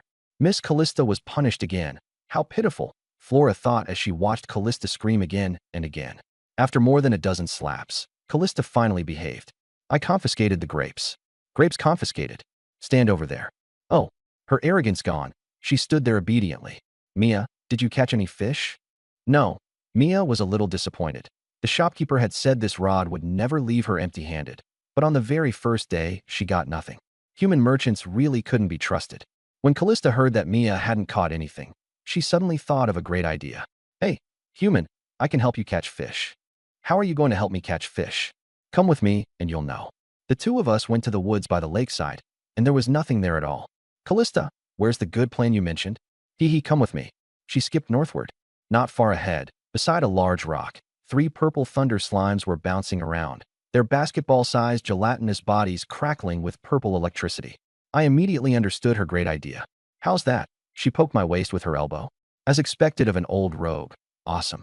As long as these thunder slimes were caught, their natural lightning could be used to electrocute fish. I took out a cloth shirt and rushed toward one of them. When I was 3 meters away, I leaped up and, like Mount Tai crashing down, pounced on it and covered it with the shirt. He caught it. I stood up and held the thunder slime tightly. The frightened thing struggled desperately in my arms, releasing electricity. Crackling sounds rang out, and faint purple sparks leaked through the gaps in the cloth and struck my body. I felt nothing at all, but my blonde hair was electrified into a straight-up frenzy, like a super scion. Human, you're way too weak. You got made such a mess by a mere thunder slime. Callista's method was much more advanced. She directly unleashed magic power to form 2 blood-colored cages and trap 2 of them. I also wanted to use magic, but I had tested at the Magician Association before. I didn't have any magical talent at all, and my affinity for magic was terribly poor. Others were geniuses 1 in 10,000, while I was trash 1 in 10,000. The only reason I could be an apprentice priest was that my healing skill had the same effect as healing magic. Back by the lakeshore, Flora looked at my straight-up blonde hair. Lord Raylo, what happened to your hair? Nothing much. A Thunder Slime Master gave me this new hairstyle for free. Looks good, right? It looks pretty good. Flora covered her mouth and smiled, subconsciously moving a little farther from me. Thunder slimes carry a built-in electrostatic field. If she got too close, her hair would turn into this style too. I wrapped the thunder slime in a cloth shirt and then hooked it up with a fishing rod. A new energy fishing rod, completed. As the saying goes, release 1 kilowatt-hour of electricity, and Buddha will return me 10 gene of fish. I stood on the lake embankment and cast the rod, hurling the thunder slime into the lake. You fish don't like eating earthworms, so please enjoy the thunder slime. The moment it hit the water, a powerful current spread everywhere. The fish around it were electrocuted dead or stunned, flipping onto their white bellies. There were tiny fish the size of a thumb and big ones the size of a palm. Flora, bring the bucket to hold the fish. Coming. Put those stunned fish in the bucket. Okay. Flora gathered her magic, and several rose vines sprang from the ground, intertwining into a landing net over 3 meters long, which she used to scoop up the fish with their bellies turned white.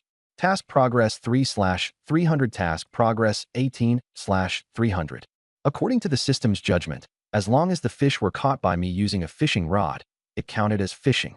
Ha, interesting. Callista loved a bit of fun. Seeing so many fish caught, she got excited too, asked me for a cloth shirt, and learned to wrap the thunder slime in it and throw it into the lake. Within 2 meters of the thunder slime, every fish flipped belly up. Little flower fairy, quick, I've got a lot of fish here too. Flora ran over again and used the flower vine net to scoop them up. Not far away, Mia, who hadn't caught a single fish, saw the way we were fishing, and her expression was slightly disdainful. To a fishing enthusiast, this kind of fishing had no soul. 2 rods for lure fishing, fish piled up like a mountain. The ancients did not deceive me. I used the fishing rod to guide the thunder slime along the embankment, and fish kept floating to the surface all along the way.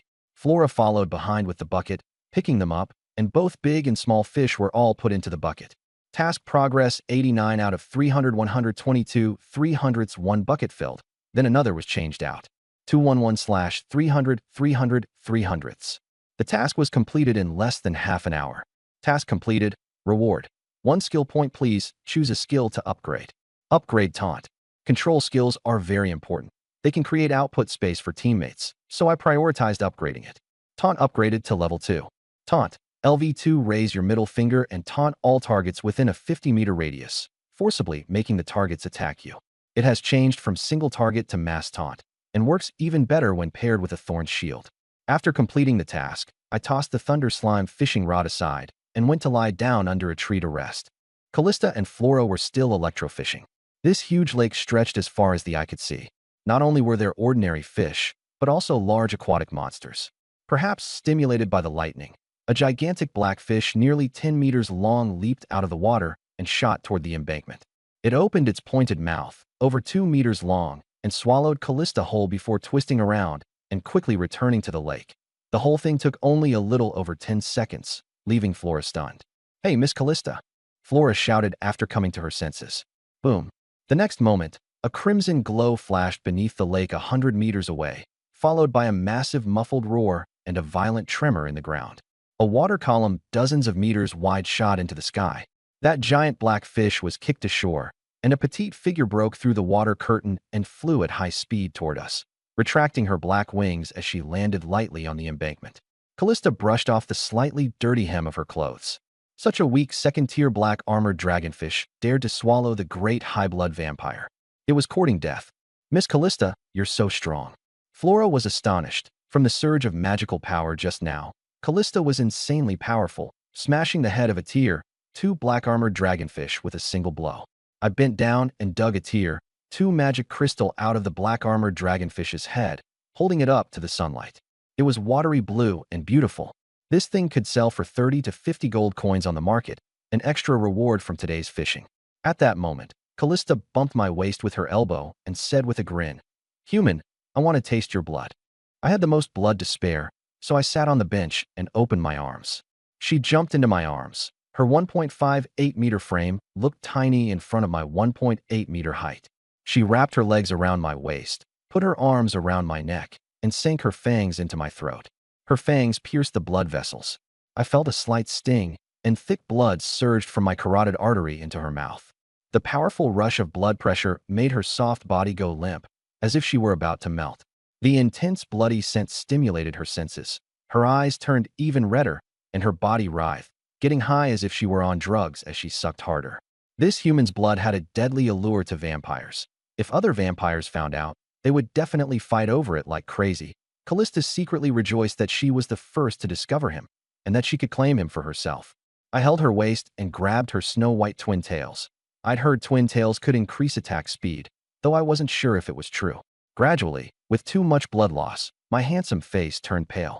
Callista let go of my neck, wiped the corner of her mouth, and said, "Hey, human, are you okay?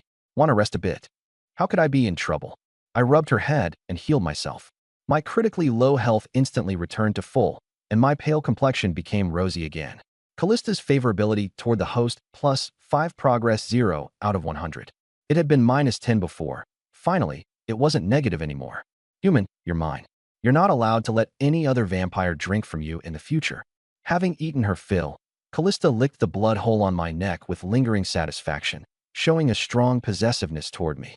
I knocked her on the head. "You're my slave. Slaves shouldn't be telling their master what to do." "Ow, you bastard." She clutched her head and glared at me resentfully. The fishing time was over, and the 4 of us packed up and headed home. Lord Luro, I didn't catch a single fish. Mia, who'd gone without a catch, hung her head gloomily. "It's fine. I'll make you something tasty when we get back." I rubbed her cat ears. Lord Luro really was the gentlest. Mia perked up her tail and followed me like a cat, rubbing against me from time to time. The setting sun dyed the land orange-red, and wisps of smoke rose from the village. Flora and Mia held my hands, one on the left and one on the right, while Callista swaggered ahead. After returning to the manor, I tossed the black armored dragonfish at the stable door. "Fat Tiger, come out and eat." "Oh, woo!" Fat Tiger ran out and howled happily. Guarding a home for humans was pretty nice. You didn't even need to go hunting to have food. For days later, St. Son Cathedral in Son City. A white jade statue of the life goddess stood in the square, and many believers were praying and confessing their sins. I brought Mia and Flora here to take part in the goddess's trial and advance to become a formal priest. Callista didn't come. She had been sealed by the Holy Church for 100 years and held a grudge against the church. Dressed in a white priest's robe and leaning on my magic staff, I came to the cathedral entrance. 2 rows of holy knights stood guard along the long stone steps. In the White Dovetown Church, it was just Grain and me. In Son City Cathedral, there were not only a large number of clergy, but also holy knights. There was really no comparison. The knights saw that I was wearing a priest's robe and carrying the church emblem, so they didn't stop me.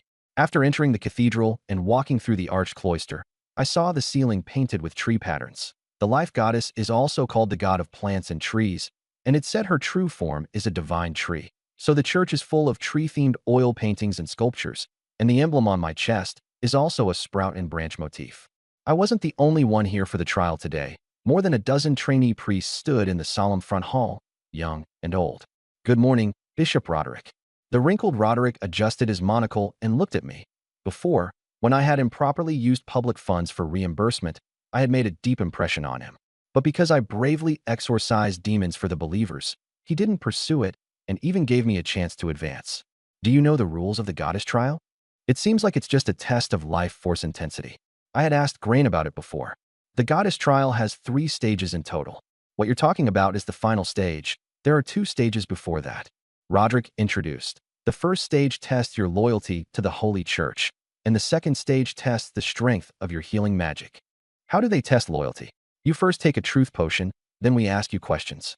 After taking the truth potion, a person can only tell the truth for a certain period afterward.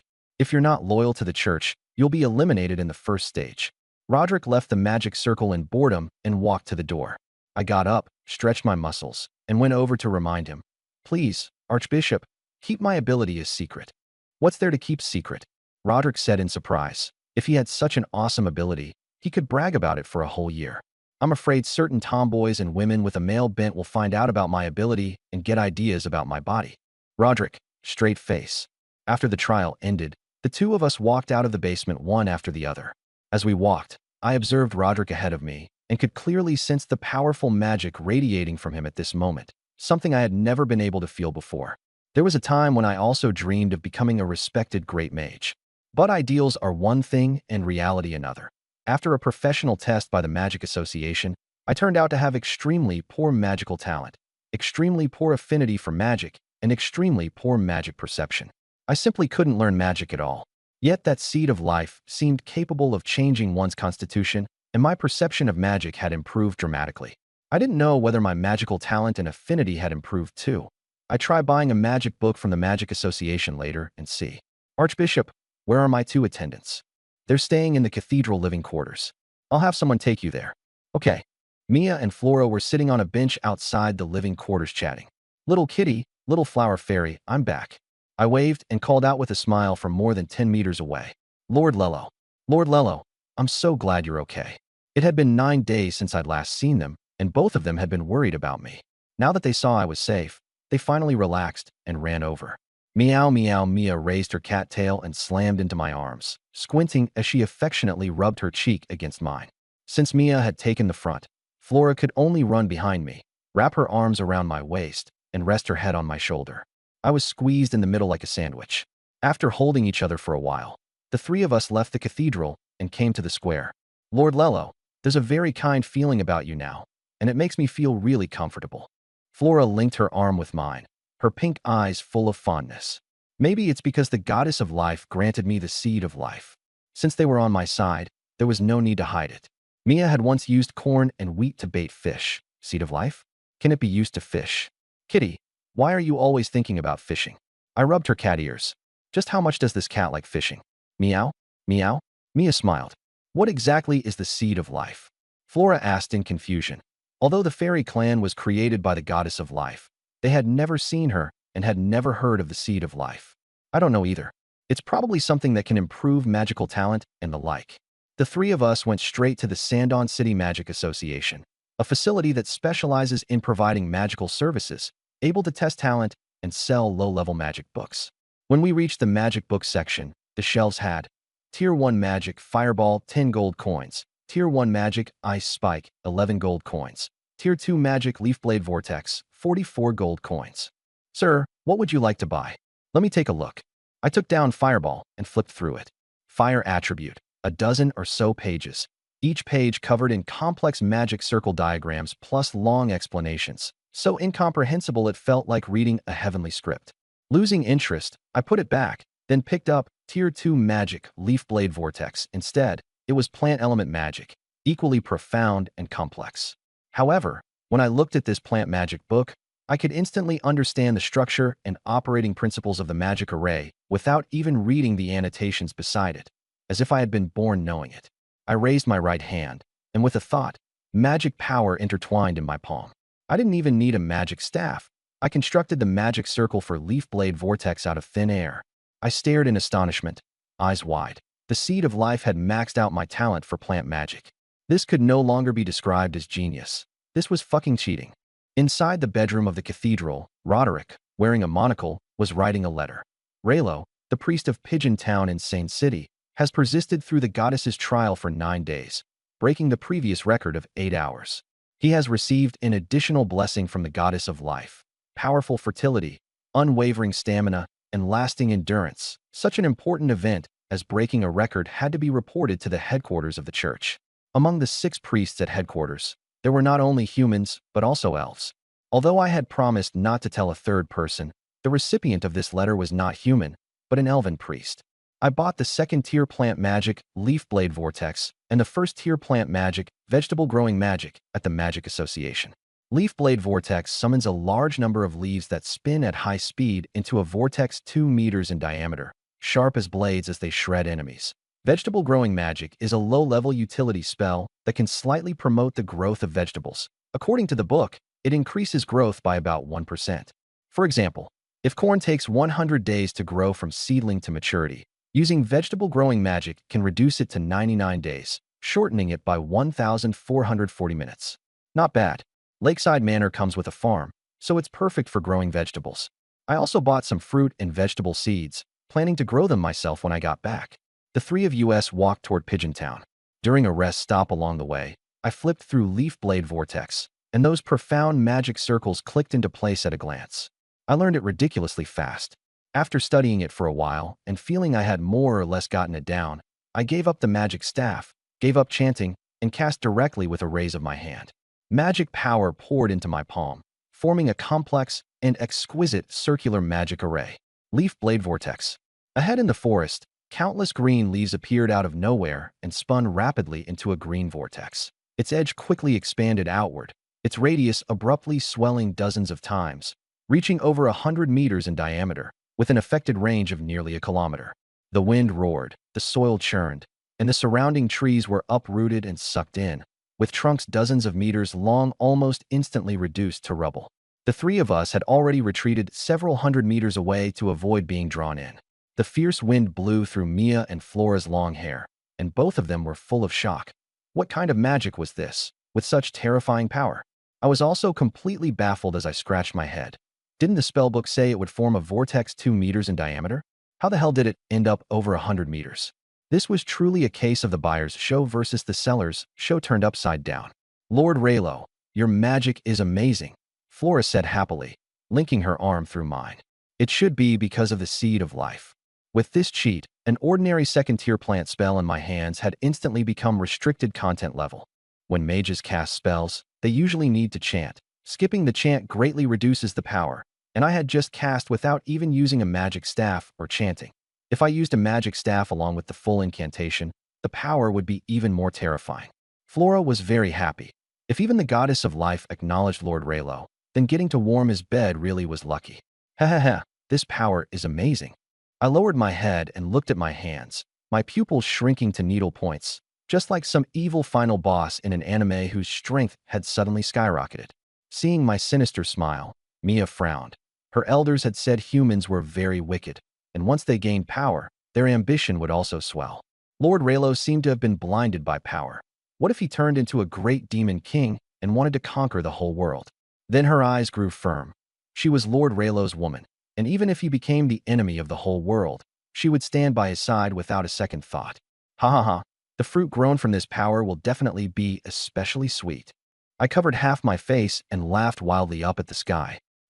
Mia, who had been imagining a world war, couldn't hold it in anymore.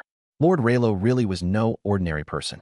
After lasting for more than 10 minutes, Leaf Blade Vortex disappeared, leaving the area within several hundred meters in ruins, and a conical pit more than 10 meters deep in the ground. I returned to the Lakeside Manor in the afternoon. Pushing open the iron gate, Fat Tiger poked its round tiger head out of the stable. When it saw me coming back, it narrowed its eyes and ran over gleefully, sticking up its tiger tail like a cat and rubbing against me. Ah, Fat Tiger, let me pet your dog head. No, wait, tiger head. I patted it. Its tiger fur was soft and warm. After a while, Fat Tiger gently bit my arm and dragged me toward the stable. What are you dragging me to the stable for? In front of the stable, Fat Tiger's wife was lying on the hay. Her belly had already gone flat, and 4 little tiger cubs with golden fluff were crouching in front of her belly, kneading as they nursed. Your wife gave birth. No wonder Fat Tiger was so happy. Fat Tiger circled around me. Hiss, something's not right. I suddenly realized it wasn't that simple. Why are your cubs golden-haired? Fat Tiger was pure white, but the four its wife had given birth to were all golden-furred tigers. There is only one truth. Not only do humans have golden-haired ones, tigers do too. I patted Fat Tiger's tiger head sympathetically and said, to get by in tiger life, you've got to have a little green on your head, green tiger.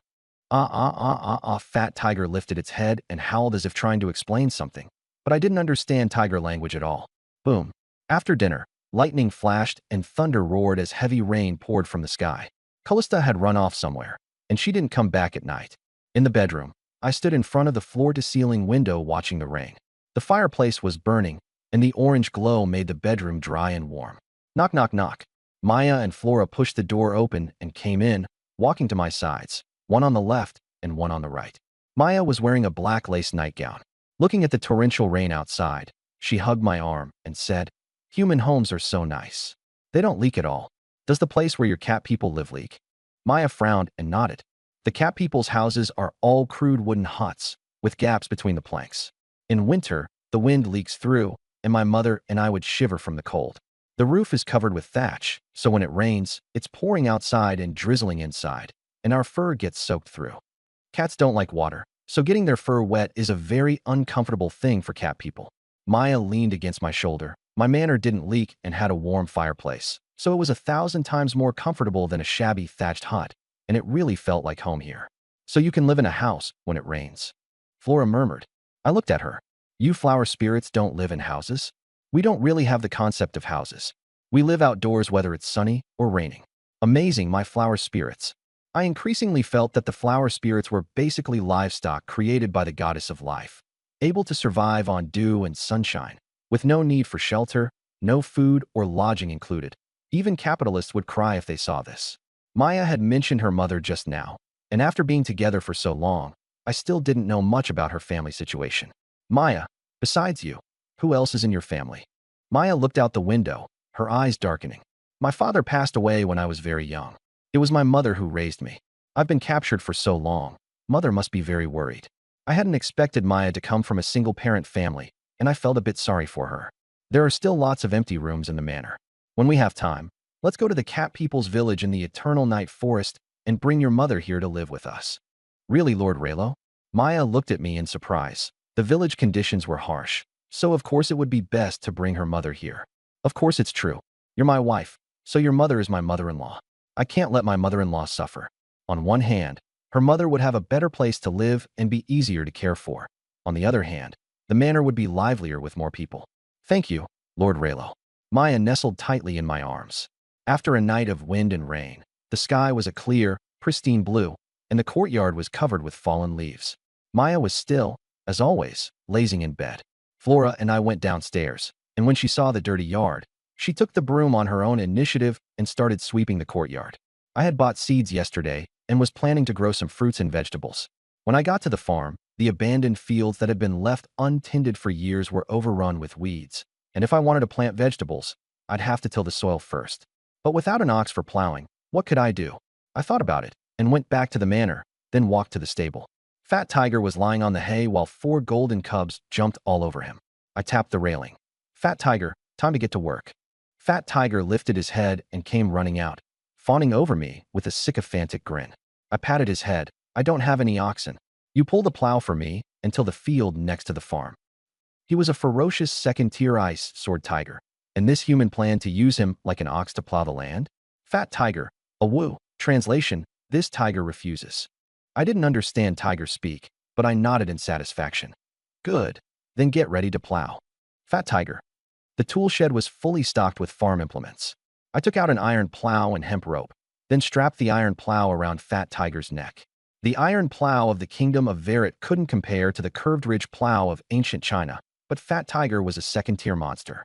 With overwhelming brute force, the plowing effect was amazing, far stronger than an ordinary draft ox.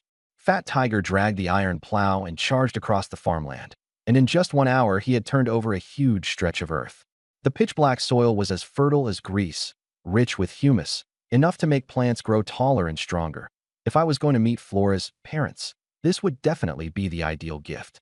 Covered in mud, I took out melon seeds and scattered them into the soil, then took out my magic staff, Because the seed of life made my affinity with magic far beyond that of ordinary people, mana gathered at the tip of the staff and emitted a green glow.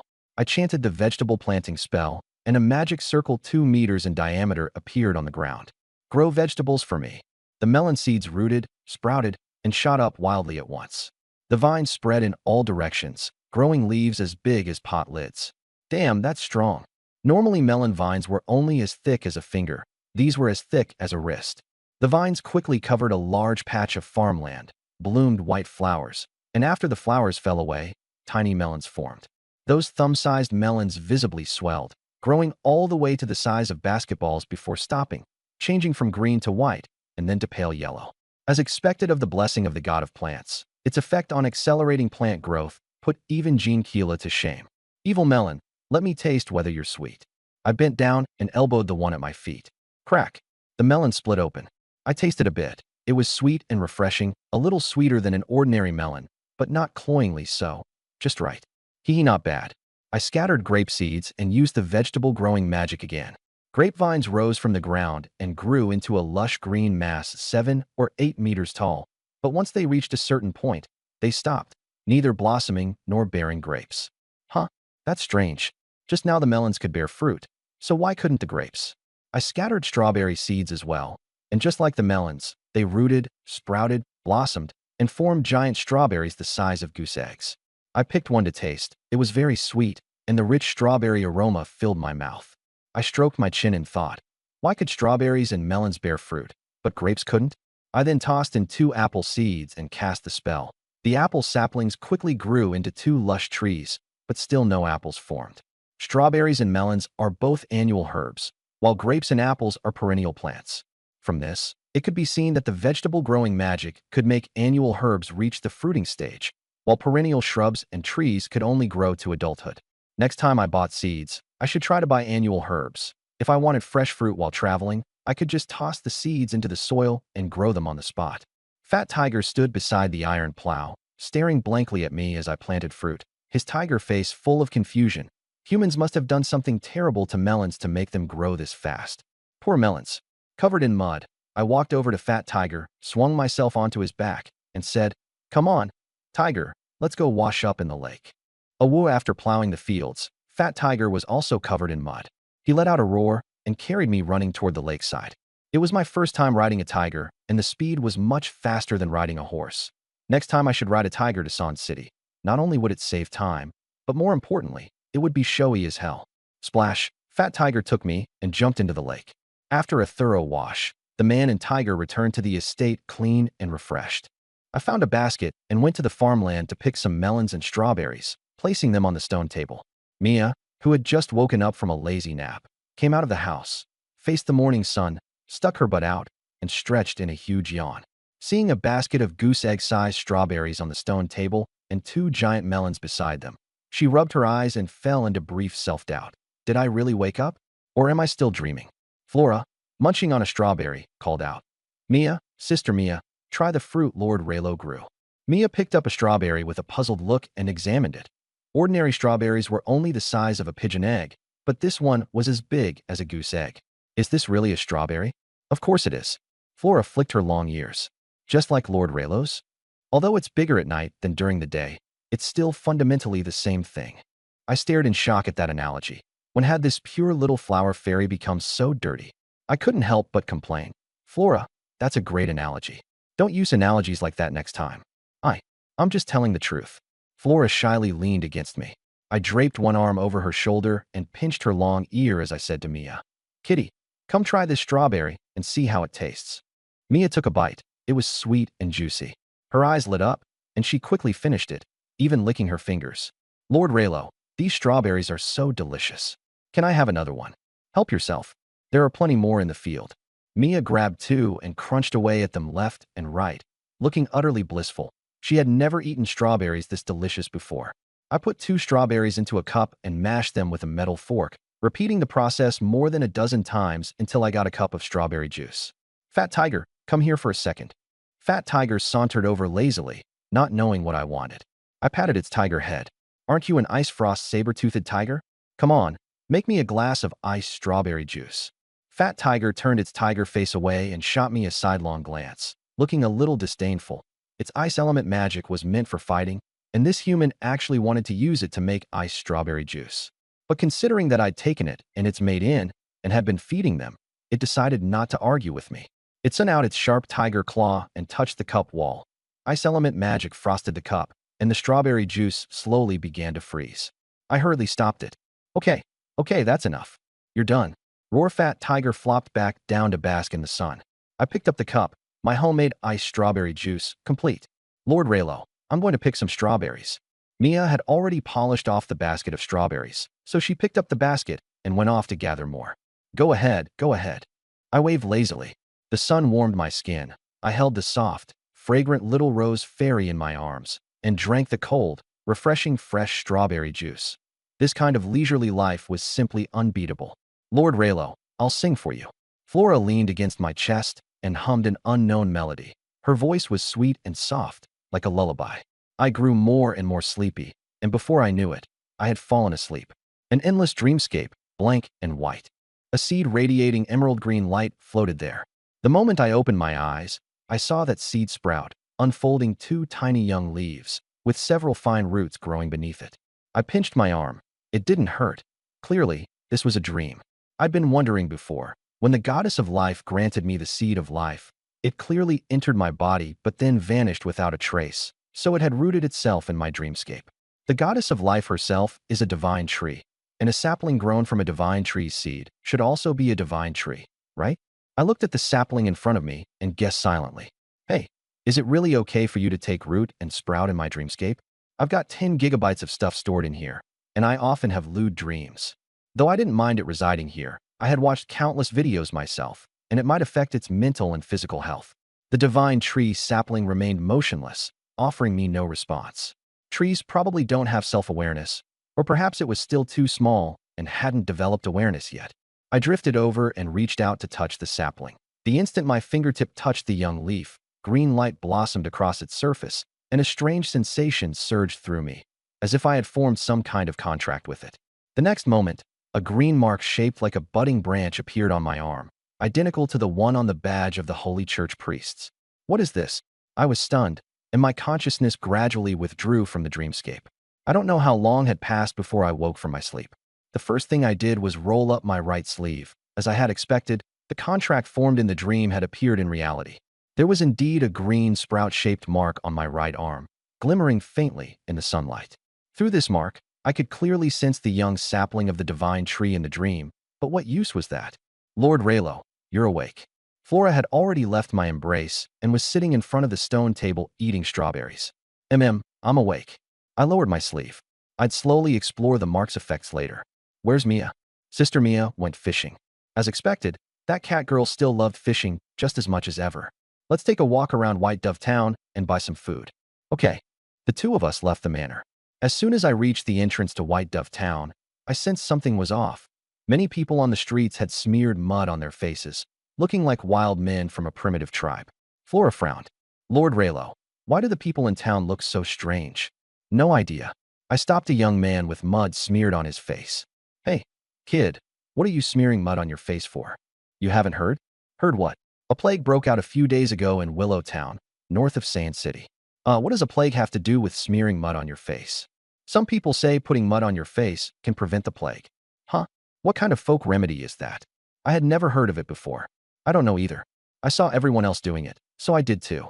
People have a herd mentality. When they see everyone else doing something, they follow along, whether it's right or not. Lord Raylo, there's some mud over there. Should we put some on too? No need. I had a purification skill anyway. I could just purify the plague away. On the way to the church, I found there were really quite a lot of people with mud on their faces, 7 or 8 out of 10, like potatoes freshly dug out of the earth. Human, you're finally back. I'm starving. Someone grabbed me from behind. A petite girl with white twin tails, blood-red pupils, and a blood-red gothic dress. It was Callista, who had been missing for days. Where did you go these past few days? Went looking for some fun. What kind of fun? That girl had lived so long and was bored out of her mind all day, always looking for entertainment. Callista leaned in and whispered, See those people around us smearing mud on their faces? I do. What about it? She bared her sharp fangs, her eyes sly. I spread the rumor that a plague broke out in Willow Town and killed many people, and that smearing mud on your face could prevent it. Damn, it finally clicked for me. So that was why a plague had sprung up in Willow Town out of nowhere. It turned out she'd made the rumor up, thinking of how she had last time tossed someone's wife onto another man's bed and then went to report it so they'd catch the cheating pair. This one really did love causing chaos. Ha ha ha ha. Humans are so funny. They actually believed it and went around smearing mud on their faces. Callista laughed heartlessly, treating humans like toys. I rubbed her little head. The Tao of idle forgetfulness needs someone like you. How about it? Want to come play with me next time? I've got another pretty good idea. She was like a master brainstormer, trying to rope me in. Heh, I'm not as bored as you are. I was the laid-back type, not nearly as interested in finding entertainment as she was. After buying 2 chickens and more than a dozen eggs in White Dove Town, I took Flora and Callista back to the manor. Mia, did you catch any fish? Pushing open the iron gate, I saw Mia had returned from fishing and was eating strawberries. Whether I caught any fish isn't important. What matters is enjoying the process. Our catfolk have a sage who said that sometimes the process is more meaningful than the result. As she said that, she viciously bit into a strawberry. I stroked her tail. So did you catch any fish or not? Mia's face darkened. No, cat girl, I hereby declare you the Air Force King. Last time she went fishing, she didn't catch a single fish either. Meow, damn it. I suspect there aren't any fish in that lake at all. Mia angrily waved her cat paw, as if she wanted to wipe out every fish in the lake. Today we're having mushroom stewed chicken. Go pluck the chicken feathers. I handed her the 2 chickens. Mushroom stewed chicken. Yeah. As soon as she heard there was something delicious to eat, Mia's eyes lit up. The disappointment of not catching any fish vanished, and she happily went off to pluck the chicken feathers. Just now in White Dove Town, it wasn't convenient in public, so Callista didn't drink blood. As soon as we got back to the manor, she eagerly pounced into my arms and bit my neck. After one gulp, her eyes turned blood red as she shook her twin tails. Ah, so good. Human, your blood is as delicious as always. Callista's affection for the host plus 5 progress 5 out of 100. Flora's affection always rose by 20 points at a time, while Callista's was obviously much slower, which made sense. After all, she was a vampire noble, and her pride was greater than Mia's and Flora's. I carried her by the hips into the hall and sat down, letting her sit in my lap while I stroked her silver-white hair. Holding this petite, lowly-like body, even knowing she was already over 500 years old, I couldn't help feeling a slight sense of guilt. Callista, drunk on blood, was completely immersed in my blood. Human, there's something hard poking me. It's a magical item I carry with me. No need to mind it. Take it out. It's poking me uncomfortably and affecting the blood-drinking experience. Take a hammer. Just drink your blood. I pressed the back of her head hard down onto my neck. Detestable human. She cursed once, then endured it and kept drinking. Callista, where are your wings? Let me touch them. I had touched flower fairy wings before, thin as cicada wings. I wondered what vampire wings felt like. She usually didn't let people randomly touch her wings, but since I had given her delicious fresh blood and put her in a good mood, it was fine for me to touch them. She didn't say anything while biting my neck, and behind her back a pair of bat-like membrane wings unfurled out of nowhere. I gently stroked them. The edges were foldable hard bones, while the thin flesh membrane in the middle was smooth and elastic. A bit like touching an umbrella canopy, warm to the touch, and felt pretty good. After Callista had eaten her fill, she lazily leaned in my arms, licking at the blood hole with lingering satisfaction. She still wanted more, but she really couldn't eat any longer. Over the next few days, I went to the nearby woods every day to study the contract mark with the sapling of the divine tree. After several days, I found that the mark's function was somewhat similar to Hashirama's wood style, allowing one to summon large amounts of tree roots for combat. Unfortunately, it could only summon tree roots, with none of the moves like Thousand-Armed True Buddha, True Several Thousand Hands, or the Gate of Divine Might. When I woke up in the morning from the big bed, Mia and Flora were still asleep on my left and right. I kissed both of them on the forehead before getting up, ate something simple, took my magic staff, and headed to the church in White Dove Town. Just as I reached the entrance, a middle-aged woman with a face full of freckles rushed over and knelt before me. Father Lello, I'm Oriana from the grocery store east of White Dove Town. Please, save my daughter Riagana. What's wrong with your daughter? She's been possessed by a demon. Please exorcise it. Oriana pleaded while wiping away non-existent tears. Quest: complete the exorcism at the grocery store. Reward: 1 skill point. All right. Exorcism is a priest's daily work, so I went with her. Thank you, thank you. Oriana led the way to the grocery store on the east side. The shop door was closed. She opened it and went inside. It was a total mess. Where's your daughter? I don't know. I clearly locked her in the room when I left. So how did she disappear? A drop of unidentified liquid dripped onto my face. I looked up at the ceiling, and around 17 or 18-year-old girl was crawling on it. Her eyes pitch black, mouth full of fangs, horns on her forehead, glaring at me with bared teeth. Damn, so she climbed onto the ceiling. Such defiance of gravity could only be done by the demon race. Despicable human priest, this girl's body belongs to me. If you dare come over, I'll kill her. It was just a weak lower-tier demon and knew exactly how much it was worth, using the girl's life to threaten me. Priests often ran into this kind of coercion during exorcisms. Some priests became restrained and dared not go all out, and in the end were killed in counterattack. But I didn't have that problem. I flipped the bird at the girl on the ceiling, used taunt to force it to attack me, and didn't give it a chance to hurt the girl. Voila! Enraged by the taunt, the demon instantly went red-hot and completely berserk, unleashing a Magian roar with an obscene amount of mother-related profanity as it swooped down at me. Bang! Bang! Bang! Bang! Before it could reach me, for thick tree roots burst out from underground, smashed through the floor, and wrapped around its limbs, leaving it unable to move. After forming a contract with the sapling of the divine tree, I was basically boosted to epic levels. Not only was my plant-type talent maxed out, but I could also summon tree roots to fight. No can do, little cutie. I walked up to the girl and splashed a bottle of holy water on her. White smoke rose all over her body, and the demon struggled in pain, unwilling to leave. Holy water had some exorcising effect, but not much. I raised my hand and gathered a mass of emerald magic. After forming a contract, my magic carried a holy attribute, greatly enhancing its exorcising effect, and slapped it against the girl's chest. Under the combined effect of holy magic and holy water, the dark red-skinned demon was blasted out of the girl's body, and in an instant a tree root shot out and pierced through it, killing the demon on the spot. I walked over and kicked the corpse a few times to make sure it was dead for good. Strange, the demon was already taken care of, so why hadn't the system announced the mission completion? A sharp knife stabbed through my chest from behind, piercing me clean through.